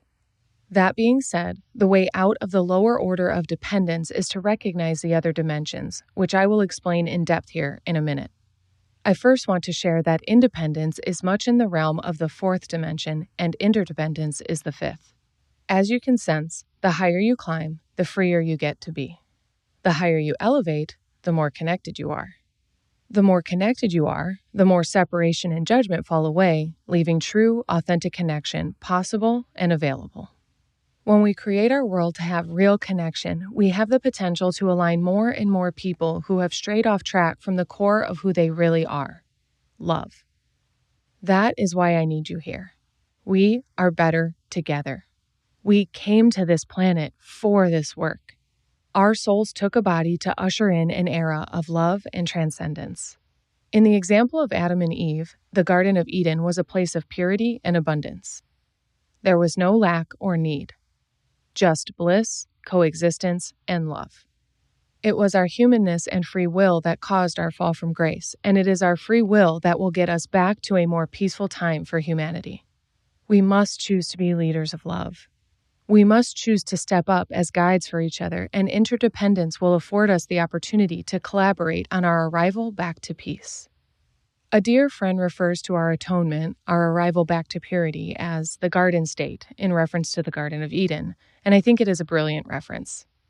To walk each other home to our innocence will require each and every one of us to accept our role and responsibility to be accountable to ourselves, our word, each other, and the collective. This will bring us peace. Judgment will keep us divided. Interdependence will unite us. So, as I share these dimensions, I want to explain why they are so important. As explained above, they are our access to love and innocence. They are our pathway to peace. This visible, material reality is not all there is, and trusting in the unseen will manifest things out of thin air to come straight to you. This is important for your leadership. This is vital to be your fullest self and live your fullest life. This is essential to our salvation. I would like to start explaining the dimensions by breaking them down in relation to this book. The third dimension is the pillar of integrity. The fourth dimension is alignment. And the fifth is faith. I say that the integrity pillar represents the third dimension because this dimension is about the tangible, physical realm here in the universe. It is measured by height, width, and depth. It is comprised of what we can see and perceive with our human senses, including what is on the ground and in the sky. It is what we can see, touch, hold, and feel, including this book, all the way up to the stars and the planets. This also relates to the cognitive concepts of human consciousness, such as math, science, history, and politics. Integrity is about being your word, and our word is of this realm. Words are something the human mind created to shape thought energy on this planet. We have shaped things into form with our language and our ability to articulate our thoughts, feelings, and intellect. Integrity is about having your life in working order, and that is primarily an effect of handling your business here in this life. Having an orderly room, car, paying bills on time, hitting deadlines, having a healthy body, and relationships are all actions and results of integrity. These actions keep us grounded here on Earth and make way for our connection to the fourth dimension. If we are out of integrity and have a disorderly life, we are distracted, distraught, and bogged down by this 3D material world and have very little wherewithal to believe in or access higher vibrations that will bring us the relief and joy we so desperately desire. Many confuse this physical realm for all that there is and feel gridlocked into this life. It is those that only believe in what they see that struggle with what they see. It is being able to transcend this physical reality that sets you free from feeling stuck in your circumstances. If you are reading this book, I assume that you already believe that there are more forces at play than just what you see here in this lifetime. Transcending the 3D to enter the 4D is basically understanding abstract concepts such as time, currency, rules, and creativity. I share that this dimension is reflective of the alignment pillar because your physical 3D reality is based on what you align yourself with in the 4D. To believe the idea that all you see is all there is limits what is possible for you. If you operate from this limited perspective, you have no facility with your abstract imagination to bring something new into your life. This can be challenging, disheartening, and demoralizing over time. The fourth dimension is where time bends. Rules are relative, success is highly attainable, and abundance is so available. There are fewer boundaries and constructs in the 4D. Highly successful people in the 3D have access to the 4D, and as a result, they are able to produce much more desirable effects in significantly less time. This is because they are not gridlocked into the reality that others attempt to create for them. People who understand their own power understand that rules and laws of this world are made up. They understand that we humans design the concept of time to track and measure. They see and sense that currency, politics, and religion were mainly created to conform and institutionalize us. People who get this also get that they have a choice in the matter. Humans' societal norms, rules of engagement, and expectations of etiquette are all made up by someone's standard modes of operation. Someone established them and received sufficient agreement from others that what they declared was acceptable human behavior. From there, it was taught and handed down as truth and law. Without knowing any better, so many humans have simply accepted the way that they were raised and continued this cycle, and the societal norms have come along with it. Until now, that is. More than ever during this information age, we are empowered to communicate with others on an incomprehensible scale to expose injustice, institutionalization, and indoctrination. More people are awakening, learning, sharing, and teaching as to awaken more. This is why we need you. This is the era in which we are truly able and empowered to speak up and out about the fourth dimension, where seemingly concrete reality of the third dimension crumbles like a soft cookie on a warm day. This is the time of collective transformation. This is an era of restoration. It is our time to start returning back to love. We must all see, understand, and accept our roles as alchemists to make our return. People may come to envy someone tapped into the fourth and fifth dimensions because they operate much more fluidly. They march to the beat of their own drum and have learned how to win the game of life, and so they play it to their advantage. There are many people who think they want the image of abundance and success, and yet aren't willing to get uncomfortable enough to do the inner work necessary to reach that level of achievement. This can become frustrating and triggering for someone who insists this three-dimensional reality is the end-all be-all when they witness someone transcend their definition of truth and not play by their perceived rules. In terms of alchemizing judgment, it is essential to understand that the frustrations and opinions of those obeying the third dimension restrictions are that they have a deep desire to have the level of freedom they are witnessing and judging. It is about their own craving to do as they please versus conforming to what they were taught. I will likely not stop emphasizing that this is why your evolution is so important. You will break molds and pave paths that others do not yet have the tools to forge and navigate. Leaders must step up to make the way for those willing but confused, ready but unclear, and awakened but scared. It is our duty to shine light on the path until their light grows and shines brightly too. I explain this in the way that other body-positive leaders inspired me to accept my own body and nudity. Imagine what your authentic boldness will inspire others to think, believe, do, and create. Beginning to wrap up my explanation of the fourth dimension, I want to share that the fourth dimension is where creativity, inspiration, and imagination are granted access to enter the third dimension. It is through the cracks in the concrete that brilliance can seep into your physical space. We must be willing to bust up the barriers on our limiting beliefs and disempowering ways in order to receive those hits of intuition and infinite intelligence available to us from the 5D. This is why the fourth dimension is the dimension of alignment.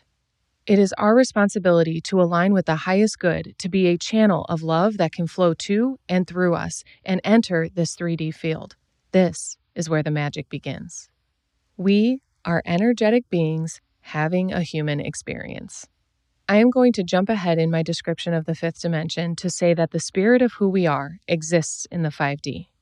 When the soul takes a body here, it cannot relate to the physical challenges we face in this concrete reality. Being on this planet can be a very dense experience without intentionally tapping into the higher frequency planes of existence. In the fifth dimension, there is no time and space. There is no form, boundary, standard, definition, or construct. There is nothingness. Everything comes from the same source of energy. This is the nucleus at the center of all that is. This nucleus is that core of love energy that I keep referencing. Some relate to it as God, or consciousness, or source energy. In any sense, when you go there energetically, your human identity dissolves. When you take yourself to that place, you blend with the nucleus energy of all that is. By way of being an energetic being having a human experience, you can choose to opt for the energetic experience. You would not recognize yourself again until you bring yourself back into this 3D reality. When you let your mind and spirit wander, they only take true shape again when you bring them back into your brain and body. This is important to understand because you are constantly connected to the fifth dimension, and this will begin to make more sense and have more value for you very soon. Because the soul is sourced in a boundless space, when it comes down to earth to, let's say, play human, it doesn't understand the limitations we are faced with. You often feel like crap when your brain and heart are constantly pumping brilliant hits of inspiration that you don't feel competent enough to follow through with. You feel anxious and overwhelmed when you can see the vision your spirit is sending you, but you struggle with human fears and insecurities that stop you from taking inspired action to turn those thoughts into things. You overanalyze, rationalize, justify, calculate, and predict yourself right out of courage. As the naturally limited human you are, you resist all those hits with excuses about why you can't be, do, or have what your spirit is nudging you toward. We do this moment to moment. I can't do that, insert limiting belief. Who am I to? There's no way I could. I'm too tired. I'm not skilled enough. Nobody will let me. The reasoning goes on with endless justifications. You talk yourself right off the ledge of bravery and slowly tiptoe back to the safety of your comfort zone where your ego has a field day convincing you of the coward that you are. This is the most prime example of being out of alignment. It is like having your garden hose hooked up to the spigot of faith with a leak gushing out. You are receiving intense amount of guidance, direction, and urges from your soul, but you are letting them pour out onto the ground. This leaves you feeling as if you are a failure for letting your dreams spill out and evaporate. Before you spiral into hopelessness about all your dreams being dashed into oblivion, allow me to raise the vibe here. I want you to imagine a golden thread coming from this nucleus of all that is, where your beautiful soul is hanging out. There's this golden thread that pulls through the fourth dimension down into the third dimension, attached to this little embryo that is you. This little baby is growing into the human you will become. This golden thread comes right through the umbilical cord and it gives little baby you life. At our human birth, that umbilical cord is severed and temporarily, so is our direct connection to infinite intelligence. At this point, we are disconnected from the source and raised by humans who are likely also disconnected from their source. This is where we are solidified in our 3D reality and the human modes of operation. This is when we are ingrained with the concepts of morality, ethics, and integrity per our guardian's definition. This lasts for as long as it takes for us to awaken. As described earlier, people's awakenings are often traumatic and result in that crumbling effect of their perceived reality.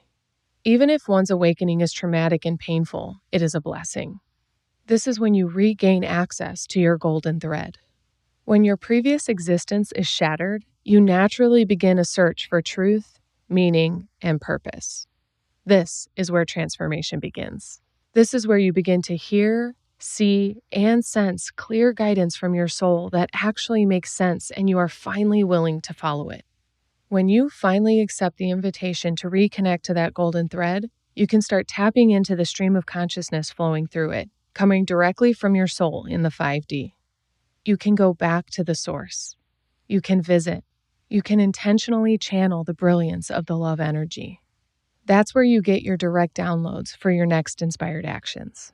That's where everything starts. All of the amazing advances in humanity come from this place. Everything starts as a thought and becomes a thing, and thought comes from the nucleus source.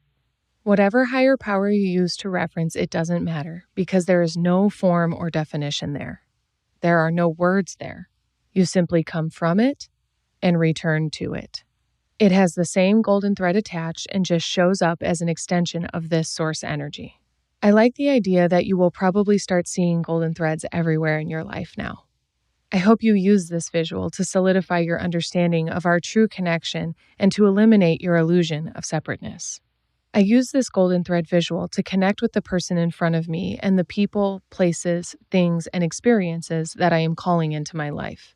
When I feel called to something, I follow my golden thread back to the source and jiggle the one that I desire. I visualize taking a ride down the golden thread of someone or something else to energetically call them or it closer to myself in the third dimension. Please, friend, use this understanding for the highest good of all. Use this visualization to spread love, kindness, blessings, bliss, and joy. The work we are doing in the world is unleashing hearts, not restraining them. Speaking of unleashed hearts, I would like to take a moment to specifically talk about loved ones past. Our mortality is only in this third dimension. Our souls return to the source and our golden thread gets reeled back in until the soul decides to take human form again, which is thousands of times per second, in reference to the average birth rate. Souls are enthused to get down here and play human again. I want to provide this perspective to support your grieving process and provide an opportunity to gracefully alchemize the human fear and pain of death back into love. Us humans, when left behind when a loved one dies, are the ones who recall that human's life. Our brains remember them as the shape, voice, and personality that they were, but when they rejoin that nucleus source, they become a part of you. They reside in source energy. You have access to them on that golden thread. They are everywhere and nowhere, because when you head to the core, your identity disappears and you evaporate back into love. It's all the same. You are them, they are you. That's why I want to encourage you that since you are in the world right now, to get rid of any BS about separation. You are no different than anyone. You are no different than anything, and that's why you can attain anything you desire. It's about matching the frequency of whatever you are attempting to access in this physical realm. Abundance is about understanding that there is no difference between you and $1 million. There is no difference between you and who you want to spend the rest of your life with. There is no difference between you and anything. If you can go up that thread, tap into the source energy, and truly connect with the frequency of that which you desire, you will attract it in this third dimension with ease, grace, and flow. This is sincerely beautiful and impactful work to take on. What it requires is you healing every piece of everything that contributes to your separation from all that is.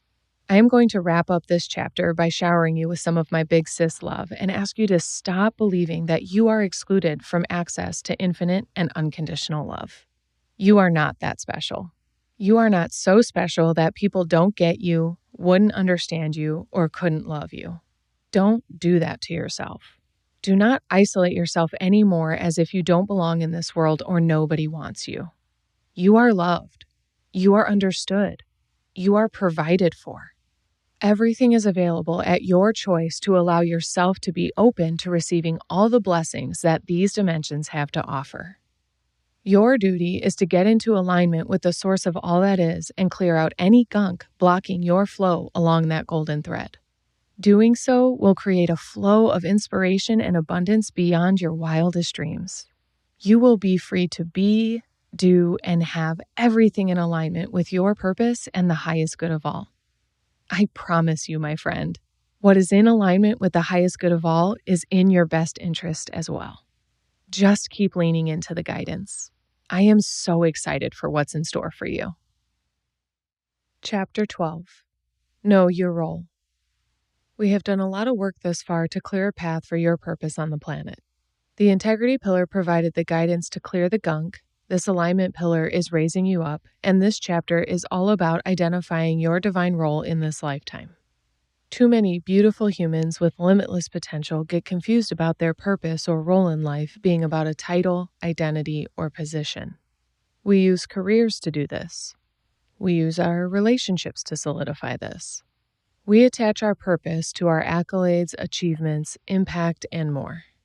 This can be detrimental to our mental and emotional stability over time as these identities come and go.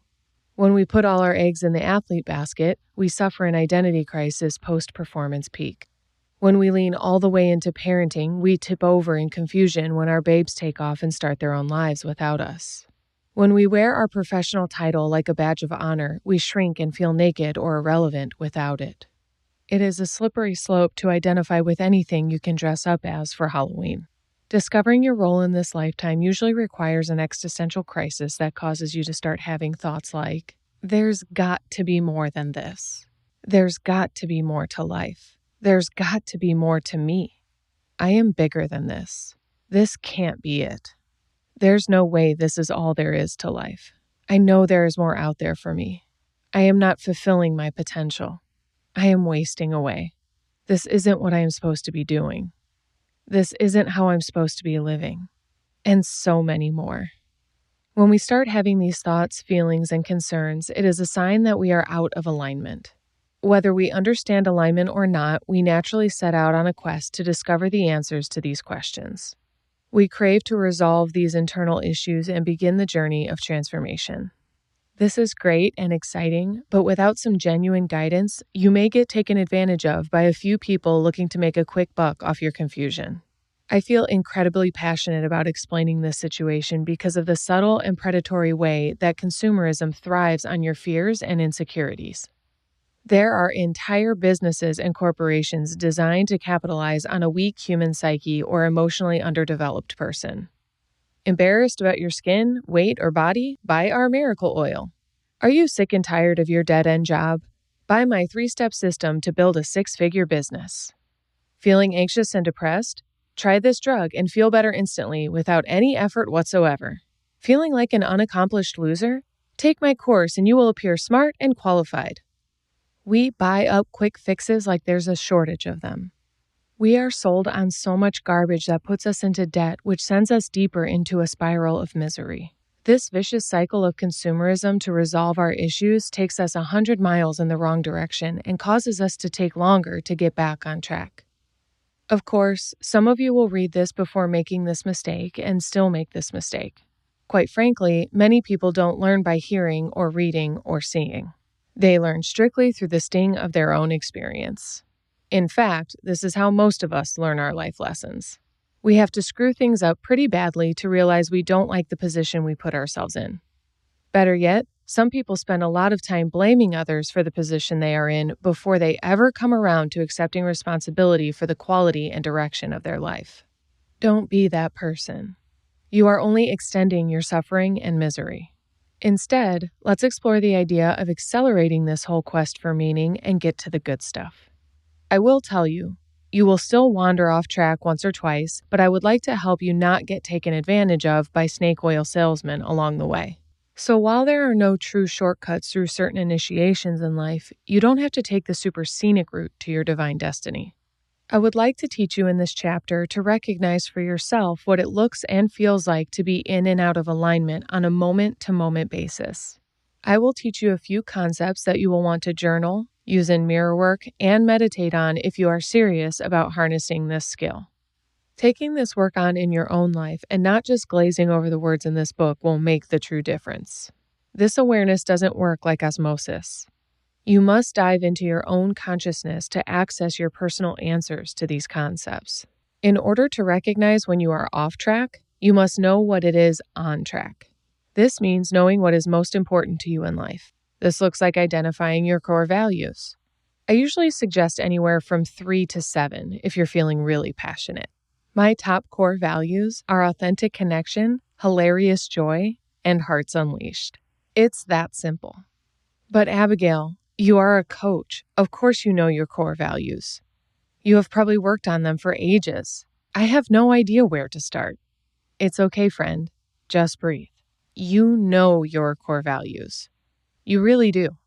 Your life has been so loud, distracting, and demanding that you haven't been still or quiet enough to recognize them, and that's okay. Today can be that day that you start looking within to discover them. Please note that I said within. I don't have your core values. Your spouse, parents, children, friends, colleagues, and pastor don't either. You do. If you want to choose some to start with and want to change them, you can. They often evolve with you. My core values now were not the same when I was 20. They may be different in every decade. You are allowed to and should revisit them frequently. In fact, it would empower you to internalize them in such a way that you check in with yourself about them multiple times a day.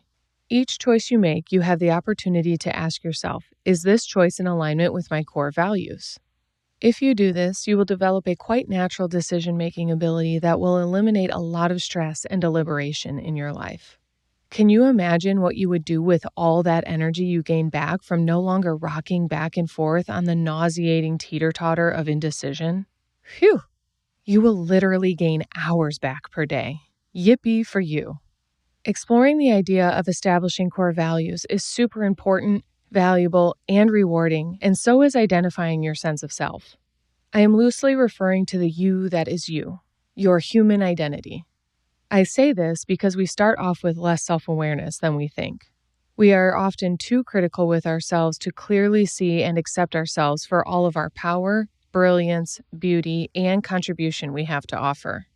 Mirror work is valuable for meeting the highest version of yourself because if you sit there long enough and return to the mirror frequently, it is only a matter of time before you start seeing your soul shine through. As I mentioned in the last chapter, each golden thread is a unique extension of source energy. You have your own beautiful expressions of love to share in your time here. That is what I'm referencing as your sense of self. Consider what your particular preferences are in expressing love. My sense of self shows up as heart, vitality, power, grace, and light. I bring that brand of love to everything I do and everything I create. If you look at anything that I associate myself with or anything that comes from me, you can see my flavor of love intertwined. If you inspect your life and observe yourself more consciously, you will be able to identify your brand of love. You will sense your specific expression and impact in this world. This is where you will start to feel a spark of purpose and passion ignite. You will sense some clarity, direction, and motivation because you will know yourself better and feel more confident in what you bring to the world. You will suddenly be standing on the foundation of your own identity and will realize that the you that you are can take on and release any role you wish. For example, my sense of self as heart, vitality, power, grace, and light has shown up as daughter, sister, athlete, student, friend, girlfriend, fiance, wife, teacher, manager, consultant, coach, author, podcaster, speaker, philanthropist, CEO, and more. The who that you are will always take precedence over the what's that you are. When you respect that fact, you will be free to be fluid in your roles. People, titles, opportunities, and situations come and go as swiftly as a leaf in the wind, and the idea of loss will no longer take you out of alignment with who you know yourself to be. This is magic, my friend.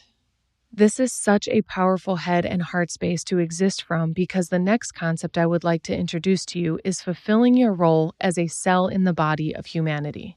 I love this concept, and it has been consistently reliable and useful in my commitment to alignment. For myself, I decided that I am a cell in the spine of the body. I help support the backbone. I keep the body of humanity upright, and my role also extends through the nerves with a ripple effect to other areas. I also respect that I work in collaboration with other cells in the spine. I am not the only cell, nor am I the whole spine. This helps me stay in my role without envy or urgency and without feeling isolated. When making decisions or considering opportunities, I simply ask myself, is this in my spinal alignment, or will this throw my back out? As a cell in the spine, I am able to easily identify if I am being approached to work with a cell in the brain, hand, or foot. I can quickly determine if something is on my path and will accelerate my journey or take me off track and slow me down. This is quick and clear for me and helps me to conserve my decision-making energy for tasks that are in alignment with my role in the spine. I invite you to consider your role as a cell in the body of humanity. For a bit of perspective, remember that I am saying cell, not whole organ. You are not that special. I say that from love because as important as you are no more important than any other cell. Each and every cell has an important role to play, and each role deserves equal respect and dignity. It is important to consider that you are not that special. I say that just so you will quit running yourself ragged by being constantly out of integrity and alignment with your specific cell role.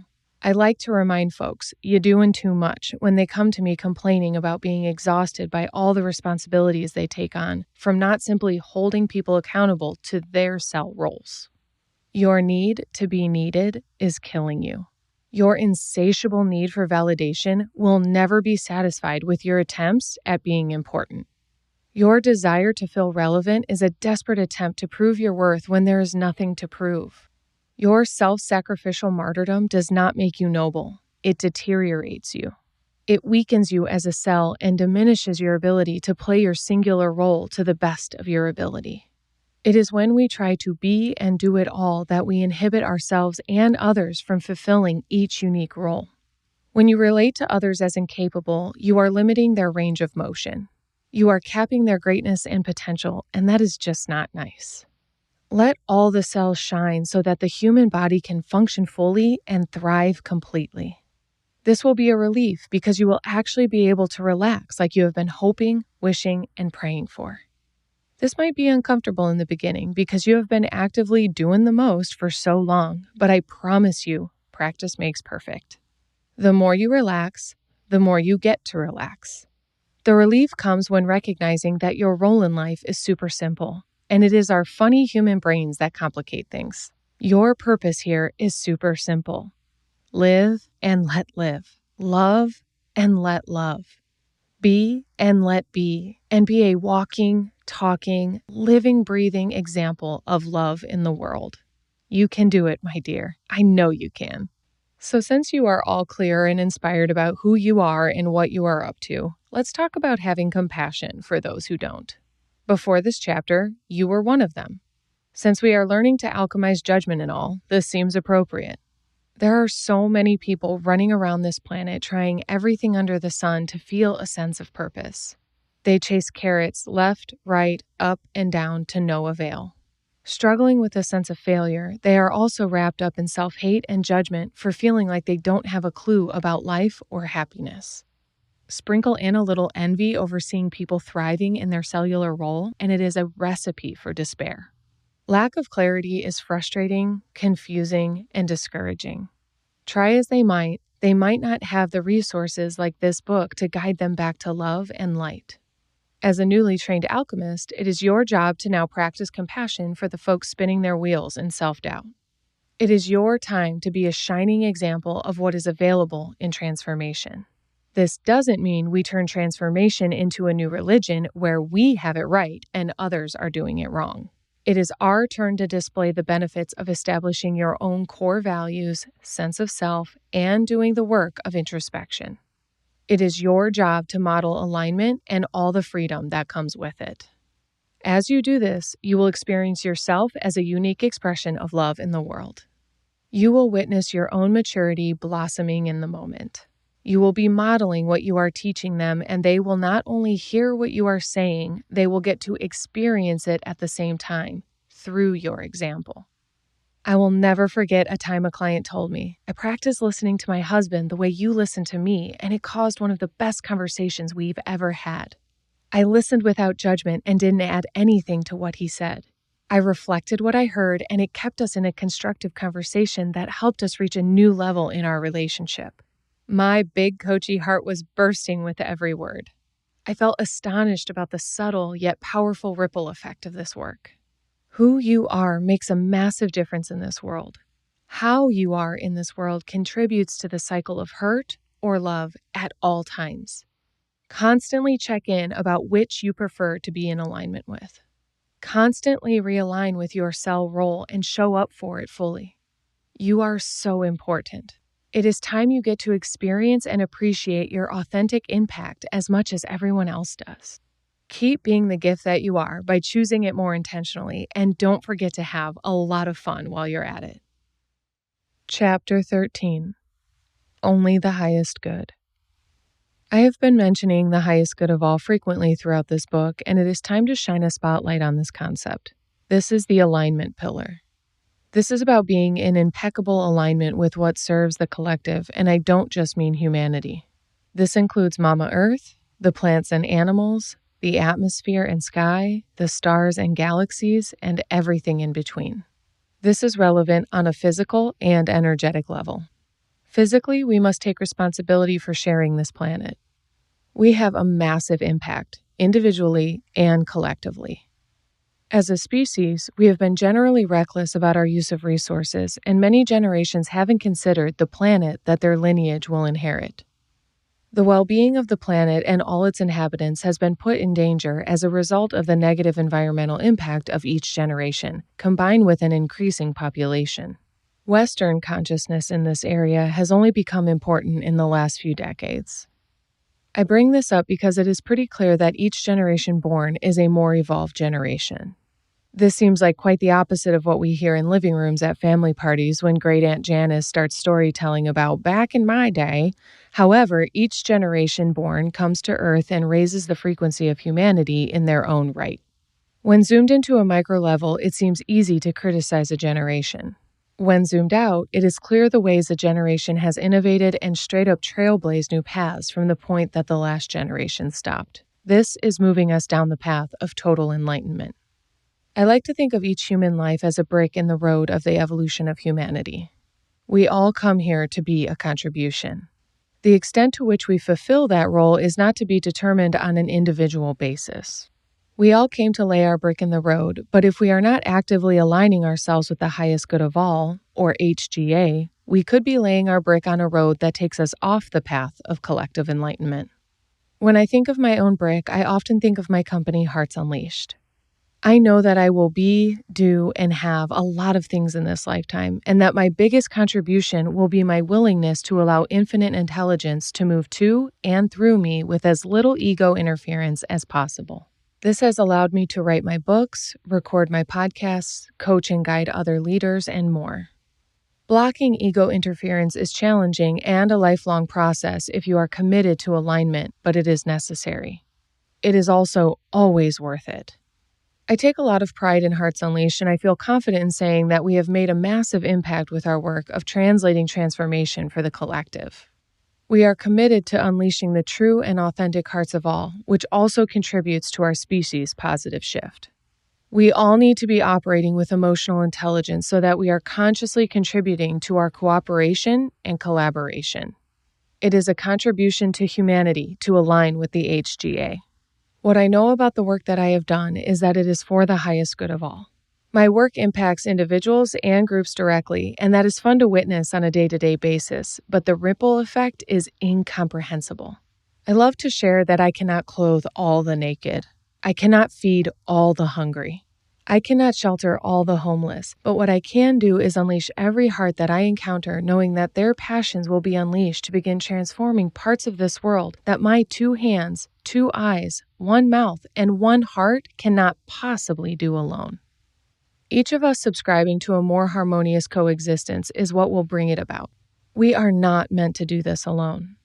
We are meant to practice interdependence and serve each other with our unique gifts as to contribute to the highest good of all.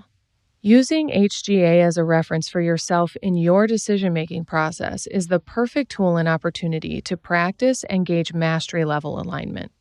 The simple question that I shared in the last chapter, "Is this in alignment?" will clear your path quickly if you are committed to using it like a compass on a hike. It will always lead you home. Another thing that will always lead you home is your intuition. I often refer to it as my spidey senses. When I get a ping, zing, or nudge from my intuition, I work to always honor it, and it always leads me towards the highest good of all. Be gentle with yourself, my friend. This is a learned skill, and we all miss a beat every once in a while. It is more about the commitment to staying on track that will keep you on track. Your ego will want you to do your own things for your sole benefit, and sometimes at the cost of others. Your ego's infatuation with staying safe, comfortable, and looking good will sidetrack you sometimes, and that's okay. This occurrence is natural, and you can progress through it by realigning with the highest good of all as frequently as necessary. As mentioned in the last chapter, the HGA is always in your best interest. Keep in mind that your fullest life is far greater than your limited brain could ever dream of. Your ego won't believe that, and you will attempt to force outcomes and manipulate the process to your own accord. This just sets you up for difficulty, complications, and a generally empty feeling inside. When we compromise our integrity for shortcuts to power, material wealth, or success, we will know it. Our intuition will get louder and more obvious to signal the detour we have taken off the path of enlightenment. We often experience discomfort in our physical bodies that is caused by our energetic body's attempt to communicate with us, to tell us that we have gone astray from the HGA and direct us back to center.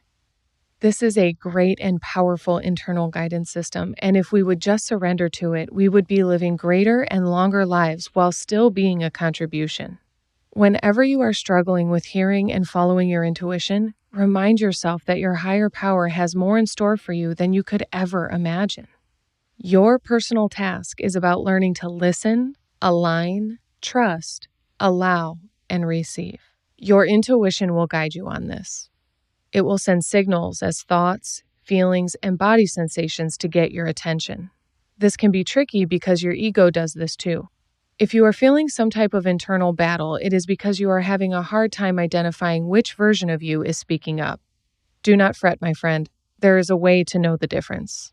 The heart whispers, and the brain screams. The soul speaks, and the ego shouts. If you are hearing worried thoughts and chatter, that is not you at your highest and best, which means there will not be any guidance or answers coming from that voice. This is the voice of fear, and you will know this if you pay close attention to how that voice makes you feel. You will likely feel crummy, anxious, sad, angry, shameful, or any other form of judgment you naturally suffer from. On the other hand, intuition has a very powerful and resounding depth to its statements. You can feel a wave of truth rush over you when you clearly receive a message from spirit. These feel better to the body. These messages may feel bold as well, bolder than you currently are to follow through with them, but they are true nonetheless. Those are the messages to trust. You were born authentic and bold, babe. As a baby, you cried when you had a need. You pooped and let someone else clean it up. You burped and farted without embarrassment and more. Little baby you laughed loudly and played hard. Then, as people started to correct you, you started to correct yourself. This is when you became confused about the voices in your head. The ego voice, or inner critic, is a collection of all the critical voices you have listened to over the years. This collective voice is made up of parents, family, friends, teachers, coaches, authority figures, all the way up to religion, school, and society.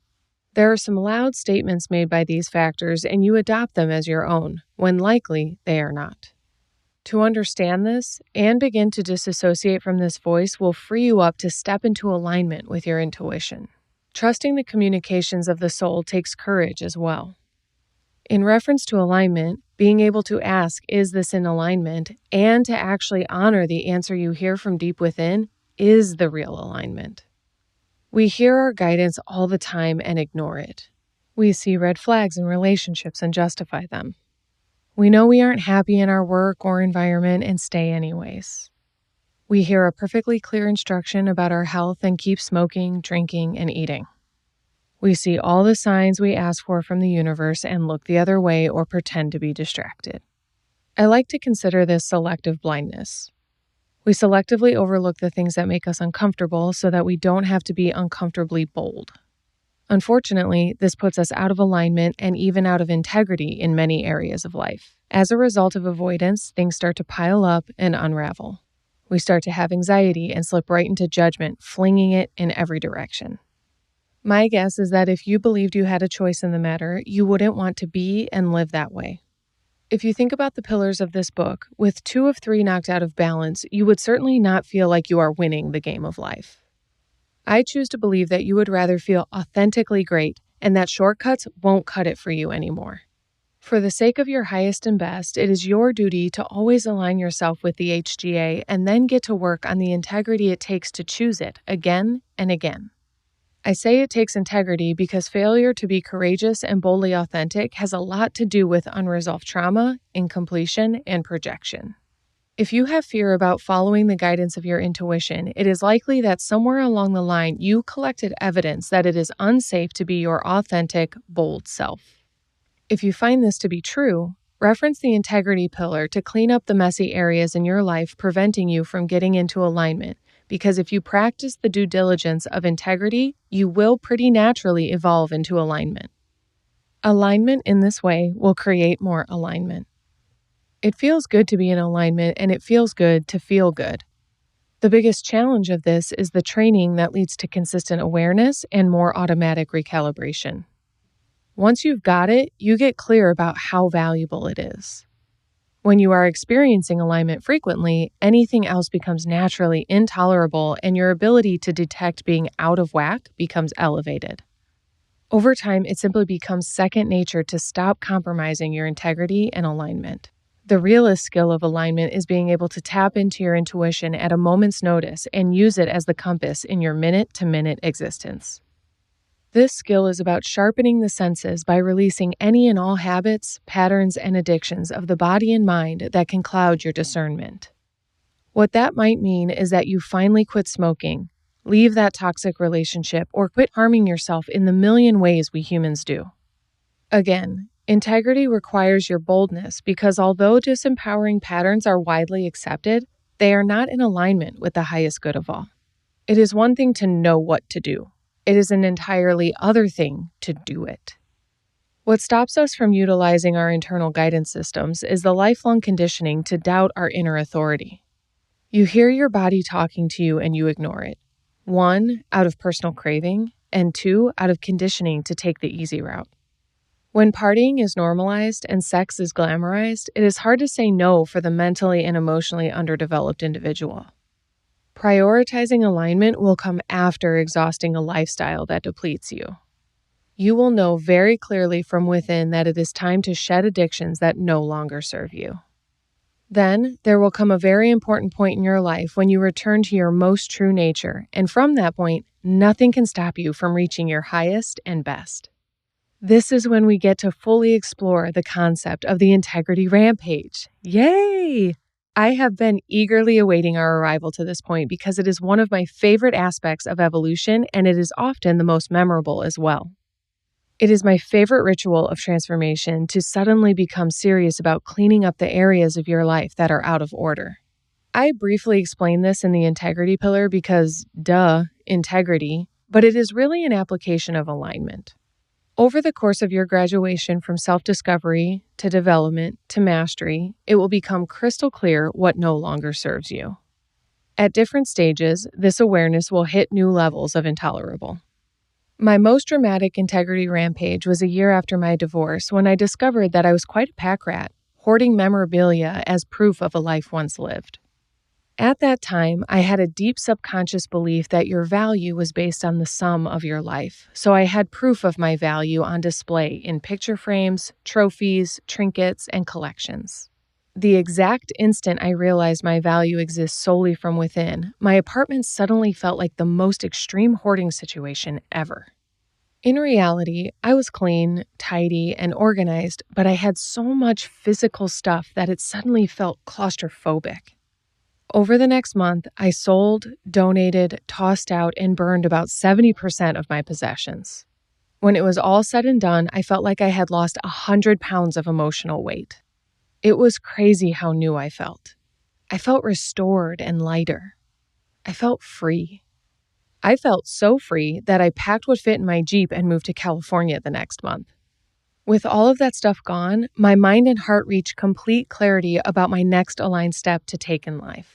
I had always wanted to live in California, but as long as I held onto all the evidence of who I had been, I wasn't free to become anyone else. Shedding and releasing my past freed me up to head into my future boldly. I have integrity rampages frequently, but I want to teach you a lesson that will save you tons of time, effort, and energy. This lesson is in alignment with my 8 pillars of empowerment methodology in my self-mastery course called Unleashed. Knowing the 8 pillars will allow you to actively choose to live an empowered life consistently without having to constantly upturn it in the name of transformation. For more information and access to the digital course, visit abigailgazda.com/unleashed. I would like to teach the lesson of integrity rampage with an analogy. Transformation is like an earthquake. First, there is the unexpected quake, aka your awakening. It comes unannounced, is an unexpected shock, and shakes up everything, destroying a lot. From here, there are some aftermath tremors, or more new awarenesses, that dismantle more areas of life. There is a lot of irreversible damage, as well as a lot to process at first. This is the beginning of transformation, awakening, and awareness. The next part of the process is acknowledgement and acceptance. You must acknowledge the damage done and accept it in order to effectively begin the recovery process. In terms of an earthquake, this starts with the general cleanup of debris. From there, you assess the damage and evaluate your next steps. If your house is deemed inhabitable, the next step is to start demolishing and deconstructing. Let's say the whole house must come down. Then the next step is to prepare the land to rebuild. The ground must be graded and restored to support a new foundation, and that foundation must be laid. This is where the next 2 stages of transformation come in: application and accountability. Before this earthquake, you had built your house on a shaky foundation. This is why when a natural disaster struck, your whole house came crumbling down. It wasn't strong enough to begin with. Applying the lessons of the last house, along with hiring professionals to help you rebuild with integrity, will make this next one strong and beautiful. Something you will look forward to living in. The last 2 stages are ones that reflect putting the finishing touches on your beautiful new home. This is where you have reached self-mastery and transcendence in your transformation. What is left to do in this house is hang up curtains, polish surfaces, and pick out paint colors. There is a lot less upheaval at this stage of transformation work, and you get to enjoy the fruits of your labor. Best yet, you have turned a tragedy into a triumph. The stages of transformation here are activation and aligned action. When we first experience this earthquake, we go all in on the project to get it to the point of having a beautiful new home. The process starts out rough and continuously gets easier, simpler, and even more enjoyable.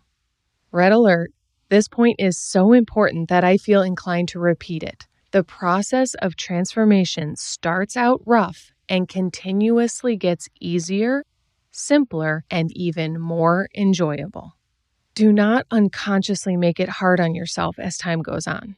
Your first few integrity rampages will involve a lot of upheaval. There was the time that I got rid of 70% of my possessions. There was the time I left my full-time job to launch my coaching practice. There was the time I completely cleared my schedule and stopped letting other people put things on it without my permission. These were times of disruption, demolition, and dismantling. I wish I wore a hard hat in those days because damn, life was heavily under construction at that time. The good news is it doesn't stay crazy. When you start to shift, your integrity rampages become less extreme as well. This is a great thing, so let it be.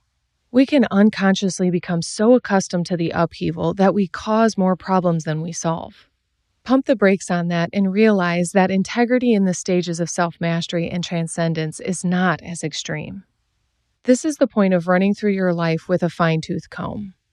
Some of my own examples looked like no longer accepting client calls on weekends or before 10 a.m. and having 3-day weekends.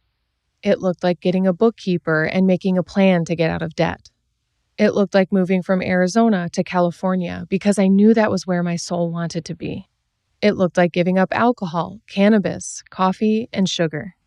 It looked like stopping mental addictions like worry, doubt, blame, drama, and anxiety. It looked like cleaning out my closet twice a year. These didn't require whole lifestyle shifts. At the points of these integrity shifts, I became more elevated by each and every adjustment. Integrity is really about alignment because it is about following through on what is good and right for the soul. One must know themselves well to be in alignment. You cannot be in alignment if you are not clear about what you are aligning with. That is why in the last chapter, I gave you the concept of core values and a sense of self to anchor into. In the next part of this book, I will provide you with the utmost important anchor, faith. Aligning your life with faith will be your North Star in every aspect of your life and decision you make. Integrity will be about the minor details that lift you above your humanness up out of the 3D and closer to your divine source energy.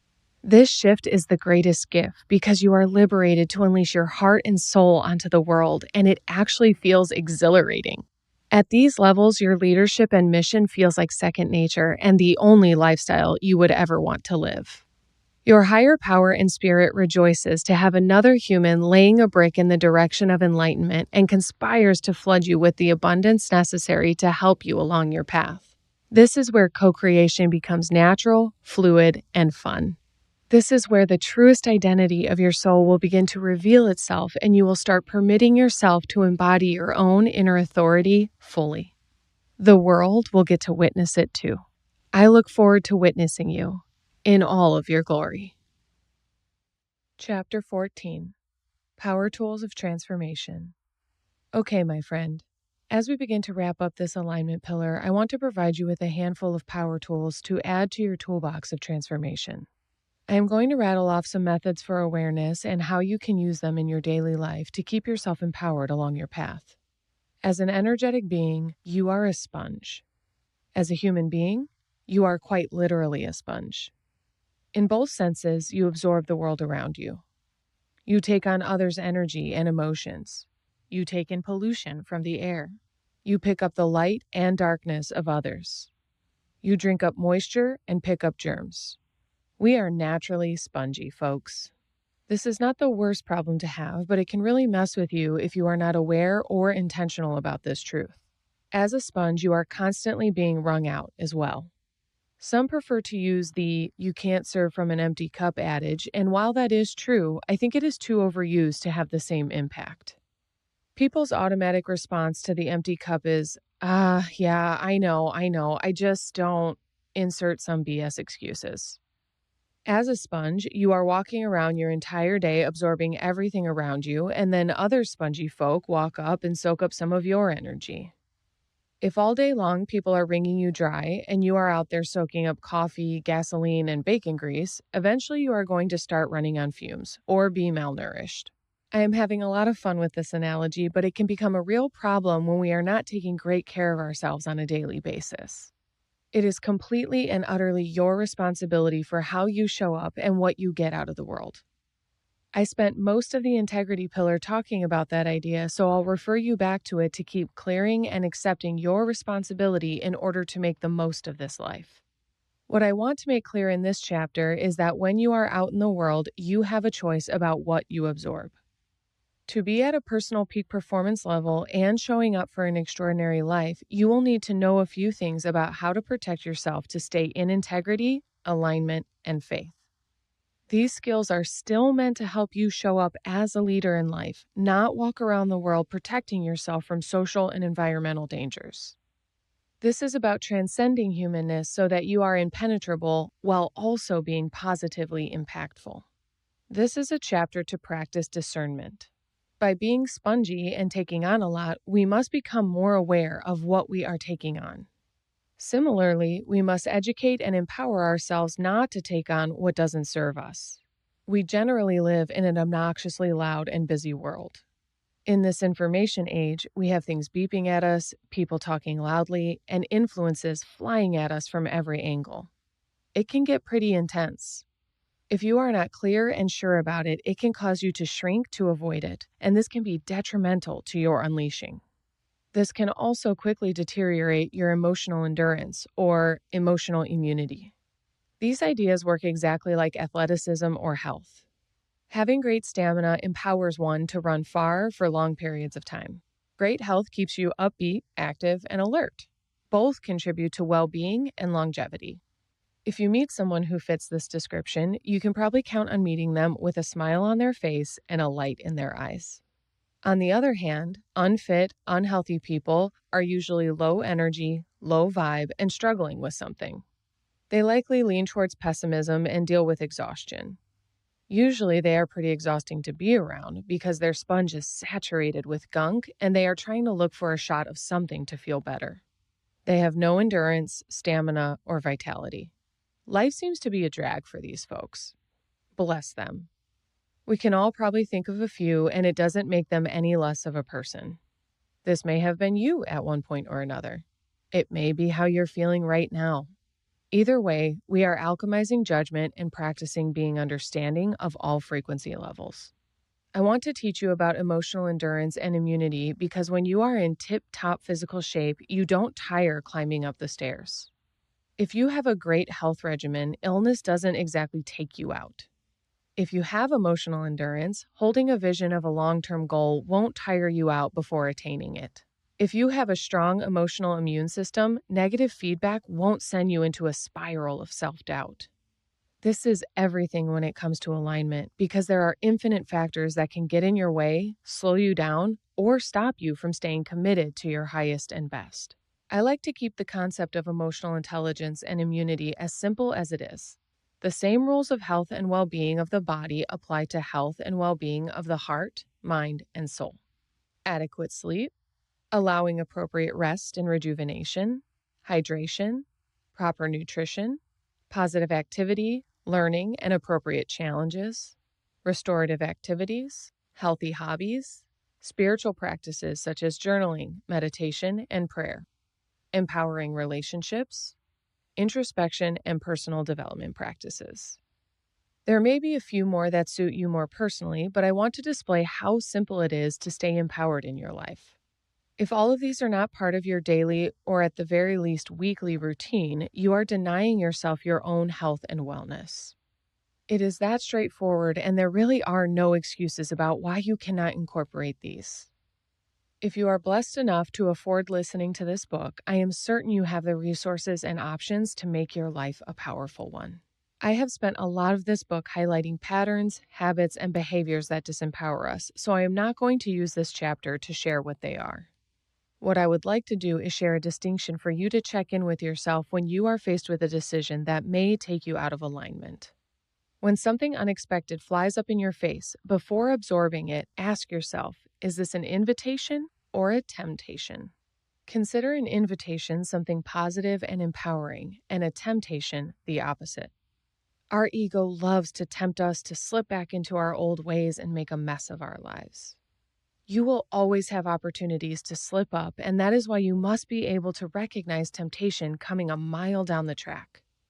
In the beginning of transformation, we may have already fallen for temptation before we snap out of its trance and realize we've slipped. That is okay. In terms of emotional endurance, the goal is to be able to run farther and longer without slipping up or slowing down. This happens through training. In terms of immunity, this is about being immune to temptation. It cannot take you over and make you sick. This is where your decision-making power will save you time and time again.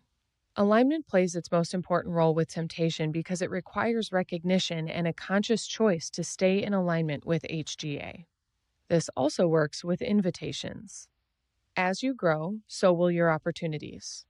This will also require you practicing discernment because saying yes to every opportunity would wring you dry and leave you exhausted, confused, and disheartened. This is just another skill to master. The best part is this is not too difficult when you are clear about your commitments. The real challenge of this phase and skill is becoming more comfortable and masterful at saying no and declining offers in an empowered way. This is a great time to stop using "I'm too busy" as an excuse or reason for not doing something. If you are empowered and at choice about your life, then you are at choice about your schedule, even if it is planned by the hour every week. That is not busy. That is aligned with what you have prioritized. That means that when someone offers you something out of alignment with your life and commitments, you could practice something like, "Thank you for the offer or invitation. My schedule is already full of fun and exciting things that I am working on and committed to." What a different answer, right? People even appreciate that level of honesty because they can sense you really considered their offer and can understand that you actively declined, which ultimately moves the opportunity to the next right prospect. Look at you contributing to the HGA. You old pro, you. The last tool I would like to share with your spongy self is the concept of shielding. This is immensely valuable and has helped me daily since I learned it many moons ago. Because there are so many influential factors out in the world and their wavelengths are constantly swirling around you, I want you to imagine that you have a protective bubble around you.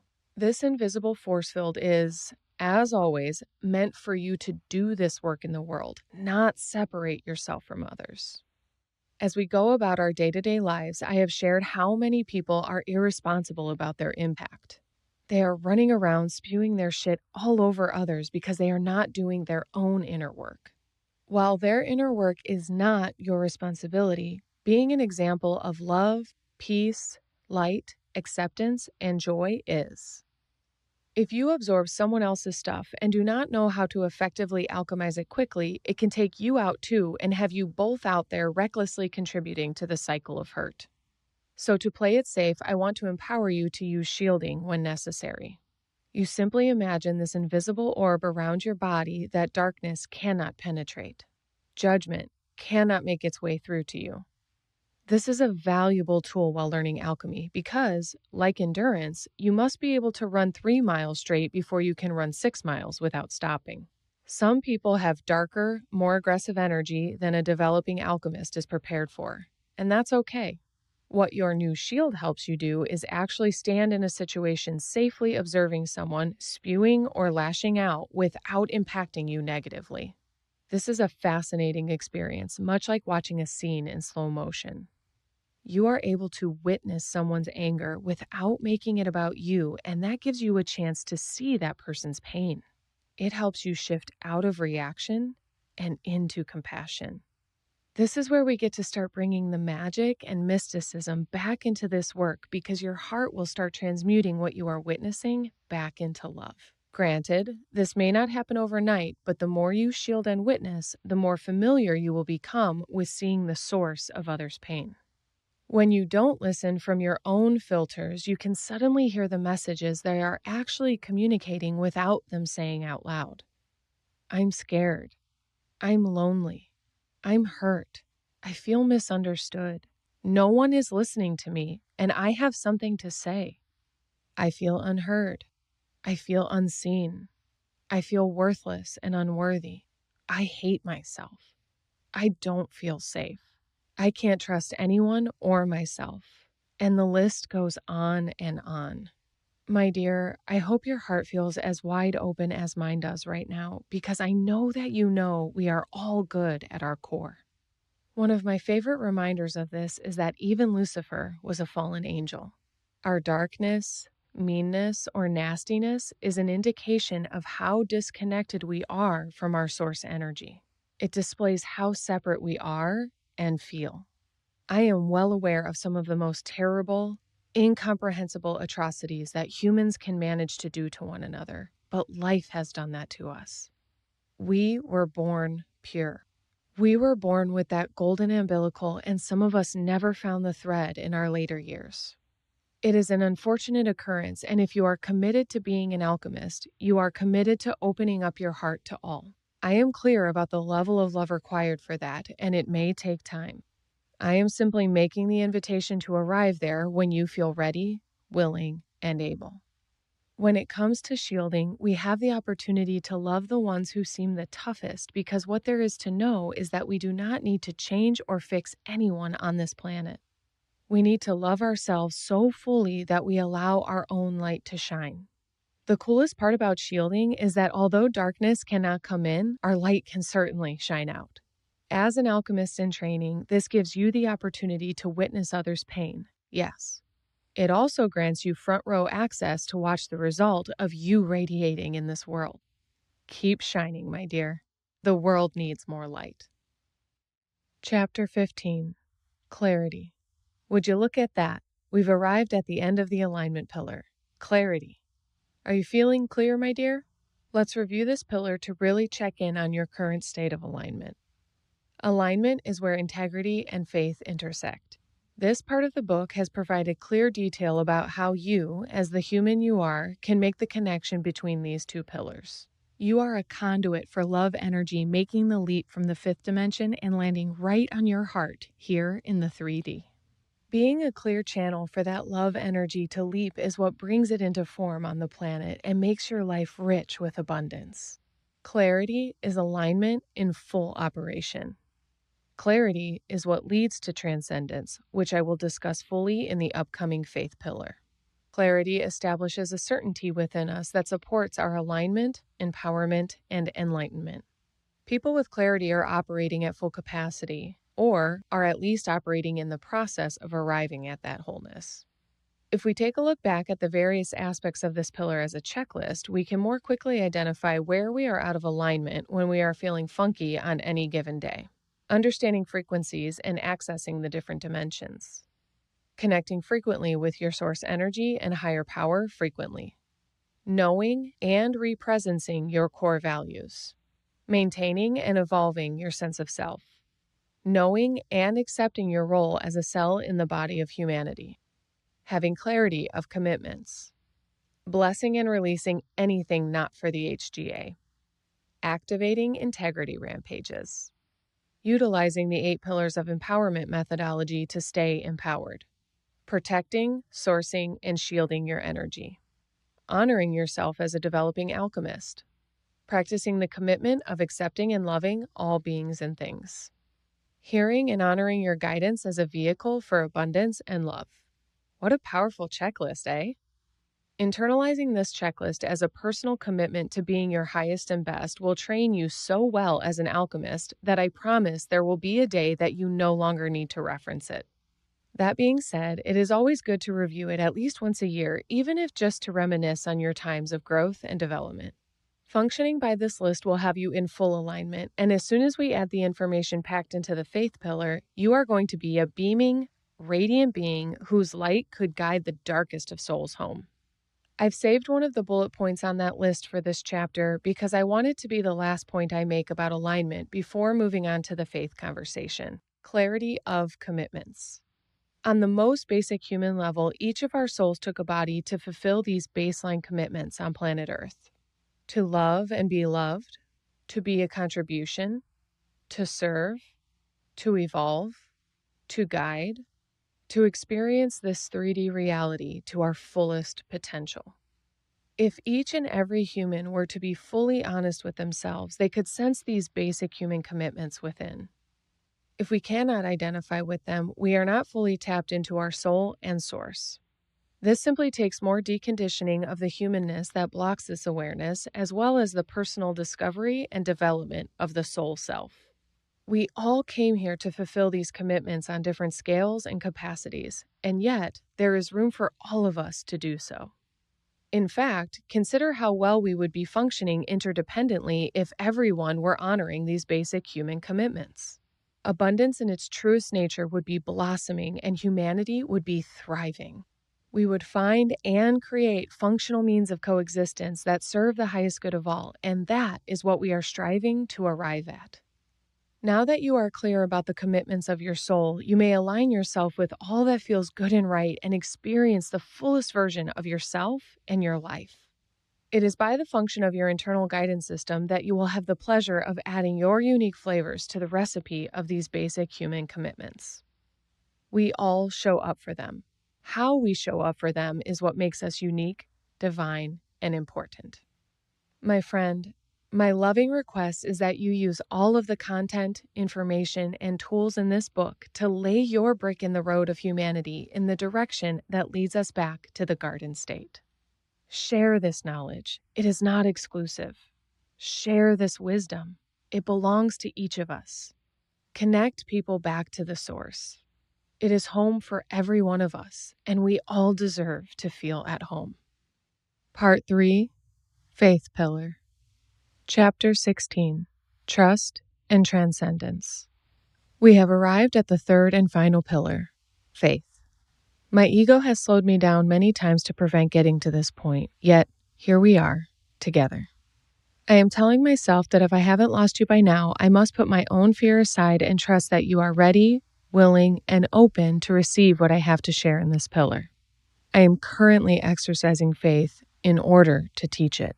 I am practicing faith that what I say is true on the fundamental level and that hearts around the world will be open enough to consider these truths as an expression of their own. I am surrendering my fears and insecurities to let my fingers scurry across this keyboard to get this message out. I am releasing my concern about this message of faith being adequate, correct to others' 3D spiritual beliefs, and respectful of each person's religious or non-religious background. Over the past few years, I have been guided through personal and spiritual initiations of divine intervention that have prepared my heart to know God. Prior, I had actively resisted a relationship with God consciousness ever since Catholic grade school. I share in my first book, Giving Up, The Memoir of a Quitter, how I slowly quit religion because religion felt more like an academic class than a belief system. I share in that book that I never actually felt connected to God for myself and therefore had never internalized a relationship with Him that caused me to show up to church on Sundays. It was always an association of obligation, and since I rejected my faith, I rejected the center of that faith, God. The way that religion was associated with school made it just a grade in my eyes. Learn the parables, memorize the characters, remember the dates and locations, regurgitate the lessons, and get the grade. There was nothing authentic or energizing about it for me. There was nothing organic about it, nor did it make me feel connected to a force greater than myself. In fact, if I had any faith at all at the time, it was believing that my Grammy Rose was my guardian angel, looking out for me from the clouds, preventing me from making mistakes and wrecking my car. I would hardly call that a spiritual connection, but it was all that I had in times of confusion and rejection of faith. This began to shift after my personal awakening of divorce. It certainly didn't happen right away. Rather, it has been a 4-year-long unfolding that has led to this exact moment of feeling empowered to teach you what I know. In the very beginning of this book, I shared with you that the source of all that is love. Love is the core of everything. We all have direct access to it because we come directly from it, and we go back directly to it. So if you are anything like me 4 years ago, know that when I reference God, I am referencing unwavering, unconditional, unadulterated love as an identity itself. I am actively choosing to use the name God because of how confronting it was for me to work through. So many people have been hurt, harmed, and ridiculed in the name of God, and recreating my understanding of the God expression of love has been the most challenging for me. I have felt called to share the benevolence of God so that it may bring even one human closer to the love available in the healing of what we might call the God wound. Our relationship with this entity has not really been our own. It has been so heavily influenced by other human beings who may also not have an understanding of the true nature of God. As I shared about past generations not having the same support that we do to heal and thrive, our elders have not all had the best examples of their own spiritual connection. Humanity as a whole has been largely separated from its spiritual nature. We have hardly had our own interpretation of God. We have not been taught to have a connection with God. We have been taught what to think, how to act, and how not to act. These rules weren't established by God. They were created by man in the name of God. I am inviting you into your own new union with God. A few years back, it dawned on me. Muslims believe that Allah loves them. Hindus believe that Krishna loves them. Buddhists believe that Buddha loves them. Sikhs, Christians, Catholics, and Jews all believe that God loves them. If we all want to believe in one universal truth, it is that we are loved. We are willing to practice incredible amounts of faith that we inherently deserve love from a source, and we don't have to earn it. In this dimension, we humans have a lot of difficulty collectively mastering the unconditional level of love that we count on from our higher powers. What I realized during this discovery is that anyone can name their higher power anything. We are all talking about trusting in and praying to a source of unconditional love. To be really specific, even love is also just another word for it. At the core of all that exists, there are no words. There is no definition. It is out beyond the fifth dimension that any and all separation completely disappears.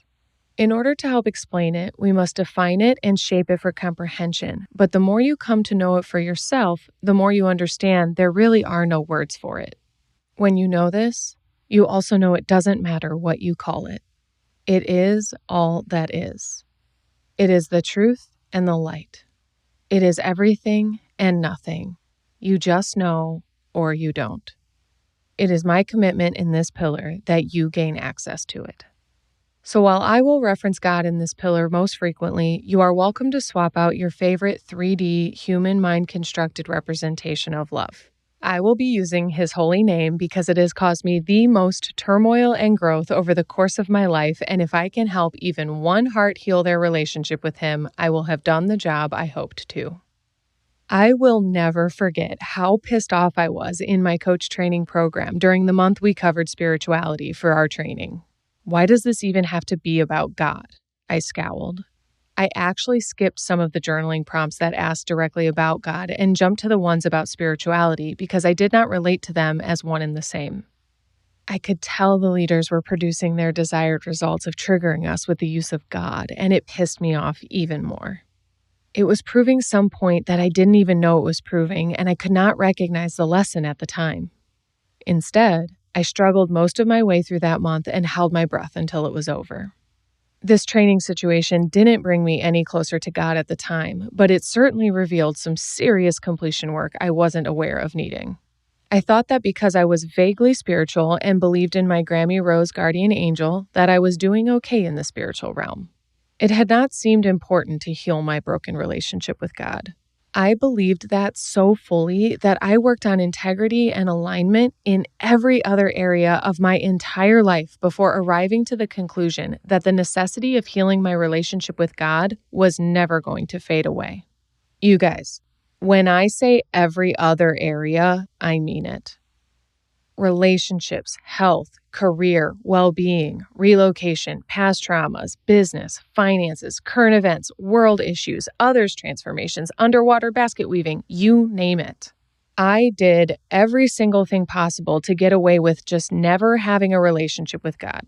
I started more spirituality practices like meditation, journaling, and channeling to feel like it was enough. The more integrous and aligned I became everywhere else in life, the more obvious it became that God wanted to make a connection.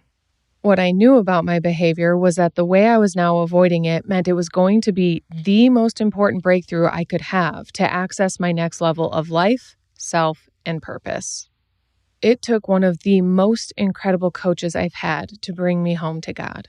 He has a coaching ministry that serves from its own unique commitment to help any and all that are willing to come closer to God. He seemed to have a direct line to the divine and helped me shed my lifelong grudges against the idea of God, as well as get many of my personal questions answered. I had a pretty decent personal development style spirituality practice of journaling and meditating when I met this coach, and he kept inviting me to pray. I remember ignoring his first few invitations as if I hadn't heard them. Fortunately for me, he didn't stop encouraging and also didn't stop asking if I had prayed about whatever I was lamenting about. I wrote about it, but I didn't pray about it, I would often answer kind of timidly. I was really putting off his prayer strategy as if it were a strategy. I didn't believe in who I thought I was praying to, so it felt pointless and even frustrating. It was after a bit more avoiding that he shifted his invitation from praying to God to exploring who I thought God was. What I know to be true about God is that he is omnipotent and benevolent, he would gently offer. When I looked up those two words, just to be sure, I remembered the age-old chant from grade school, God is good all the time, God is good. This brought an innocent memory and smile back to my face, and I became more open to what he had to say. Over months, he kept sharing with me exactly how omnipotent and benevolent God is by reminding me daily with the same patience, grace, poise, and certainty. He didn't so much tell me as he did show me through his own display of inner peace. He listened to my judgment and resistance without judgment or resistance. Things really shifted when my coach helped me see that my understanding of God is not my own. My visual of God was based on the Catholic version, a gray-haired man in the sky who greets you with the scroll of your sins upon your arrival at the pearly gates. He sits there waiting for you on your judgment day. Like, really? Judgment day? Ready to review your life and make the deciding factor on your eternity? That was the idea of God that I resisted and rejected. Beyond my intimidating imagery, I had a bone to pick with Mr. God. Why did my parents have to get divorced? Why did my mom struggle? Why did my dad struggle? Why do bad things happen to good people? Why do people do horrific things to each other? Why is there hunger, illness, and suffering? Why? Most of us have our particular flavor of this barrage of unanswered questions for God, and many of us never get our answers. Instead, we keep our resentment for a universal identity that has become the scapegoat of our earthly turmoil. I had a lot of grudges, resentments, and resignations about him as a being and had collected enough evidence against him to not feel safe trusting him with my life and prosperity. I didn't really feel like relying on him to come through for me after feeling so alone throughout my life. From divorced parents to tearing my ACL in college basketball to the disappointment of my teaching career being nothing I expected, to divorce, to the pain of divorce, I just really didn't believe that God was all that great. From my own life to witnessing the incredible struggles of others' lives, I couldn't sense the presence of God. He felt pretty made up to me, and that made me angry because it felt like a means of man-made control and power. In a world that has so much pain and suffering on massive and criminal scales, I could not comprehend how this God we were all praying to wasn't interceding to bring justice, protection, and peace to the world. I was in full-fledged doubt of this omnipotent and benevolent God. Sprinkle in the Catholic guilt concepts about the wrath of God and the expectations of being God-fearing people, and it was a hell no to the whole idea of God. I was pretty closed off to relating to him as a source that could be trusted or relied on. I was deeply resistant to putting my trust in a man I had not met and was somehow expected to count on. I have never been more vulnerable about my complete and utter distrust of this entity until right now. Naturally, I have kept most of it to myself for fear of offending. I was afraid of turning away readers of great faith in God, but I want to be real about the actual evolution I've had. I know that I am not alone, and while you may have not had my exact experience, I am guessing you can relate in a few ways. Although it feels vulnerable, it feels worth sharing because if I can heal my relationship with him, there could be something available for you too. Again, this doesn't have to be about God. It may simply be about connecting to a source greater than you.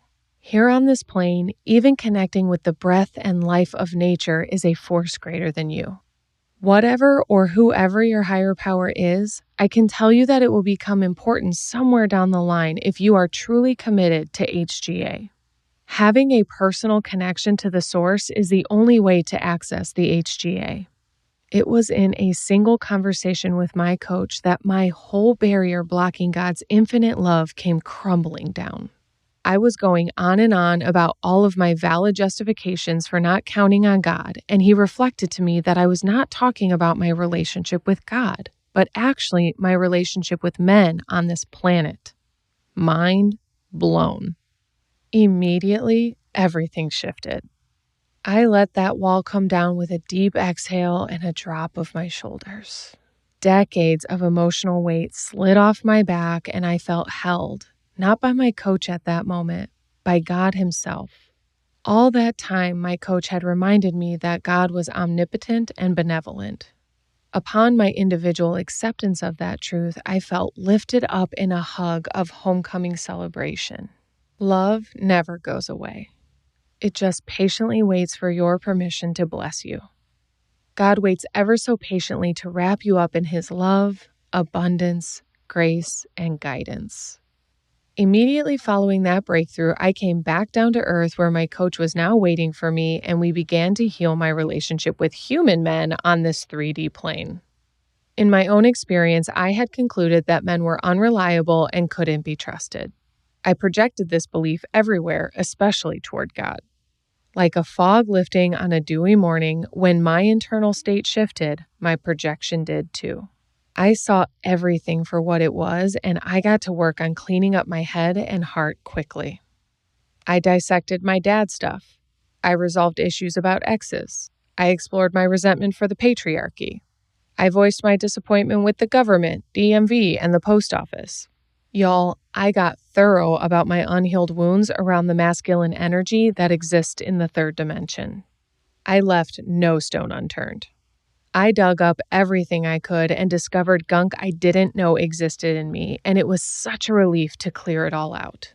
In my commitment to a thriving sense of self, relationships, business, intimacy, and future, I was willing to take on all the work there was to do to be in complete integrity, alignment, and faith. It was worth it to have the fullest life in service of the highest good of all. It was due to this breakthrough that the floodgates of abundance were opened and this book slid down my golden thread from the fifth dimension straight into your hands. Thank God for my coach in that season, and thank God for God. No matter how you relate to him, he is omnipotent and benevolent, and he patiently awaits your permission to bless you beyond your wildest dreams. Speaking of being blessed beyond your wildest dreams, let's talk about what it looks like for you to recreate your relationship with your higher power. Based on my own share, I want to give you a few things to consider that will begin breaking down your barriers. I am not writing this to convince or coerce you into a relationship with anyone or anything you are not open to. If you are, great. As the title promises, this is a guide back to love. There is plenty to get from this pillar even if you do not feel fully ready to come home to a higher power. This book will read a lot differently if and when you are ready. This pillar will also have a lot of powerful insights, messages, and tools for you to utilize, even if that just means being a more loving human on the planet. Take whatever serves you and leave whatever you wish. Writing to reach the hearts of thousands on this topic is an invitation I accepted. I will do my best to fulfill my word and guide you back to love. Taking on this work can grant you access to love unlike anything on this 3D plane. Sure, we all have humans who love, adore, and care for us, and they are human too. They take days off, have their own stuff, live their own lives, and deal with challenges of their own. No human can love as wholly and fully as our source energy can. It is an unwavering, eternal nucleus of energy radiating everything you could ever possibly need at all times without fail. You don't have to ask for it. You don't have to earn it. There are no requirements to feel the love of God. He just lovingly waits with open arms until you turn back to him. He is always holding out your golden thread to you, and you may grab on and let go 1,000,000 times over in this lifetime, yet his offering of love and forgiveness will never change. It is we who must change. It is we who must turn back to him. I was once offered the perspective that to repent means to turn back. With my Catholic background, I was accustomed to penance and felt the need to be ashamed and beg for the forgiveness and love of God. This was not exactly necessary. As humans with a conscience, we may desire to make amends in our lives, but this is about us, not about God. To simply turn away from anything that is not love, turn back, and lean in is all that needs to happen for us to be welcomed back into experiencing God's graces. His grace is always available. He is always right behind us. It is we who pinch ourselves off from that flow of abundance. It is we who choose to turn back to unconditional love and grace whenever and however many times we stray. Your relationship with a higher power will become more important at some point in your life. The more you ignore it, the more obvious and in your face it will become. I share in the integrity pillar that what you resist persists, and it will become so apparent that you will not be able to avoid it. Your subconscious communications will manifest as constant invitations to turn back to love. God was working directly through my coach with very little subtlety to invite me back. He used a human who could speak clear English to me to personally ask me back. It was my job to accept, and my coach had a pretty graceful way about him that made that choice simple, comfortable, and the greatest relief of my life. The sooner you honor the invitations to heal your relationship with God, the sooner you get to receive all the blessings of an abundant and peaceful life. I hope this reading inspires you to live your life with your eyes up, ears on, and heart open to the invitations to return to love. It is a beautiful life to live. It is an amazing gift to have and to give away, and it is available at all times. What really makes this gift available at all times is through your efforts of deconditioning yourself from the impact of the third-dimensional reality. It can be really heavy and challenging down here, and that can distract even some of the most faithful human beings. Being born and raised in an environment where love is seldom available, or worse, judgment of all types is thriving, can prevent a human from ever consciously turning to their source in this lifetime. People are born and die without ever knowing a force greater than them, and while this doesn't make them bad people, simply existing in one dimension limits their options and resources. This is not to condemn. This is an offer. It is an invitation to tap into that wellspring of multidimensional abundance that co-creates with you on this plane. One belief that I had to decondition myself from was the idea that I was all alone here on the planet. I had made one of my motivational mantras, "You are born alone and you will die alone," to keep me working really hard to achieve what I thought I wanted in life. From this solo mindset, I forced outcomes, manipulated factors, pushed and pulled, and just plain overworked for things that were simple to attain and create. Because I felt alone, I felt a deep sadness and dissatisfaction with many of my achievements, regardless of the success. I didn't have anyone to really share them with. I felt alone on a deep level. Whenever I felt alone, I would try to tap into my Grammy Rose guardian angel, and it worked in its own right. I felt a breath of support and guidance, but it wasn't consistently present in my life in a way that helped me fully relax. I still felt like if anything were to get done in my life, I was going to have to work really hard for it to happen. This was an exhausting, discouraging, and disempowering belief to maintain for extended periods of time. The idea of keeping this up for life seemed pretty unbearable and unrealistic. I became way more willing to decondition all of my disbelief once I felt that homecoming hug from God. Hear me out when I say this. Just because I felt His love and presence doesn't mean I fully understood how to release decades of fear and distrust. My human heart had a lot of experiences and evidence about why God was unreliable and couldn't be trusted. Even after months of practice from that breakthrough, I had to catch myself turning away from God out of habit or self-preservation. Our greatest practice to experience love comes in the form of relationships. When we find healthy relationships, the love can feel like a fire hose of abundance once we open ourselves up to love. For me, believing and maintaining the concept that men are unreliable definitely got in the way of me fully trusting that men wouldn't break my heart like so many had before. I would definitely catch myself defaulting to self-preservation survival mechanisms in my relationships, not because we did anything to each other, but as a result of being dead scared of being disappointed yet again. This would deteriorate intimacy, trust, and the potential of the relationship. Becoming aware of and responsible for this behavior prevented me from sabotaging relationships with the most predictable fear of all time. This is too good to be true. I stopped letting fear and insecurity interfere and allowed my relationships to be great. I allowed myself to love and be loved. I allowed abundance to wash over me as well as my relationships and expanded my capacity for receiving love and blessings. Don't get it twisted. Abundance can be uncomfortable. We have been made to believe that we are undeserving, flawed, broken, unworthy, and more. We have so many unconscious reflexes to deflect abundance strictly because of the discomfort of receiving. Too many blessings coming at us with such ease and flow literally feels foreign and wrong to us on a cellular level. This tricks us into sabotaging our prosperity just so we can level out into what's familiar: average, moderate, mundane, and mediocre. We know what to do with those feelings and modes of operation. We don't exactly know how to act when extraordinary experiences are constantly available. We must recondition ourselves to be able to receive a larger capacity of amazingness and be okay with it. I am committed to giving you as many tools as possible in this book to utilize in your own life to make room for the most extraordinary experience you can humanly tolerate. Based on so much information from the integrity pillar, we know that people act and react unconsciously in life and constantly repel blessings as a byproduct of conditioned scarcity, lack of faith, and heartbreak. We do this automatically, but now you know it doesn't have to be that way.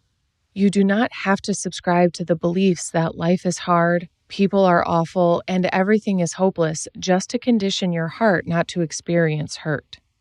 It is a bass-ackwards approach to protecting yourself from pain. I hope my story opens you up to consider how you may be blocking abundance and sabotaging your success as a result of past fear, hurt, and trauma.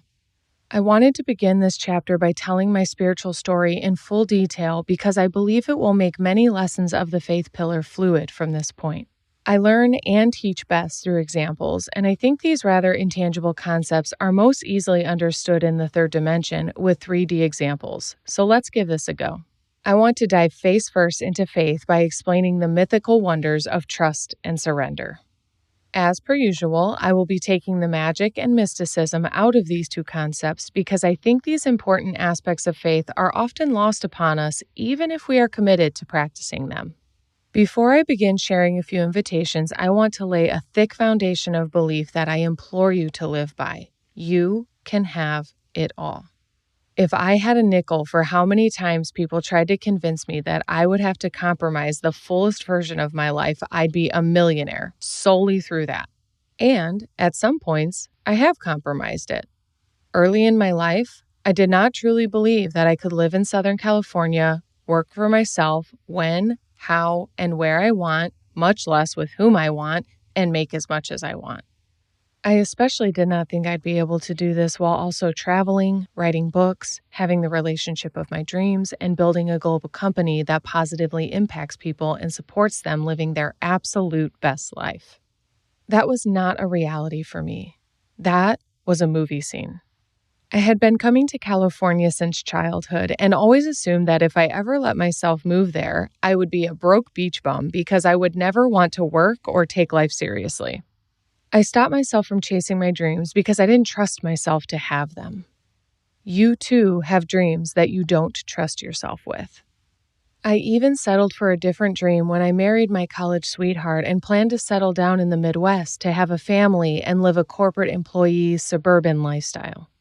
There is absolutely nothing wrong with that lifestyle, and at one point I thought it would be my best life. What I knew and ignored was that I was no 9-to-5er, and I am not built for winter. God had more perspective than I and removed that marriage from my life. I had some healing to do, but I mostly understood that this was a second chance at life and love, and I promised myself not to squander the lesson or opportunity.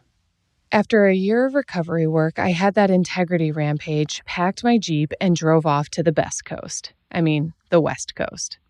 After making my inner work the number one priority in my life, I understood on an intellectual level that you can, in fact, have it all.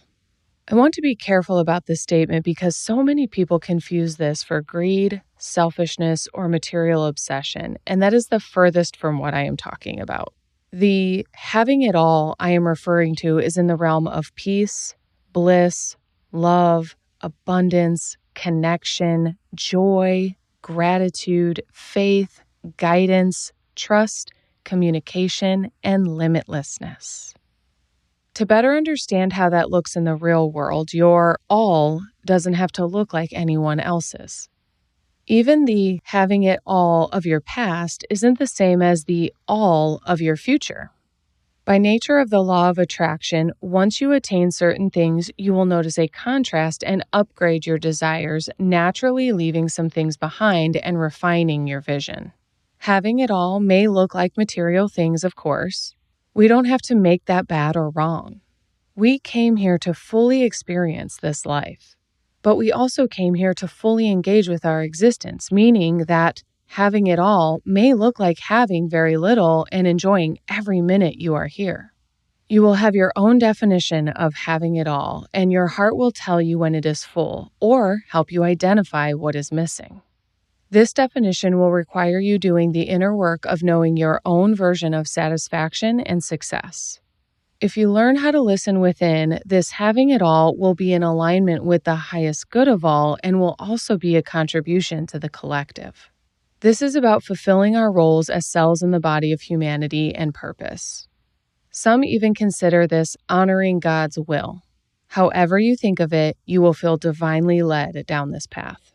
This, my friend, is where trust and surrender become the most important skills you have. I want to be so clear when I tell you that you are galactically cared for, protected, provided for, and loved. You are never alone, and you always have a universe of resources available to you. To trust this truth will open up the floodgates for you. Trust is about relaxing into the knowledge that what you have asked for is here or on its way. Ask, and it is given. Ask, and you shall receive.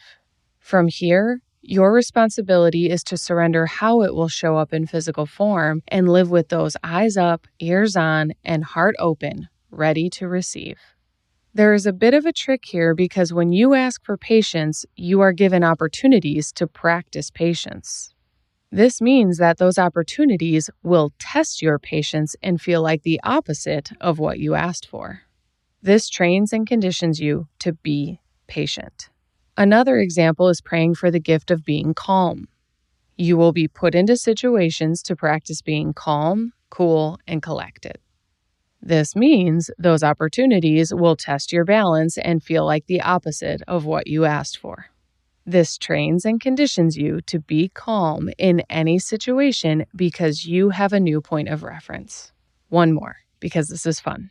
When you ask for money and to be rich, you will be put into circumstances that teach you what it feels like to not have money and to appreciate, manage, and respect it. This means that these opportunities will test your money management and feel like the opposite of what you asked for. This trains and conditions you to honor your wealth because you have a full understanding of what it takes to be wealthy. We learn through our own experiences.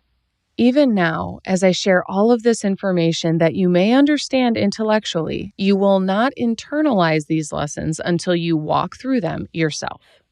Your own trials and errors will solidify your inner authority, and you will learn to trust your internal guidance system.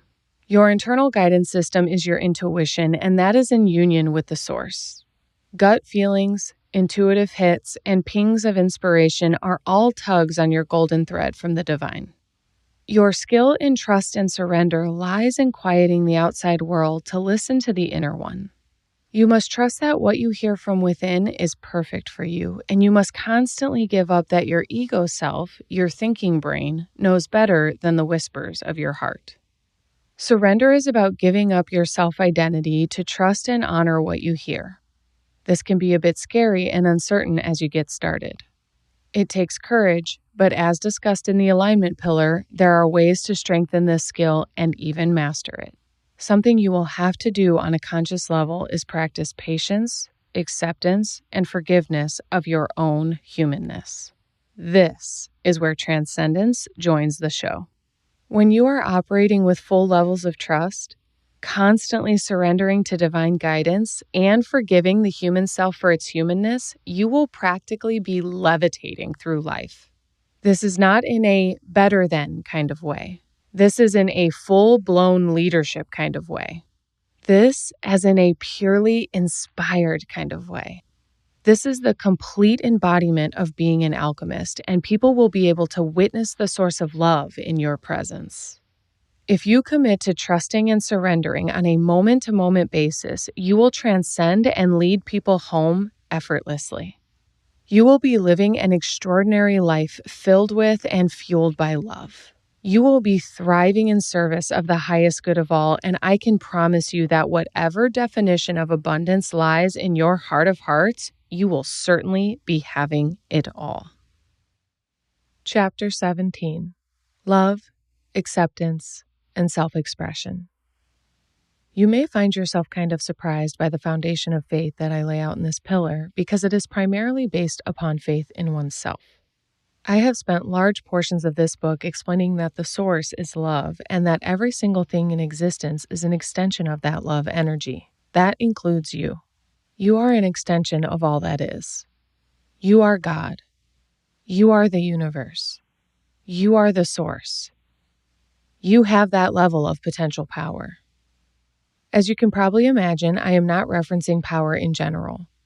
I am referencing personal power. More specifically, I am referring to individual sovereignty, which is the ability to govern oneself.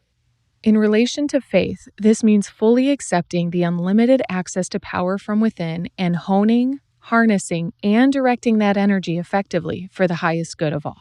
Fully examining the inner self to discover, develop, and master this version of you will lead to self-actualization, which is the realization and fulfillment of one's gifts, purpose, and mission here.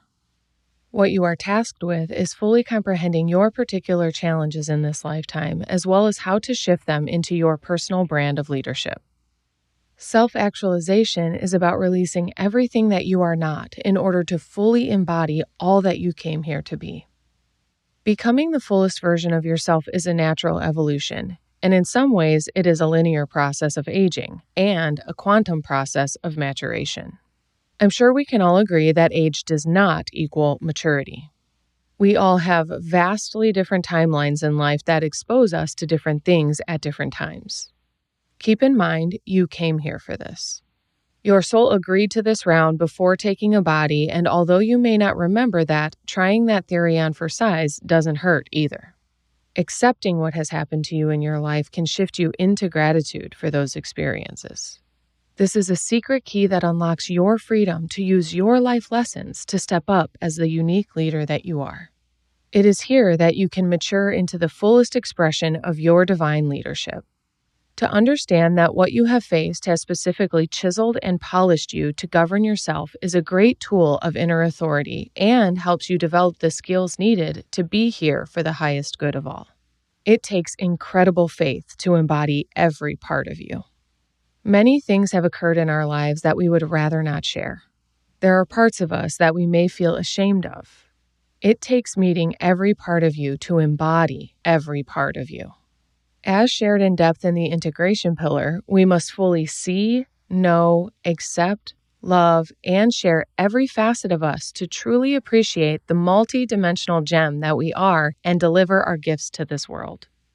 Integrating that we have many sides makes us versatile in our ability to serve here without being negatively impacted by factors of the third dimension. It also makes us relatable to those we serve who are struggling with similar aspects of humanness. Constantly remembering that we are energetic beings having a human experience allows us to transcend any and all barriers to being radiant light beings leading the way to our lasting peace. To be here powerfully, without this world dimming your light, will require faith in the source. It isn't a matter of if that source is available. Faith in the source and your direct connection to it is a learned skill. It is a trained mental and emotional muscle that increases your endurance to keep showing up for the HGA. My invitation and challenge to you is that you accept yourself so fully that you are yourself in the most unabashed, unapologetic type of way. Knowing, loving, and accepting yourself completely is an imperative aspect of your duty on this planet because this allows for our humanness while not being fully operated by it. This is a great example to set for others because it can inspire them to begin the work of introspection, acceptance, and sovereignty. Being human is one aspect of us. Being an extraordinary expression of love is another aspect. Which of those we honor more will directly determine the quality and direction of our life. This will also directly impact the rate at which humanity takes arriving back to the garden state. Each and every one of us plays an intricate and important role in our collective atonement. Quite frankly, if you are not a part of the solution, you are a part of the problem. I usually take issue with that previous statement, but I want you to realize that you are always either contributing to the cycle of hurt or love. There are no breaks from this. If you are not constantly contributing to the cycle of love, you are slowing us down. We cannot get there separately. We are not separate. We will not get there until every last one of us crosses that finish line. I also take issue with making that statement because what there is to understand about transformation is that even the dark stuff has its place and purpose. There are no mistakes in this universe, and so someone acting out or selfishly causes a chain of events that will in some way contribute to our evolution. However, we were born with free will, and our arrival back to peace will take us as long as it takes until we are all operating with love, cooperation, and interdependence. This will require each of us being connected to the source energy and respecting that the use of power for dominance in the 3D harms the collective. It is through our connection to our core spirit that we know we are abundant beings and surrender our need for excess. We are cared for, provided for, protected, and loved, and when everyone can settle into that knowledge and reach that level of maturity, we can coexist powerfully and equally. It is our disconnection from our core that divides us. We must operate together in connection. This will create a mutual understanding, appreciation, and respect for one another that can usher in times of collective peace, bliss, and joy. On the level of self, it is your job to keep all of this knowledge at the forefront of your mind on a moment-to-moment basis. The term namaste means the greatness in me recognizes the greatness in you. The Tao Te Ching reminds us that once we see the face of God, you recognize it in every face that you see. It will be through the process of your own inner work that you will be able to freely access and unleash the greatness in everyone you meet. This will cause you to alchemize judgment and darkness in others before they can sense it within themselves. Being a whole and complete human being that can integrate your energetic self in this 3D field will be upcycling darkness in the world and alleviating us all. Living this way in the world will become an example for others of their potential to be powerful alchemists as well. A great part of this is that when you are winning the game of life with strong integrity, alignment, and faith, alchemizing even some of the heaviest and darkest energies for others will feel like lifting feathers for you. With strong endurance and immunity, you will be alchemizing at a rapid rate and contributing to our fast-approaching freedom. Now, imagine how your example will lead more and more people home to love. Directly and indirectly training others will turn the tide for the collective. Think of how many people will shift by reading this book. Think about the ripple effect of it. Consider all the powerful light beings doing this same work and more. Imagine all the warriors of love in the world moving massive amounts of energy to create our momentum in the cycle of love. Even if your daily task is to not contribute to the cycle of hurt, you are fulfilling an important role as an alchemist. That contribution supports all the folks who are transmuting large energetic barriers that stand between us and the garden state. Keep the faith in where we are headed. Hold the vision of peace in your mind's eye. Visualize harmony in your meditations and dreams. Every positive reinforcement of our future matters, and your contribution matters every moment of every day. Thank you for your contribution to the evolution of humanity. Namaste. Chapter 18. Divine Feminine and Masculine Leadership. I am bouncing up and down in the back of my Jeep with enthusiasm to be writing this chapter. And I am jumping up and down in my recording studio to be reading it to you. I even wrote out 5 lines consisting of thank you before starting this first sentence. This topic is so special to me personally and is one of the most misunderstood aspects of our humanity. Fully respecting the feminine and masculine energies for what they are and have to offer is important in our roles here. It is instrumental in our leadership and is one of the most subtle factors that contributes to how true transcendence really occurs in this realm.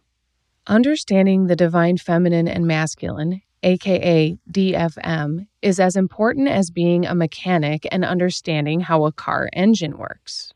It is absolutely necessary for the work to be done correctly. To grasp the concept of DFM means you understand all of our natural states of being and can honor our functionality. Without this comprehension and application of this knowledge, we are limiting our option to operate at full capacity. Reaching our potential is unequivocally reliant upon each individual internalizing this wisdom for themselves.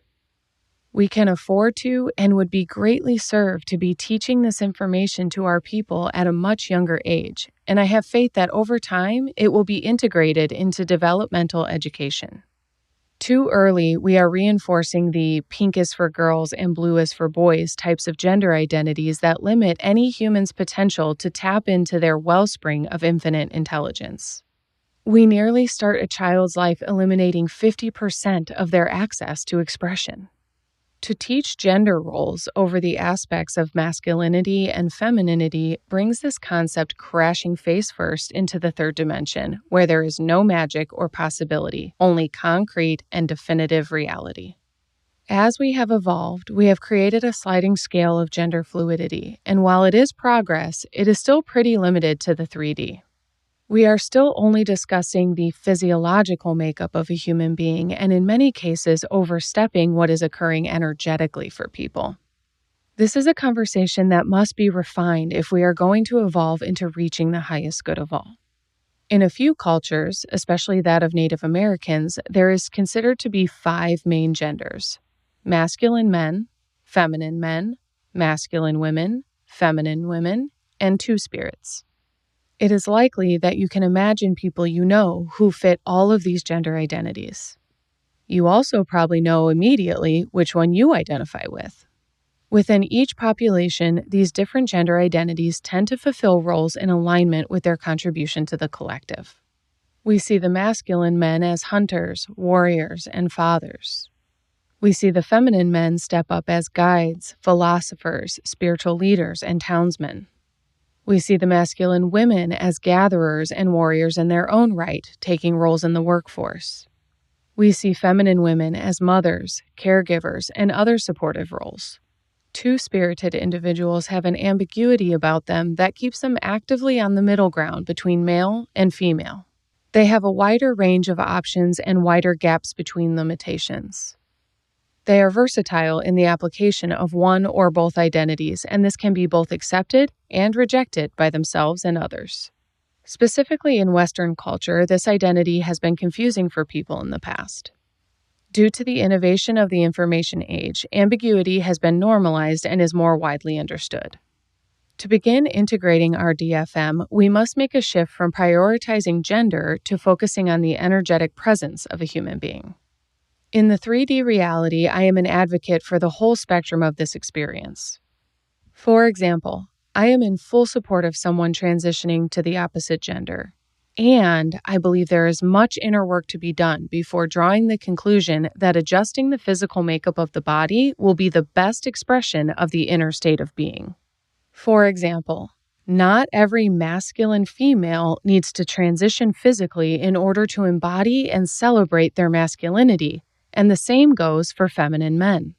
We need individuals in their originally chosen bodies to fulfill their unique roles as they are. I also acknowledge our transgender brothers and sisters for their contribution to our evolution of reconfiguring our relationship to gender identity in this time-space reality. They have innovated our ways of thinking, being, acting, and reacting. They have stretched us beyond the physical to consider the energetic identity of an individual and expanded our ability to accept one another. This has been such an important brick in the road of humanity's path. It is certainly moving us forward. Moving on past gender, let's further discuss the identities of the divine feminine and masculine energies. To start, I would like to make a distinction between being wounded and healed. This applies to both the feminine and masculine, and knowing how it shows up in our character will empower all of us to consciously identify and be at choice about our impact in the world. This takes us back to the integrity pillar and the concepts of being complete, taking responsibility for ourselves, healing our trauma, and integrating our shadow. Unhealed feminine and masculine beings are out in the world unconsciously contributing to the cycle of hurt. They are projecting their pain instead of alchemizing it, and in many senses making more work for others. I once read a quote that signifies this example of the wounded energies. Someone's therapist knows all about you. Ouch. To be someone causing another person's trauma is an obvious indicator of your own. This is a clear indicator that you are out there functioning as the unhealed feminine or masculine. Before I share some of the characteristics of the unhealed energies, I want to invite you to drop your 3D gender identity and explore both your feminine and masculine selves. Even in the 5 genders I explained, all have both energies. We all have both energies. Being able to observe them fully will give you full facility over your whole self. The unhealed masculine has characteristics commonly referred to as toxic masculinity. This phrase has become more mainstream over time, but many don't actually know the full scope of what that entails. Some characteristics of the unhealed masculine include competitive, confrontational, predatory, abusive, dominant, controlling, critical, aggressive, unstable, unsupportive, cowardly, dishonest, impulsive, and egocentric. These are just a few of the most obvious examples of what the unhealed masculine energy looks like in the world. Again, keep in mind that this energy can show up in a man or woman. We know competitive, dominant women. This is a sign of holding trauma in her masculine energy that has gone unidentified or has not been tended to. This is equally as important to witness in all genders. It is important for all humans to heal both of their energies. Examples of unhealed feminine energy includes withdrawn, manipulative, jealous, avoidant, victimized, powerless, weak, submissive, needy, codependent, overly sensitive, overly emotional, insecure, and inauthentic. These are predictably recognizable as wounded feminine energy when pointed out and can be embodied by both men and women. The wounded energies disempower an individual from tapping into the most authentic version of themselves and certainly prevent them from living out their leadership. When it comes to gender and gender roles, no one is really at choice about who they are or want to be when they are operating from the unhealed energies. Transformational growth is the initial, essential work for any individual to do before making decisions about gender associations, vocations, or roles in life. All too often, we choose the entire course of our life from the unhealed energies. It is our responsibility to take on self-discovery, development, and mastery to transcend any singular identity that inhibits our expression of the divine. To shift into the divine, we must learn the characteristics of the healed masculine and feminine energies. The healed masculine characteristics are as follows: protective, confident, humble, helpful, responsible, focused, clear, logical, supportive, active, giving, stable, direct, certain, expansive, assertive, capable, disciplined, courageous, present, articulate, and secure. I don't know about you, but just reading over this list makes me feel good. It's like a breath of fresh air to imagine being this way. We have established that this healed masculine energy applies to both men and women, so I will start referencing them more specifically as the divine energies from this point. A healed person is a divine person. A healed person is tapped into the divine source of infinite intelligence and provides the understanding that transcends physicality. More people elevating above a gender identity to tap into the divine masculine would provide so much for the world. There would be an unprecedented presence of stability, honesty, and reliability that would remove so much pain and insecurity that plagues our population.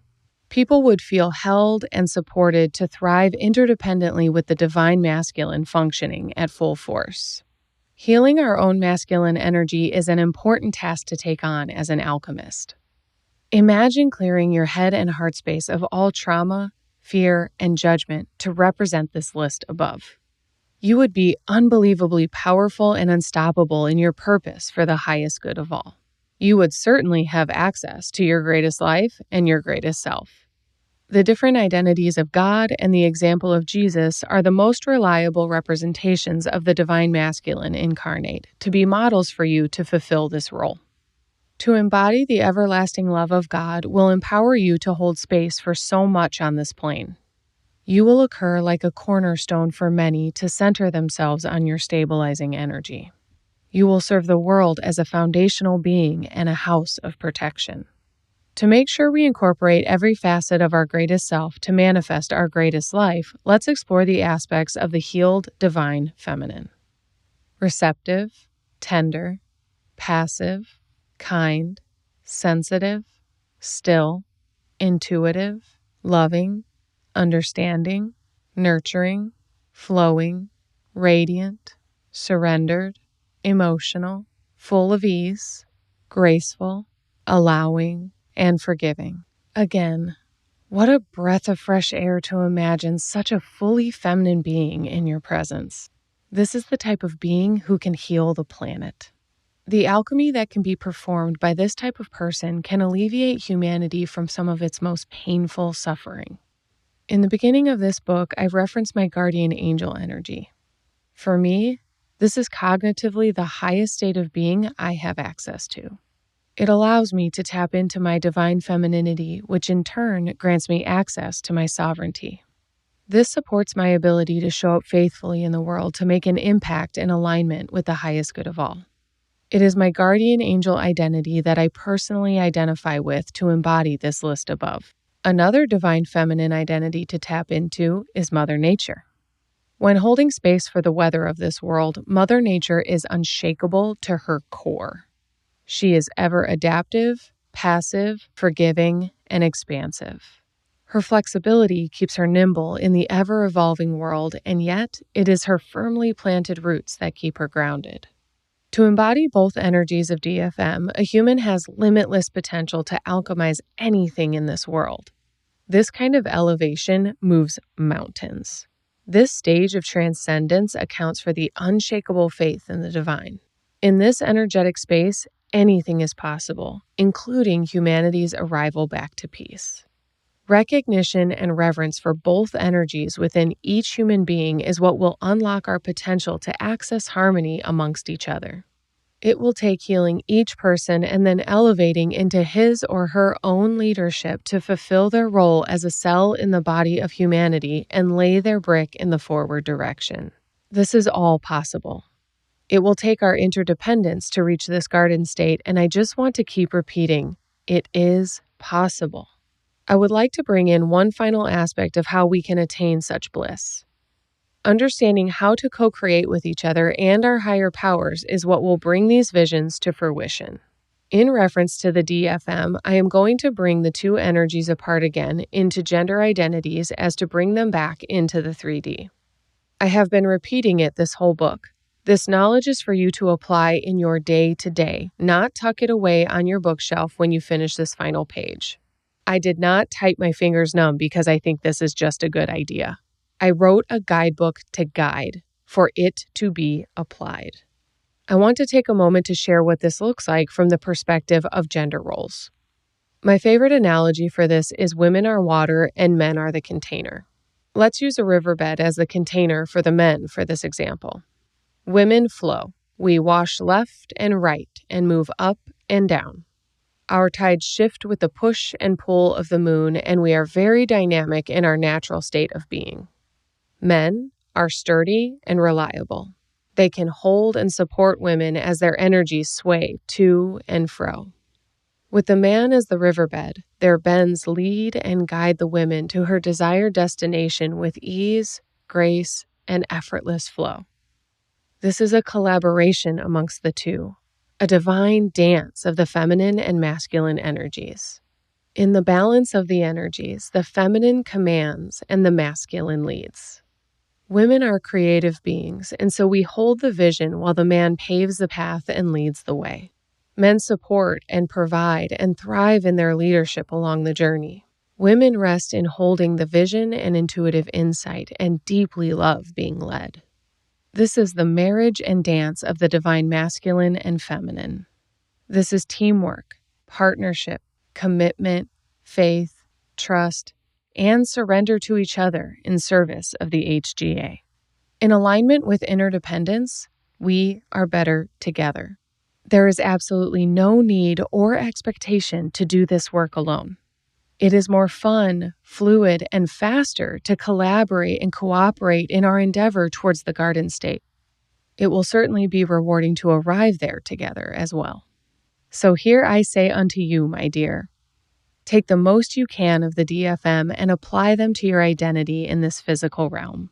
Be as much of both as you can and take on the inner work of the integrity and alignment pillars to embody the full DFM as you continue to transcend. This is your work in the world. The rest of what there is to be, do, and have will reveal itself to you over time. This is where your intuition and faith play such a major role. It will take profound levels of faith to see and hear your inner guidance so clearly that you can access it on a moment-to-moment basis to live, plan, act, and react from your highest and best at all times.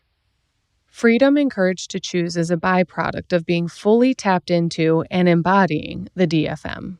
For even more information on how to do this, you can tune into episode 118 of the Hearts Unleashed podcast, The Dance Between the Feminine and Masculine. In this episode, I go into greater detail about these energies and a deep dive into mastery level integration of the DFM into your everyday life. This work is pure magic.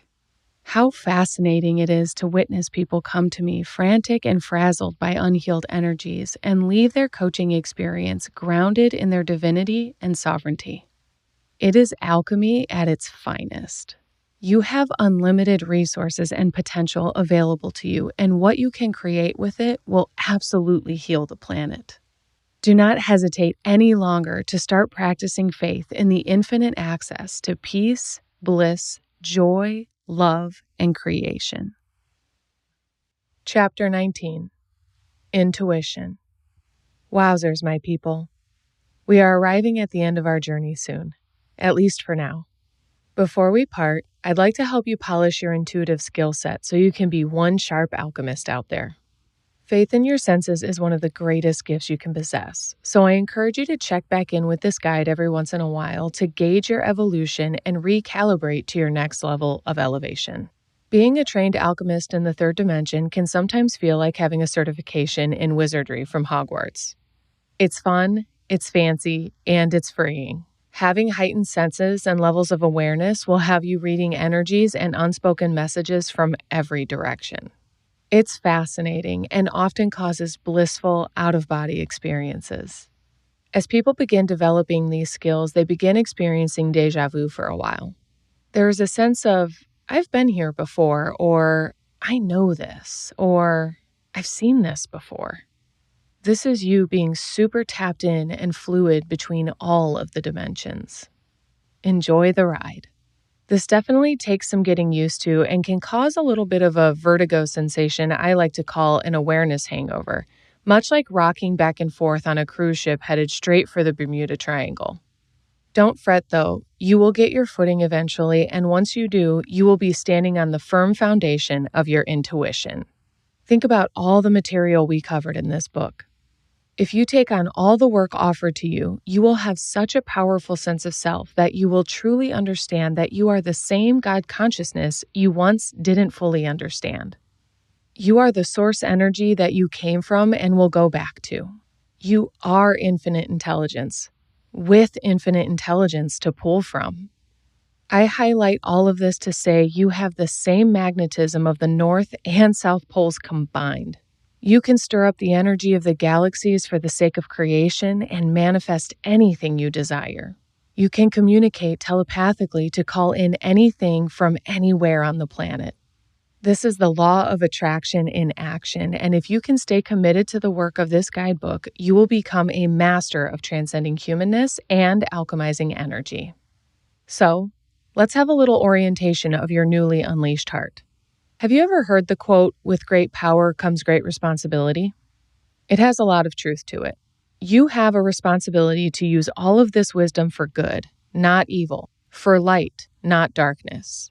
It is a part of your divine destiny to be a contribution in your time here, and my request is that you are always contributing to the cycle of love.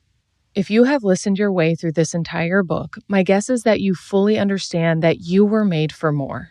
Your soul took a body in which to do impactful things and leave a legacy of transformative momentum. What that may look like is what I refer to as love movements. These are movements, companies, non-for-profits, drives, groups, events, charities, and many more that unleashed hearts are creating in the world as an expression of their contribution and love. It is when people discover what they are truly passionate about that they create their life around it. One of my favorite phrases is healed people heal people. Love movements of every kind are healed people following through on their clear intuitive guidance as to what they came here to do for the highest good of all. One thing I want to say about this is that the scale on which your love movement impacts the collective can be whatever it naturally is.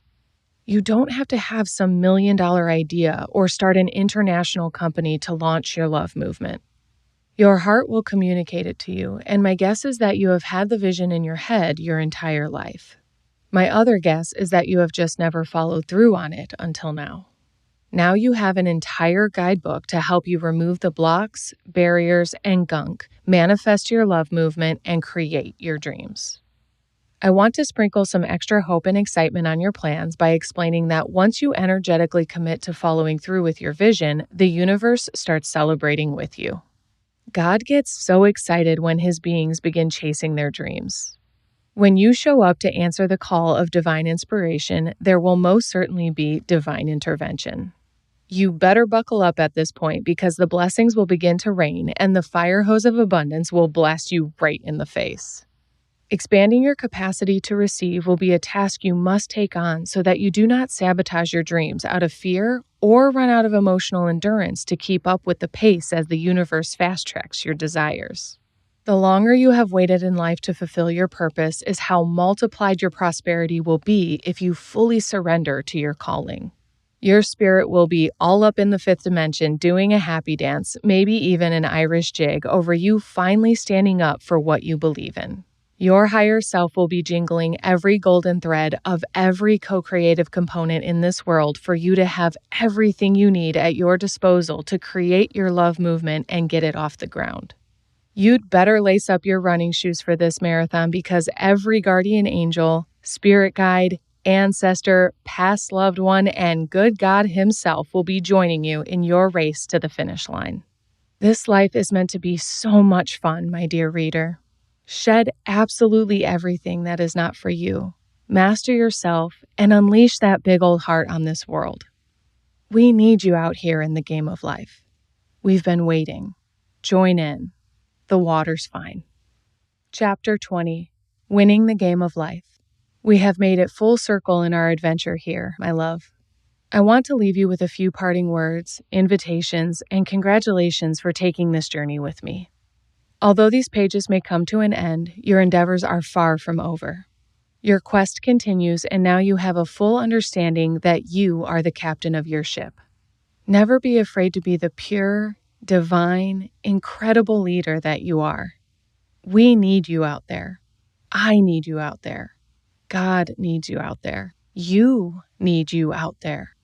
I know you know the joy you will feel when you are living your heart unleashed, and you have every right to enjoy this life you've got. Make the most of it. Thank you again for investing your time and energy in becoming an alchemist. I honor you. May your travels be blessed and your days be bright. May your feet be swift and your heart be light. May you know yourself in God and believe in both fully. May you follow your heart and be yourself truly. May you find truth and love at the core of all that is. May you share that truth with all, with faith, joy, and bliss. For it is out in this world that so many get lost. But we know where home is, and it doesn't come at a cost. No matter how far off we stray, we can always come back. We can turn right back to God and always get on track.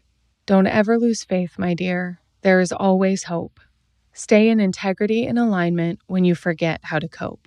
There is always a way, child. There is always guidance from above. When you alchemize judgment, you will make your way back to love. My dearest reader, I thank you from the bottom of my heart for joining me on this journey of raising the frequency of humanity and the planet. Keep your heart open and keep contributing to the cycle of love. I love you. Abigail. Acknowledgements. To life, love, and all that is possible. To this infinite universe and our ever-expanding consciousness. May we always lean in to all that it has to offer. To my clients, past, present, and future, I acknowledge your commitment to living out your purpose and fullest life. I am honored to walk with you on any part of your journey, and I am grateful for you joining me in mine. What a gift it is to live out loud and watch our ripple effect have such a positive impact in the world. You are so important, and I am grateful for the way you show up for this work. Keep sharing, keep shining. To my best friend of decades, Rachel, you have held me through my darkest days and cheered me on. You are hilarious, beautiful, inspiring, and a light in this world. You showed me God before I had ever met him and taught me how to pray. You brought me closer to the divine, and I see your connection to it in your smile, laughter, and hugs. I love you, Rachie. Thank you all forever. Abigail. Thank you for listening to this reading of Alchemizing Judgment. If you enjoyed this reading, please like this video and comment a review below. I also invite you to subscribe to my channel, Abigail Rose Gazda. To read and listen to more of my books, visit abigailgazda.com/books. Thanks for tuning in.